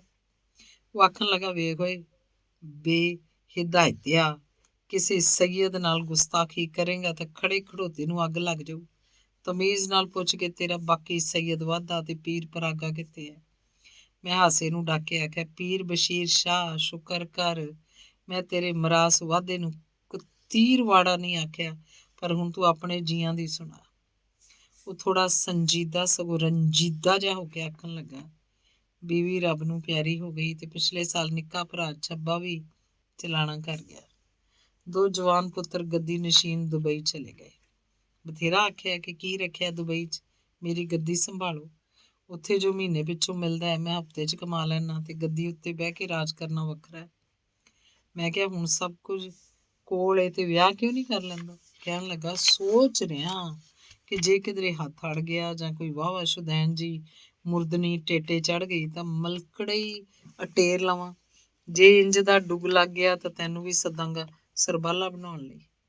ਇੰਜ ਹੀ ਅਸੀਂ ਪੂਰੀ ਬੇਤਕਲਫੀ 'ਚ ਖੁੱਲ ਡੁੱਲ ਕੇ ਇੱਕ ਦੂਜੇ ਉੱਤੇ ਤਾਨੇ ਮਿਹਣਿਆਂ ਦੀ ਚਾਂਦਮਾਰੀ ਕੀਤੀ ਤੇ ਆਪਣੇ ਖੁਸ਼ੀਆਂ ਭਰੇ ਅਤੀਤ ਦੀ ਪੀਂਘ ਦਾ ਭਰਪੂਰ ਹੂਟਾ ਲਿਆ। ਫਿਰ ਹੌਲੀ ਹੌਲੀ ਮਖੌਲ ਦੇ ਮਾਹੌਲ 'ਚੋਂ ਨਿਕਲ ਕੇ ਅਸੀਂ ਸੰਜੀਦਗੀ ਵੱਲ ਪਰਤੇ ਤਾਂ ਮੈਂ ਆਖਿਆ, ਬਸ਼ੀਰ, ਇਹ ਸਭ ਕੁਝ ਕਿਉਂ ਤੇ ਕਿਵੇਂ ਹੋਇਆ? ਉਸ ਆਖਿਆ, ਵੇਖ ਅਮੀਨ, ਜਦੋਂ ਭੁੱਖਾਂ ਪੈਂਦੀਆਂ ਨੇ ਜਾਂ ਲੋੜਾਂ ਮੂੰਹ ਅੱਡ ਲੈਂਦੀਆਂ ਨੇ ਤਾਂ ਕੂੰਜਾਂ ਵੀ ਆਪਣਾ ਦੇਸ਼ ਛੱਡਣ ਲਈ ਮਜਬੂਰ ਹੋ ਜਾਂਦੀਆਂ ਨੇ। ਮੇਰੇ ਵੱਡੇ ਵਡੇਰਿਆਂ ਨੇ ਤਾਂ ਇਸ ਪਿੰਡ ਵਿੱਚ ਰੋ ਪਿੱਟ ਕੇ ਜ਼ਿੰਦਗੀ ਦਾ ਪੈਂਡਾ ਕੱਟ ਲਿਆ ਸੀ। ਮੈਂ ਤੇਰੇ ਨਾਲੋਂ 6-7 ਵਰ੍ਹੇ ਵੱਡਾ ਤੇ ਇਹ ਪਿੰਡ ਰੰਗਲਾ, ਪਿੰਡ ਦੂਲੇ ਤੇ ਸਾਊ ਸਰਦਾਰਾਂ ਦਾ ਸੀ। ਉਹ ਆਪ ਵੀ ਚੰਗਾ ਖਾਂਦੇ ਤੇ ਚੰਗਾ ਪੀਂਦੇ ਸਨ। ਪਿੰਡ ਦੇ ਕਮੀਣਾਂ ਦਾ ਵੀ ਧਿਆਨ ਰੱਖਦੇ, ਜਿਸ ਕਰਕੇ ਰੋਟੀ ਟੁੱਕ ਵੱਲੋਂ ਹੱਥ ਤੰਗ ਨਹੀਂ ਸੀ। ਫਿਰ 47 ਆਇਆ ਤੇ ਉਹ ਸਾਡੇ ਗਲ ਲੱਗ ਕੇ ਰੋਂਦੇ ਹੋਏ ਹਿੰਦੁਸਤਾਨ ਚਲੇ ਗਏ। 8-10 ਘਰ ਈਸਾਈ ਤੇ 6 ਘਰ ਮੁਸਲਮਾਨਾਂ ਦੇ ਸਨ। ਅਸੀਂ ਉਹਨਾਂ ਦੇ ਭਰੇ ਹੋਏ ਘਰਾਂ ਨੂੰ ਲੁੱਟ ਕੇ ਆਪਣੇ ਘਰ ਭਰ ਲਏ ਤੇ ਮੱਝਾਂ ਗਾਵਾਂ ਵੀ ਘਰੀਂ ਬੰਨ ਲਈਆਂ। ਤੂੰ ਵੇਖਿਆ ਹੀ ਹੋਣਾ, ਕਮੀ ਹੋ ਕੇ ਵੀ ਅਸੀਂ ਚੌਧਰੀਆਂ ਵਾਲੀ ਜ਼ਿੰਦਗੀ ਗੁਜ਼ਾਰ ਰਹੇ ਸਾਂ। ਅਸੀਂ ਪਹਿਲਵਾਨੀ ਕਰਨ ਲਈ ਅਖਾੜੇ ਗੋਡ ਲਏ, ਪਰ ਕਿੰਨਾ ਕੁ ਚਿਰ? ਲੁੱਟਿਆ ਹੋਇਆ ਮਾਲ ਮੁੱਕ ਗਿਆ, ਮੱਝਾਂ ਵਿਕ ਗਈਆਂ, ਪਹਿਲਵਾਨੀ ਛੁੱਟ ਗਈ। ਗਰੀਬੀ ਥੋੜੇ ਚਿਰ ਲਈ ਕਿਧਰੇ ਪ੍ਰਾਹੁਣੀ ਚਲੀ ਗਈ, ਪਰ ਮੁੜੋ ਸਾਡੀਆਂ ਬਰੂਹਾਂ ਉੱਤੇ ਆਣ ਬੈਠੀ। ਉਧਰ ਤੁਸਾਂ ਪਨਾਹਗੀਰਾਂ ਦੇ ਘਰਾਂ ਉੱਤੇ ਮੱਲਾਂ ਮਾਰ ਲਈਆਂ ਤੇ ਜ਼ਮੀਨਾਂ ਅਲਾਟ ਕਰਕੇ ਮਾਲਕ ਬਣ ਬੈਠੇ ਸਾਰੇ ਪਿੰਡ ਦੇ। ਅਸਾਂ ਸੋਚਿਆ ਕੌਮ ਦੇ ਗੁੱਜਰ ਚੌਧਰੀ ਲੋਕ ਨੇ, ਕਮੀ ਕਮੀਨ ਦੇ ਸਿਰ ਉੱਤੇ ਹੱਥ ਰੱਖਣਗੇ, ਪਰ ਵੱਟ ਨਾ ਖਾਈ ਮੀਨਿਆ। ਇਹ ਚੌਧਰੀ ਤਾਂ ਬਾਸਮਤੀ ਵੇਚ ਦਿੰਦੇ ਐ ਤੇ ਝੋਨੇ ਦੇ ਮੋਟੇ ਚੌਲ ਖਾਂਦੇ ਸੀ। ਇਹ ਤਾਂ ਰਾਤ ਨੂੰ ਡੋਈ ਚੱਟ ਕੇ ਝੱਟ ਲੰਘਾਉਣ ਵਾਲੇ ਲੋਕ ਸੀ, ਕਿਸੇ ਨੂੰ ਸਿਰ ਦੀ ਜੂੰ ਨਹੀਂ ਸੀ ਦਿੰਦੇ। ਤੂੰ ਤੇ ਚੌਥੀ ਜਮਾਤ ਪਾਸ ਕਰਕੇ ਚਲਾ ਗਿਆ ਸੈਂ। ਪਿੱਛੋਂ ਰੱਜੇ ਪੁੱਜੇ ਗੁੱਜਰਾਂ ਦੇ ਘਰ ਨੱਚਦੀ ਹੋਈ ਭੁੱਖ ਜਿਹੜੀ ਅਸੀਂ ਵੇਖੀ ਹੈ, ਰੱਬ ਬਚਾਏ ਉਸ ਤੋਂ। ਈਮਾਨ ਨਾਲ ਕੁੱਤੇ ਵੀ ਭੁੱਖ ਦੇ ਮਾਰੇ ਜੂਹ ਛੱਡ ਗਏ, ਕਾਂ ਤੱਕ ਦੌੜ ਗਏ। ਸਾਡੇ ਜਿਹੇ ਜ਼ਿਮੀਂਦਾਰਾਂ ਦੇ ਘਰੋਂ ਲੱਸੀ ਦੀ ਲੱਪ ਮੰਗ ਕੇ ਪੀ ਲੈਂਦੇ ਸਨ, ਪਰ ਪਤਾ ਨਹੀਂ ਇਹ ਪਨਾਹਗੀਰ ਕਿੱਥੋਂ ਆਏ ਕਿ ਕੁਝ ਲੱਸੀ ਪੀ ਲੈਂਦੇ, ਕੁਝ ਦੀ ਕੜੀ ਪਕਾ ਲੈਂਦੇ, ਬਾਕੀ ਕੁੱਜੇ 'ਚ ਪਾ ਲੈਂਦੇ ਤੇ 7 ਦਿਨਾਂ ਪਿੱਛੋਂ ਜਨਾਨੀਆਂ ਖੱਟੀ ਲੱਸੀ ਨਾਲ ਸਿਰ ਧੋ ਲੈਂਦੀਆਂ। ਲੱਸੀ ਪੁਣ ਕੇ ਜੋ ਛਿੱਡੀ ਨਿਕਲਦੀ ਉਹ ਪਹਿਲਾਂ ਕਾਂ ਖਾ ਲਿਆ ਕਰਦੇ ਸੀ, ਪਰ ਹੁਣ ਉਹ ਚੁਧਰਾਣੀ ਮੁੰਡੇ ਦੇ ਸਿਰ 'ਚ ਮਲ ਲੈਂਦੀ ਸੀ। ਬਸ ਭੁੱਖੇ ਰਹਿ ਰਹਿ ਕੇ ਜ਼ਮੀਨਾਂ ਹੀ ਖਰੀਦੀ ਜਾਂਦੇ ਸੀ। ਇਸ ਭੁੱਖ ਦੇ ਢੇਕੇ ਪਿੰਡ ਰਹਿ ਕੇ ਅੱਗ ਲਾਉਣੀ ਸੀ ਤੇਰੇ ਮਾਮਿਆਂ ਦੇ ਪਿੰਡ ਨੂੰ। ਬਸ਼ੀਰੇ ਦੀਆਂ ਗੱਲਾਂ ਵੀ ਵਿਸਵੇ ਸੱਚੀਆਂ ਸਨ, ਕਿਉਂਕਿ ਕੁਝ ਚਿਰ ਪਹਿਲਾਂ ਮਰਨ ਵਾਲੇ ਅਬਦੁਲ ਵਾਹਿਦ ਨੇ ਮੈਨੂੰ ਵੀ ਆਖਿਆ ਸੀ ਕਿ ਇੰਨੀ ਸਾਰੀ ਕੋਠੀ ਪਾ ਕੇ ਪੈਸੇ ਬਰਬਾਦ ਕਰਨ ਨਾਲੋਂ ਰੰਗਲੇ ਇੱਕ ਮਰਬਾ ਜ਼ਮੀਨ ਖਰੀਦ ਲੈਂਦਾ ਤਾਂ ਚੰਗਾ ਸੀ। ਪਰ ਮੈਨੂੰ ਥੋੜੀ ਜਿਹੀ ਨਮੋਸ਼ੀ ਹੋਈ ਤੇ ਮੈਂ ਆਖਿਆ, ਓਏ ਬਸ਼ੀਰਿਆ, ਮੇਰੀ ਗੋਦ ਵਿੱਚ ਬਹਿ ਕੇ ਦਾੜੀ ਤਾਂ ਨਾ ਪੁੱਟ। ਉਹ ਹੱਸ ਕੇ ਆਖਣ ਲੱਗਾ, ਓਏ ਤੇਰੇ ਸਾਕਾਂ ਨੇ ਸਾਡਾ ਬੂਟਾ ਪੁੱਟ ਛੱਡਿਆ ਹੈ, ਸਾਡਾ ਜੱਦੀ ਪੁਸ਼ਤੀ ਪਿੰਡ ਛੁਡਾ ਦਿੱਤਾ ਤੇ ਤੂੰ ਦਾੜੀ ਨੂੰ ਰੋਣਾ ਹੈ। ਮੈਂ ਕਿਹਾ, ਚੱਲ ਛੱਡ ਬਸ਼ੀਰਿਆ, ਤੇਰਾ ਕੀ ਵਿਗੜਿਆ? ਲੋਕਾਂ ਤੈਨੂੰ ਕੰਜੂਸੀ ਦੀ ਲੱਤ ਮਾਰੀ ਤੇ ਤੇਰਾ ਕੁੱਬ ਨਿਕਲ ਆਇਆ। ਉਹਨਾਂ ਦੀ ਬੁਰਾਈ ਤੈਨੂੰ ਜੱਚ ਗਈ ਤੇ ਤੇਰਾ ਕੰਮ ਸਕਾਰਥਾ ਹੋ ਗਿਆ। ਹੁਣ ਤੂੰ ਉੱਚੀ ਗੱਦੀ ਉੱਤੇ ਬਹਿ ਕੇ ਇਨਸਾਨਾਂ ਵਰਗੀਆਂ ਭੇਡਾਂ ਉੱਤੇ ਰਾਜ ਕਰ ਰਿਹਾ। ਛੱਡ ਸਾਰੀਆਂ ਗੱਲਾਂ, ਤੂੰ ਇਹ ਸੁਣਾ, ਇਹ ਸਾਰਾ ਕੁਝ ਕਿਵੇਂ ਹੋਇਆ? ਇਹ ਖੁੱਲਾ ਡੁੱਲਾ ਡੇਰਾ ਕਿੱਥੋਂ ਲਿਆ ਤੇ ਭੇਡਾਂ ਭਾਰੂ ਕਿਵੇਂ ਇਕੱਠੇ ਕੀਤੇ? ਉਹ ਆਖਣ ਲੱਗਾ, ਈਮਾਨ ਨਾਲ ਮੈਨੂੰ ਤਾਂ ਕੁਝ ਵੀ ਨਹੀਂ ਕਰਨਾ ਪਿਆ। ਭੁੱਖਾਂ ਦਾ ਫਾਂਡਾ ਖਾ ਕੇ ਪਿੰਡੋਂ ਦੌੜਿਆ ਤੇ ਇੱਕ ਜਾਣੂ ਬੰਦੇ ਕੋਲ ਸ਼ਾਦਰੇ ਆ ਗਿਆ। ਰਾਜਾ ਮਿਸਤਰੀਆਂ ਨਾਲ ਮਜ਼ਦੂਰੀ ਕਰਕੇ ਇੱਕ ਨਿੱਕੀ ਜਿਹੀ ਕੋਠੜੀ ਕਿਰਾਏ ਤੇ ਲੈ ਕੇ ਰਹਿਣ ਲੱਗ ਪਿਆ। ਨਾਈ ਨੂੰ ਦੇਣ ਲਈ ਪੈਸੇ ਕੋਲ ਕੋਈ ਨਹੀਂ ਸੀ, ਮਜਬੂਰਨ ਦਾੜੀ ਰੱਖ ਲਈ। ਬਹੁਤੀ ਵਧੀ ਦਾੜੀ ਵੇਖ ਕੇ ਮੁਹੱਲੇ ਵਾਲੇ ਝੁੱਕ ਕੇ ਸਲਾਮ ਕਰਨ ਲੱਗ ਪਏ ਤੇ ਮੈਂ ਰੱਬ ਰੱਬ ਕਰਦੇ ਹੋਏ ਸਿਰ ਉੱਤੇ ਪਿਆਰ ਦਿੰਦਾ ਰਿਹਾ। ਇੱਕ ਦਿਨ ਇੱਕ ਬਿਮਾਰ ਬਾਲ ਚੁੱਕੀ ਫਿਰਦੀ ਜਨਾਨੀ ਨੇ ਆਖਿਆ ਕਿ ਬਾਬਾ ਜੀ, ਇਹਨੂੰ ਬੜੇ ਦਿਨਾਂ ਤੋਂ ਕਸ ਚੜੀ ਹੋਈ ਏ, ਕੁਝ ਦਮ ਕਰਕੇ ਫੂਕ ਮਾਰ ਦਿਓ। ਉਹ ਲੋਕਾਂ ਦੇ ਯਕੀਨ ਵਾਲੇ ਚੁੱਲ੍ਹੇ 'ਚ ਮਾਰੀ ਹੋਈ ਮੇਰੀ ਪਹਿਲੀ ਫੂਕ ਸੀ। ਮੈਂ ਆਪਣੇ ਮੂੰਹ 'ਚ ਐਵੇਂ ਬੁੜਬੁੜ ਕਰਕੇ ਉਸ ਬਾਲ ਨੂੰ ਫੂਕ ਮਾਰ ਦਿੱਤੀ ਤੇ ਨਾਲ ਹੀ ਦਿਲ 'ਚ ਆਖਿਆ ਕਿ ਰੱਬਾ, ਤੂੰ ਹੀ ਇੱਜ਼ਤਾਂ ਰੱਖਣ ਵਾਲਾ ਹੈ।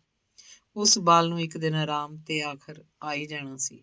ਨਾਲੇ ਨਾ ਵੀ ਆਉਂਦਾ ਤਾਂ ਮੈਂ ਕਿਹੜਾ ਉਸ ਬੀਬੀ ਨੂੰ ਅਸ਼ਟਾਮ ਲਿਖ ਕੇ ਦਿੱਤਾ ਸੀ। ਕਿਸੇ ਵੀ ਪੀਰ ਫਕੀਰ ਦੀ ਹਰ ਫੂਕ ਕਾਰੇ ਤੇ ਨਹੀਂ ਆ ਜਾਂਦੀ। ਉਸ ਬਾਲ ਦੀ ਮਾਂ ਨੇ ਕਿਸੇ ਹੋਰ ਮਾਂ ਨੂੰ ਦੱਸਿਆ ਹੋ ਸੀ ਕਿ ਬਾਬੀ ਦੀ ਫੂਕ ਨਾਲ ਮੇਰਾ ਪੁੱਤਰ ਠੀਕ ਹੋ ਗਿਆ। ਬਸ ਫਿਰ ਫੂਕਾਂ ਸ਼ੁਰੂ ਹੋ ਗਈਆਂ। ਵੇਖਦਿਆਂ ਅੱਜ ਹੋਰ ਕੱਲ ਹੋਰ ਕਈ ਤਵੀਤ ਮੰਗਣ ਵਾਲੇ ਵੀ ਆ ਗਏ। ਰਾਤ ਨੂੰ ਕਦੀ ਖੀਰ, ਮਿੱਠੇ ਚੌਲ ਤੇ ਹਲਵਾ ਮੇਰੀ ਕੋਠੜੀ 'ਚ ਆਉਣ ਲੱਗ ਪਿਆ। ਮੈਂ ਕਿਸੇ ਨੂੰ ਕੁਝ ਵੀ ਨਹੀਂ ਸੀ ਆਖਿਆ, ਪਰ ਉਹ ਆਪੇ ਹੀ ਮੈਨੂੰ ਸ਼ਾਹ ਜੀ ਕਹਿਣ ਲੱਗ ਪਏ। ਮੈਨੂੰ ਆਉਂਦੀ ਤਾਂ ਨਹੀਂ ਸੀ, ਪਰ ਕੰਮ ਰਿੜਦਾ ਵੇਖ ਕੇ ਨਮਾਜ਼ ਵੀ ਪੜ੍ਹਨ ਲੱਗ ਪਿਆ।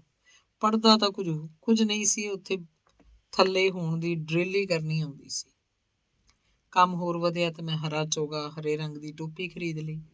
ਪਹਿਲੇ ਦਿਨ ਫੂਕ ਮਰਵਾਉਣ ਵਾਲੀ ਬੀਬੀ ਜਦੋਂ ਸ਼ਾਮ ਨੂੰ 2 ਪਰੌਂਠੇ ਤੇ ਕੜਾਹ ਦਾ ਠੂਠਾ ਲੈ ਕੇ ਆਈ ਤੇ ਮੈਂ ਡਰਦੇ ਨੇ ਪੁੱਛਿਆ, ਸੁਣਾ ਪੁੱਤਰ, ਬੱਚੇ ਦਾ ਕੀ ਹਾਲ ਹੈ? ਜਨਾਨੀ ਆਖਣ ਲੱਗੀ, ਬਾਬਾ ਜੀ, ਤੁਹਾਡੀ ਫੂਕ ਮਾਰਨ ਦੀ ਦੇਰ ਸੀ, ਕਾਕਾ ਦਿਨੋਂ ਦਿਨ 9/9 ਹੋ ਗਿਆ। ਬਸ ਫਿਰ ਮੇਰੀਆਂ ਫੂਕਾਂ ਗਲੀ ਚੋਂ ਨਿਕਲ ਕੇ ਮੁਹੱਲੇ 'ਚ ਫੈਲ ਗਈਆਂ। ਕੋਈ ਵਰਾ ਖੰਡ ਹੀ ਲੱਗਾ ਹੋਏਗਾ ਕਿ ਮੈਂ ਪੀਰ ਬਸ਼ੀਰ ਸ਼ਾਹ ਬਣ ਗਿਆ ਤੇ ਮੇਰੀਆਂ ਕਰਾਮਾਤਾਂ ਦੀ ਧੂਮ ਪੈ ਗਈ। ਮੈਂ ਉਹਦੀ ਗੱਲ ਡੱਕ ਕੇ ਪੁੱਛਿਆ, ਬਸ਼ੀਰਿਆ, ਤੂੰ ਤਾਂ ਅਲਫੋਂ ਬੇ ਨਹੀਂ ਪੜ੍ਹਿਆ ਤੇ ਤਵੀਤ ਕਿਵੇਂ ਲਿਖਦਾ? ਉਹ ਹੱਸ ਕੇ ਆਖਣ ਲੱਗਾ, ਜੇ ਮੈਂ ਨਹੀਂ ਪੜ੍ਹਿਆ ਤਾਂ ਇਹ ਤਵੀਤ ਲੈਣ ਵਾਲੇ ਕਿਹੜਾ ਆਲਮ ਫਾਜ਼ਲ ਨੇ? ਨਾਲੇ ਤਵੀਤ ਗਲ ਪਾਉਣ ਲਈ ਹੁੰਦਾ ਹੈ, ਉਹਦਾ ਪਾਠ ਕੌਣ ਕਰਦਾ? ਨਾਲੇ ਜੇ ਇੰਨੇ ਸਿਆਣੇ ਹੁੰਦੇ ਤਾਂ ਮੇਰੇ ਕੋਲ ਹੀ ਤਵੀਤ ਲੈਣ ਆਉਂਦੇ। ਮੈਂ ਇੱਕ ਕਾਗਜ਼ ਉੱਤੇ ਕੀੜੀ ਕਾਢੇ ਵਾਹ ਦਿੰਨਾ, ਨਾਲ ਹੀ ਹੁਕਮ ਦਿੰਨਾ ਕਿ ਬਾਹਰ ਗਲੀ 'ਚ ਮੋਚੀ ਨਜ਼ੀਰੀ ਕੋਲੋਂ ਹੁਣੇ ਮੜਾ ਲਓ। ਰੁਪਇਆ ਮੋਚੀ ਮੱਠਦਾ ਹੈ ਤੇ ਵਿੱਚੋਂ ਠਿਆਨੀ ਮੇਰੀ ਹੁੰਦੀ ਹੈ। ਨਾਲੇ ਇੱਕ ਗੱਲ ਦਾ ਚੇਤਾ ਰੱਖੀ, ਜਿਹੜੇ ਭਾਰੂ ਇੱਕ ਵੇਰਾਂ ਪੀਰਾਂ ਬਾਬਿਆਂ ਦੇ ਢਹਿ ਚੜ ਜਾਣ, ਉਹ ਪੜ੍ਹੇ ਵੀ ਹੋਣ ਤਾਂ ਪੜ੍ਹਾਈ ਕਿਸੇ ਕੰਮ ਦੀ ਨਹੀਂ ਰਹਿੰਦੀ। ਜਦੋਂ ਅਕਲ ਹੀ ਮਾਰੀ ਜਾਏ ਤਾਂ ਪੜ੍ਹਾਈ ਟੰਗਾਂ ਖੜੀਆਂ ਕਰੇਗੀ। ਸਵਾਦਲੀ ਗੱਲ ਤਾਂ ਇਹ ਹੈ ਕਿ ਜੇ ਸਾਡੀ ਦੁਆ, ਤਵੀਤ ਜਾਂ ਫੂਕ ਨਾਲ ਉਹਨਾਂ ਦਾ ਕੰਮ ਸੰਵਰ ਜਾਏ ਤਾਂ ਸਾਡੀ ਬੱਲੇ ਬੱਲੇ, ਤੇ ਜੇ ਕੰਮ ਨਾ ਬਣੇ ਤਾਂ ਕਸੂਰ ਰੱਬ ਦੇ ਖਾਤੇ ਪਾ ਦਿੰਦੇ ਆ ਕਿ ਰੱਬ ਨੇ ਮਨਜ਼ੂਰ ਨਹੀਂ ਕੀਤਾ। ਭਲਾਈ ਸਾਡੀ ਝੋਲੀ ਤੇ ਬੁਰਾਈ ਅਸਮਾਨਾਂ ਵੱਲ। ਇੰਜ ਬਾਬਿਓ, ਸਾਡੀਆਂ ਪੰਜੇ ਘਿਓ 'ਚ। ਇਸ ਕੰਮ 'ਚ ਭੋਲਿਆ ਥੋੜ੍ਹੀ ਜਿਹੀ ਅਕਲ ਨਾਲ ਚਲਾਕੀ ਦਾ ਜਿਹਾ ਵਾੜਾ ਬਣਾਓ ਕਿ ਭੇਡਾਂ ਆਪੇ ਹੀ ਆਣ ਵੜਨ। ਮੈਂ ਪੀਰ ਬਸ਼ੀਰ ਸ਼ਾਹ ਦੀਆਂ ਹੁਸ਼ਿਆਰੀਆਂ ਤੇ ਸ਼ੁਦਾ ਦੇ ਕਿੱਸੇ ਸੁਣ ਕੇ ਬੜਾ ਹੀ ਹੱਸਿਆ ਤੇ ਪੁੱਛਿਆ, ਹੁਣ ਬਾਕੀ ਜੀ ਜੰਤ ਦੀ ਸੁਣਾ ਕੇ ਉਹ ਕਿੱਥੇ ਹੀ? ਉਹ ਭੋਰਾ ਕੁ ਉਛਲ ਗਿਆ ਤੇ ਡੂੰਘਾ ਜਿਹਾ ਸਾਹ ਲੈ ਕੇ ਆਖਣ ਲੱਗਾ, ਤੇਰੇ ਹਾਣ ਦਾ ਨਿੱਕਾ ਭਰਾ ਛੱਬਾ ਤਾਂ ਜਵਾਨੀ 'ਚ ਹੀ ਰੱਬ ਨੂੰ ਪਿਆਰਾ ਹੋ ਗਿਆ ਸੀ। ਤੇਰੀ ਭਰਜਾਈ ਵੀ ਦੁਨੀਆ ਤੋਂ ਚਲੀ ਗਈ ਤੇ ਇਸੇ ਕਰਕੇ ਪਿੰਡ ਛੱਡ ਕੇ ਇੱਥੇ ਆ ਗਿਆ। 2 ਪੁੱਤਰ ਨੇ ਜਿਨ੍ਹਾਂ ਨੂੰ ਮੁਰੀਦਾਂ ਦੀ ਮਦਦ ਨਾਲ ਦੁਬਈ ਘੱਲ ਦਿੱਤਾ। ਹੁਣ ਕੱਲੀ ਜਾਨ ਏ। ਸੋਚਦਾ ਕਿ ਗਰੀਬੀ ਮੁੱਕੀ ਤੇ ਟੱਬਰ ਨਾ ਰਿਹਾ। ਛੋਲੇ ਲੱਭੇ ਤਾਂ ਚੱਬਣ ਵਾਲੇ ਦੰਦ ਚਲੇ ਗਏ। ਬਸ਼ੀਰਾ ਭਾਵੇਂ ਕਿੰਨੇ ਵੀ ਚੰਗੇ ਹਾਲ 'ਚ ਸੀ, ਪਰ ਗੁਆਚ ਗਏ ਵੇਲੇ ਨੂੰ ਅੱਜ ਵੀ ਯਾਦ ਕਰਕੇ ਇੱਕ ਕਾਹ ਭਰਦਾ ਸੀ। ਕਿਸੇ ਜਜ਼ਬਾਤੀ ਇਨਸਾਨ ਲਈ ਮਾਜ਼ੀ ਵਰਗੀ ਗਵਾਚੀ ਹੋਈ ਸ਼ੈ ਉਹਦੇ ਕੁੱਛੜੋਂ ਨਹੀਂ ਲੈਂਦੀ, ਭਾਵੇਂ ਮਾਜ਼ੀ ਕਿੱਡਾ ਵੀ ਬੁਰਾ ਹੋਵੇ। ਮੈਂ ਆਪਣੀ ਇਸ ਖੁਸ਼ਗਵਾਰ ਜੀ ਮੁਲਾਕਾਤ ਕਰਕੇ ਉੱਠਦੇ ਹੋਏ ਆਖਿਆ, ਬਸ਼ੀਰ ਯਾਰ, ਕਿਸੇ ਦਿਨ ਮੇਰੇ ਘਰ ਆ। ਅਸੀਂ ਰੰਗਲੇ ਦੇ ਰੰਗੀਨ ਜ਼ਮਾਨੇ ਨੂੰ ਯਾਦ ਕਰਕੇ ਆਪਣੇ ਬਚਪਨ ਤੇ ਲੜਕਪਨ ਦਾ ਸਵਾਦ ਲਵਾਂਗੇ। ਉਹਨੇ ਸਿੱਧਾ ਹੀ ਇਨਕਾਰ ਕਰਦੇ ਆਖਿਆ, ਵੇਖ ਮੀਨਿਆ, ਤੂੰ ਬੁਰਾ ਨਾ ਮਨਾਈ, ਮੇਰੇ ਲਈ ਆਉਣਾ ਔਖਾ ਹੀ। ਇੱਕ ਤਾਂ ਦਿਹਾੜੀ ਮਰਦੀ ਏ ਤੇ ਦੂਜਾ ਦੁਕਾਨਦਾਰੀ ਦਾ ਅਸੂਲ ਹੈ ਕਿ ਹੱਟੀ ਨੂੰ ਇੱਕ ਦਿਨ ਵੀ ਬੰਦ ਨਾ ਕੀਤਾ ਜਾਏ। ਮੈਨੂੰ ਗੱਲ ਦੀ ਸਮਝ ਤਾਂ ਆ ਗਈ, ਪਰ ਚਸਕਾ ਲੈਣ ਲਈ ਆਖਿਆ, ਓਏ ਲਾਂਤੀਆ, ਤੂੰ ਕਿਹੜੇ ਰਾਜਾ ਮਿਸਤਰੀਆਂ ਨਾਲ ਕੰਮ ਕਰਨਾ ਜਿਹੜੀ ਦਿਹਾੜੀ ਮਰ ਜਾਏਗੀ? ਬਸ਼ੀਰ ਨੇ ਤੁਰੰਤ ਜਵਾਬ ਦਿੱਤਾ ਤਾਂ ਆਖਣ ਲੱਗਾ, ਰਾਜਾ ਨਾਲ ਮਜ਼ਦੂਰੀ ਕਰਦਿਆਂ ਦਿਹਾੜੀ ਗਵਾਚ ਜਾਏ ਤਾਂ ਕਮ ਸੇ ਕਮ ਇੱਕ ਦਿਨ ਤਾਂ ਆਰਾਮ ਮਿਲ ਜਾਂਦਾ। ਮੇਰੀ ਦਿਹਾੜੀ 'ਚ ਆਰਾਮ ਵੀ ਹੈ ਤੇ ਮਜ਼ਦੂਰੀ ਵੀ ਪੂਰੀ ਲੱਭ ਜਾਂਦੀ ਹੈ। ਜਿਸ ਨੂੰ ਮਿਹਨਤ ਤੋਂ ਬਗੈਰ ਦਿਹਾੜੀ ਮਿਲ ਜਾਏ, ਉਹ ਦਿਹਾੜੀ ਕਿਉਂ ਛੱਡੇ? ਕਮਲਿਆ, ਹੱਥ ਹਿਲਾਏ ਬਗੈਰ ਪੈਰਾਂ 'ਚ ਪੈਸੇ ਆ ਜਾਣ ਤਾਂ ਕੌਣ ਛੱਡਦਾ? ਮੈਂ ਆਪਣੀ ਮੱਤ ਮੂਜਬ ਆਖ ਬੈਠਾ, ਓਏ ਬਸ਼ੀਰ, ਇਹ ਮਜ਼ਦੂਰ ਅਨਪੜ੍ਹ ਤੇ ਮਾਸੂਮ ਜਿਹੇ ਲੋਕ ਨੇ। ਇਹਨਾਂ ਗਰੀਬਾਂ ਦਾ ਲਹੂ ਚੂਸਣਾ ਛੱਡ ਕੇ ਰੱਬ ਕੋਲੋਂ ਡਰ। ਉਹ ਸੋਚੇ ਬਗੈਰ ਪੈਰ ਤੇ ਹੀ ਬੋਲਿਆ ਤੇ ਆਖਣ ਲੱਗਾ, ਜਦੋਂ ਮੈਂ ਤੇ ਮੇਰੇ ਬਾਲ ਭੁੱਖੇ ਮਰ ਰਹੇ ਸੀ, ਉਸ ਵੇਲੇ ਰੱਬ ਦਾ ਕਿਸੇ ਕੋਲੋਂ ਨਹੀਂ ਸੀ ਡਰਿਆ। ਇਹ ਪੈਸੇ ਵਾਲੇ ਮੇਰਾ ਲਹੂ ਪੀਂਦੇ ਰਹਿਣ ਤੇ ਖੈਰ ਸੱਲਾ, ਮੈਨੂੰ ਪਿੰਡ 'ਚੋਂ ਕੋਈ ਲੱਸੀ ਮੰਗਿਆ ਵੀ ਨਾ ਦੇਵੇ ਤੇ ਸੱਤੇ ਖੈਰਾਂ। ਹੁਣ ਆਖਰੀ ਉਮਰ 'ਚ ਮੈਂ ਰੱਜ ਕੇ ਰੋਟੀ ਖਾਣ ਲੱਗਾ ਤਾਂ ਰੱਬ ਕੋਲੋਂ ਡਰ ਕੇ ਭੁੱਖਾ ਕਿਵੇਂ ਮਰ ਜਾਵਾਂ। ਮੈਨੂੰ ਪਤਾ ਲੱਗਾ ਕਿ ਬਸ਼ੀਰਾ ਹਰਾਮ ਦਾ ਹੁਣ ਚੱਲ ਟੁਰਿਆ ਹੈ। ਉਹਦੇ ਮੂੰਹੋਂ ਗੁਸਤਾਖੀ ਤੇ ਕੁਫਰ ਦੇ ਕਲਮੇ ਨਹੀਂ ਸੁਣਨੇ ਚਾਹੀਦੇ। ਮੈਂ ਕਿਹਾ, ਯਾਦ ਕਰ ਓਏ ਬਸ਼ੀਰਿਆ, ਕਦੇ ਤੂੰ ਦੁਆ ਮੰਗਦਾ ਹੁੰਦਾ ਸਾਂ ਕਿ ਰੱਬਾ ਮੇਰੇ ਵੀ ਦਿਨ ਫੇਰ ਦੇ। ਅੱਜ ਤੈਨੂੰ ਉਹ ਦਿਨ ਭੁੱਲ ਗਏ ਨੇ। ਆਖਣ ਲੱਗਾ, ਉਹ ਦਿਨ ਜਦ ਫਿਰਦੇ ਨੇ ਤਾਂ ਬੰਦਾ ਵੀ ਫਿਰ ਜਾਂਦਾ ਹੈ। ਮੈਂ ਉਹਦੇ ਮੂੰਹ ਅੱਗੇ ਹੱਥ ਰੱਖ ਕੇ ਆਖਿਆ, ਚੰਗਾ ਬਸ਼ੀਰਿਆ, ਤੂੰ ਦਿਹਾੜੀਆਂ ਲਾਈ ਜਾ ਤੇ ਰੱਜ ਕੇ ਰੋਟੀ ਖਾਈ ਜਾ, ਪਰ ਯਾਦ ਰੱਖੀ ਦੋਸਤਾ, ਤੂੰ ਸੈਯਦ ਬਣ ਕੇ ਜਿਹੜਾ ਇਹ ਪੀਰੀ ਮੁਰੀਦੀ ਦਾ ਜਾਲ ਵਿਛਾਇਆ ਹੈ, ਇਹਦਾ ਕੋਈ ਭਾਂਡਾ ਭੰਨ ਕੇ ਇਹਨਾਂ ਲੋਕਾਂ ਨੂੰ ਕੋਈ ਇਹ ਦੱਸ ਦੇਵੇ ਕਿ ਤੁਹਾਡਾ ਪੀਰ ਪਿੰਡ ਰੰਗਲੇ ਦਾ ਜੱਦੀ ਪੁਸ਼ਤੀ ਮਰਾਸੀ ਤੇ ਕੋਰਾ ਚਿੱਟਾ ਅਨਪੜ੍ਹ ਹੈ, ਤਾਂ ਤੇਰੇ ਪੱਲੇ ਕੀ ਰਹੇਗਾ। ਇਹ ਲੋਕ ਤੇਰਾ ਕੀ ਹਾਲ ਕਰਨਗੇ। ਬਸ਼ੀਰਾ ਠਾਕਾ ਮਾਰ ਕੇ ਹੱਸਿਆ ਤੇ 2 ਸ਼ਬਦਾਂ 'ਚ ਗੱਲ ਮੁਕਾਉਂਦੇ ਕਹਿਣ ਲੱਗਾ, ਤੂੰ ਦੂਰ ਕਾਹਨੂੰ ਜਾਣਾ? ਇਹ ਭਾਂਡਾ ਤੂੰ ਹੀ ਭੰਨ ਕੇ ਵੇਖ ਲੈ, ਜੇ ਤੇਰੀਆਂ ਇਹਨਾਂ ਨੇ ਲੀਰਾਂ ਨਾ ਲਾ ਦਿੱਤੀਆਂ।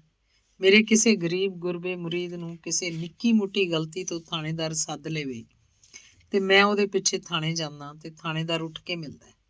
ਥਾਣੇਦਾਰ ਨੂੰ ਇਹ ਵੀ ਪਤਾ ਹੈ ਕਿ ਉਹਨੇ ਮੇਰੀ ਗੱਲ ਨਾ ਮੰਨੀ ਤਾਂ ਸ਼ਾਮ ਨੂੰ ਲੋਕਾਂ ਦਾ ਜਲੂਸ ਥਾਣੇ ਨੂੰ ਅੱਗ ਲਾ ਦੇਗਾ। ਸੁਣੇ ਸ਼ੁਦਾਈਆ, ਜਦੋਂ ਉਨੀ ਸ਼ਰਧਾ ਦਾ ਸ਼ੁਦਾ ਬੰਦੇ ਨੂੰ ਅੰਨਾ ਬੋਰਾ ਕਰ ਦੇ ਤਾਂ ਪੜ੍ਹੇ ਲਿਖੇ ਅਫਸਰ ਵੀ ਮੇਰੇ ਜਿਹੇ ਦੇ ਪੈਰੀਂ ਡਿੱਗਦੇ ਵੇਖੇ ਨੇ। ਮੇਰੀਆਂ ਇਹ ਭੇਡਾਂ ਭਾਰੂ ਤਾਂ ਉਂਝ ਹੀ ਅਕਲੋਂ ਪੈਦਲ ਨੇ, ਇਹਨਾਂ ਦੀ ਸੋਚ ਵਿਚਾਰ ਦਾ ਤਾਂ ਕਿਸੇ ਨੇ ਨਾੜੂ ਵੀ ਨਹੀਂ ਛੇਕਿਆ। ਇਹ ਸਭ ਕੁਝ ਸੁਣ ਕੇ ਮੇਰੀਆਂ ਸੋਚਾਂ ਦਾ ਸਾਹ ਟੁੱਟ ਗਿਆ ਤੇ ਮੈਂ ਆਖਿਆ, ਪੀਰ ਜੀ, ਤੁਹਾਡੀਆਂ ਖੇਡਾਂ ਮੇਰੇ ਬਾਰੇ 'ਚ ਨਹੀਂ ਆਉਂਦੀਆਂ, ਮੈਨੂੰ ਇਜਾਜ਼ਤ ਦਿਓ। ਮੈਂ ਉੱਠ ਕੇ ਹੱਥ ਮਿਲਾਇਆ ਤੇ ਬਸ਼ੀਰ ਨੇ ਬੜੀ ਰਾਜ਼ਦਾਰੀ ਨਾਲ ਮੇਰੇ ਕੰਨ ਕੋਲ ਮੂੰਹ ਕਰਕੇ ਆਖਿਆ, ਉਹ ਯਾਰ ਮੀਨਿਆ, ਹੁਣ ਤੇਰੇ ਤੋਂ ਕੀ ਲੁਕਾ, ਹਰ ਗੱਲ ਤੋਂ ਜਾਣੂ, ਤੇਰੇ ਗੋਚਰਾ ਇੱਕ ਕਾਮੇ ਜੇ ਕਰ ਦੇਵੇਂ ਤੇ। ਮੈਂ ਆਖਿਆ, ਤੂੰ ਡਰ ਡਰ ਕੇ ਕਿਉਂ ਬੋਲ ਰਿਹਾ, ਖੁੱਲ ਕੇ ਦੱਸ, ਮੈਂ ਹਾਜ਼ਰ ਹਾਂ। ਉਹਨੇ ਕਿਹਾ, ਰੱਬ ਦੀ ਦਿੱਤੀ ਹਰ ਸ਼ੈ ਮੇਰੇ ਕੋਲ ਹੈ, ਪਰ ਮੈਂ ਇਸ ਕਮਰੇ 'ਚ ਸ਼ਾਮ ਨੂੰ ਇਕੱਲਾ ਹੁੱਸੜ ਜਾਂਦਾ। ਦੁਨੀਆ ਸੌਂ ਬਹਿ ਜਾਂਦੀ ਏ ਤੇ ਮੈਂ ਅੱਖਾਂ ਅੱਡ ਕੇ ਬਾਲੇ ਗਿਣਦਾ ਰਹਿੰਦਾ। ਇੱਕ ਕੰਮ ਹੈ ਜੋ ਮੇਰੇ ਵੱਸ 'ਚ ਨਹੀਂ, ਡਰਦਾ ਕਿਧਰੇ ਝੁੱਗਾ ਹੀ ਚੌੜ ਨਾ ਹੋ ਜਾਏ। ਕੰਮ ਇਹ ਹੈ ਕਿ ਕਿਧਰੋਂ ਸ਼ਰਾਬ ਦੀ ਬੋਤਲ ਲੱਭ ਦਿਆ ਕਰੇ ਤਾਂ ਦੁਆਵਾਂ ਦੇਵਾਂਗਾ। ਇਹ ਸੁਣ ਕੇ ਮੈਨੂੰ ਬੜਾ ਸਵਾਦ ਆਇਆ ਤੇ ਮੈਂ ਆਖਿਆ, ਪੀਰ ਜੀ, ਸ਼ਾਇਦ ਤਾਂ ਤੁਸਾਂ ਉੱਤਮ ਮੰਗੀ ਏ, ਕਿਉਂਕਿ ਤਨਹਾਈ ਜਾਂ ਇਕਲਾਪੇ ਵਿੱਚ ਵਿਲਕਦੇ ਬਾਲ ਨੂੰ ਚੁੱਪ ਕਰਾਉਣ ਲਈ ਬੜੀ ਚੰਗੀ ਲੋਰੀ ਏ। ਪਰ ਕੀ ਕਰਾਂ, ਮੌਲਵੀਆਂ ਦੀ ਵਾਰ ਅੱਜ ਕੱਲ੍ਹ ਇਸ ਵਿਰੁੱਧ ਹੈ ਤੇ ਮੇਰੇ ਵੱਸ ਦਾ ਰੋਗ ਨਹੀਂ। ਅੰਦਰੋਂ ਉਂਝ ਮੈਂ ਪੁੰਨ ਖੱਟਣਾ ਚਾਹੁੰਦਾ ਸਾਂ। ਬਸ਼ੀਰੇ ਆਖਿਆ, ਜਾ ਓਏ ਨਗਰਿਆ, ਇੱਕ ਬੋਤਲ ਨਹੀਂ ਲੱਭ ਸਕਦਾ ਤੇ ਕਾਹਦੀ ਅਫਸਰੀ ਚੱਕੀ ਫਿਰਦਾ। ਮੈਂ ਕਿਹਾ, ਬਸ਼ੀਰਿਆ, ਮੈਂ ਰੇਲਵੇ ਦਾ ਮੁਲਾਜ਼ਮ ਹਾਂ, ਸ਼ਰਾਬਖਾਨੇ ਦਾ ਅਫਸਰ ਨਹੀਂ। ਬਸ਼ੀਰੇ ਆਖਿਆ, ਉਂਝ ਤਾਂ ਮੈਂ ਹਿੰਮਤ ਕਰਾਂ ਤਾਂ ਲੱਭ ਜਾਂਦੀ ਏ, ਇਹਨਾਂ ਭੇਡਾਂ ਨੇ ਮੇਰਾ ਕੀ ਵਿਗਾੜਨਾ। ਸ਼ਰਧਾ ਦੇ ਸ਼ੁਦਾ 'ਚ ਗੋਡੇ ਗੋਡੇ ਖੁੱਬੇ ਹੋਏ ਆਪਣੇ ਪੀਰ ਨੂੰ ਸੰਨ ਮਾਰਦੇ ਵੀ ਨੱਪ ਲੈਣ ਤਾਂ ਆਖਣਗੇ, ਸਾਡਾ ਪੀਰ ਟੁੱਟੀ ਹੋਈ ਕੰਧ ਨੂੰ ਇੱਟਾਂ ਲਾ ਰਿਹਾ ਸੀ। ਇਹਦੇ ਨਾਲ ਹੀ ਰੰਗਲੇ ਦੇ ਬਸ਼ੀਰ ਜਾਂ ਸ਼ਾਦਰੇ ਦੇ ਪੀਰ ਨਾਲ ਹੱਥ ਮਿਲਾਇਆ ਤੇ ਘਰ ਨੂੰ ਆ ਗਿਆ। ਮੇਰੀ ਨਾਕਸ ਅਕਲ ਨਾਲ ਲਿਖੀ ਹੋਈ ਇਸ ਲਿਖਤ ਦੇ ਖਿਲਾਰ ਦਾ ਸਿੱਟਾ ਹੁਣ ਪਾਠਕ ਹੀ ਕੱਢ ਲੈਣ। ਹੋ ਸਕਦਾ ਹੈ ਕੋਈ ਇਹਨੂੰ 2 ਘੋੜਾ ਬੋਸਕੀ ਆਖੇ ਤੇ ਕੋਈ ਕੋਰਾ ਲੱਠਾ। ਲੋਕਾਂ ਦੀਆਂ ਮਰਜ਼ੀਆਂ ਉੱਤੇ ਲੇਖਕ ਦਾ ਕੋਈ ਕਬਜ਼ਾ ਨਹੀਂ ਹੁੰਦਾ। ਮੈਂ ਤਾਂ ਇੰਨਾ ਹੀ ਆਖਾਂਗਾ ਕਿ ਸ਼ਰਧਾ ਨਗੂਣੇ ਪੱਥਰ ਨੂੰ ਵੀ ਭਗਵਾਨ ਬਣਾ ਦਿੰਦੀ ਹੈ। ਕੋਈ ਸ਼ੱਕ ਨਹੀਂ ਕਿ ਦੁਨੀਆ 'ਚ ਅੱਲਾਹ ਵਾਲੇ ਨੇਕ ਬੰਦਿਆਂ ਦਾ ਵੀ ਘਾਟਾ ਨਹੀਂ, ਪਰ ਜਦੋਂ ਅੰਨੀ ਸ਼ਰਧਾ ਬਸ਼ੀਰੇ ਹਰਾਮ ਦੇ ਵਰਗਿਆਂ ਨੂੰ ਸ਼ਰਾਬ ਉੱਤੇ ਲਾ ਦੇਵੇ ਤਾਂ ਇਨਸਾਨ ਵਾਸਤੇ ਡੁੱਬ ਮਰਨ ਵਾਲੀ ਗੱਲ ਹੈ। ਆਖਰੀ ਗੱਲ ਇਹੀ ਹੈ ਕਿ ਅੱਜ ਦੀ ਦੁਕਾਨਦਾਰੀ 'ਚ ਨਾ ਕੋਈ ਕਣੀ ਵਾਲਾ ਹੈ ਤੇ ਨਾ ਹੀ ਕੋਈ ਕਰਨੀ ਵਾਲਾ ਪੀਰ ਹੈ ਜੋ ਇਨਸਾਨੀ ਰੂਹ ਦੀ ਪੀੜ ਦੂਰ ਕਰ ਸਕੇ। ਇਹ ਸਭ ਕੁਝ ਸਾਡੀ ਆਪਣੀ ਸ਼ਰਧਾ ਦਾ ਸ਼ੁਦਾ ਹੈ ਜੋ ਮੜੀਆਂ ਦੀ ਰਾਹੀ ਪਾਈ ਬੈਠਾ ਹੈ। ਅਖੀਰ ਇਹੀ ਆਖਣਾ ਪਏਗਾ ਕਿ ਆਪਣੇ ਹੀ ਲਹੂ ਦੀ ਗਰਮੀ ਹੈ ਯਾਰੋ, ਨਸ਼ਾ ਸ਼ਰਾਬ ਵਿੱਚ ਹੁੰਦਾ ਤਾਂ ਨੱਚ ਪੈਂਦੀ ਬੋਤਲ। ਵਾਹ, ਧੰਨਵਾਦ।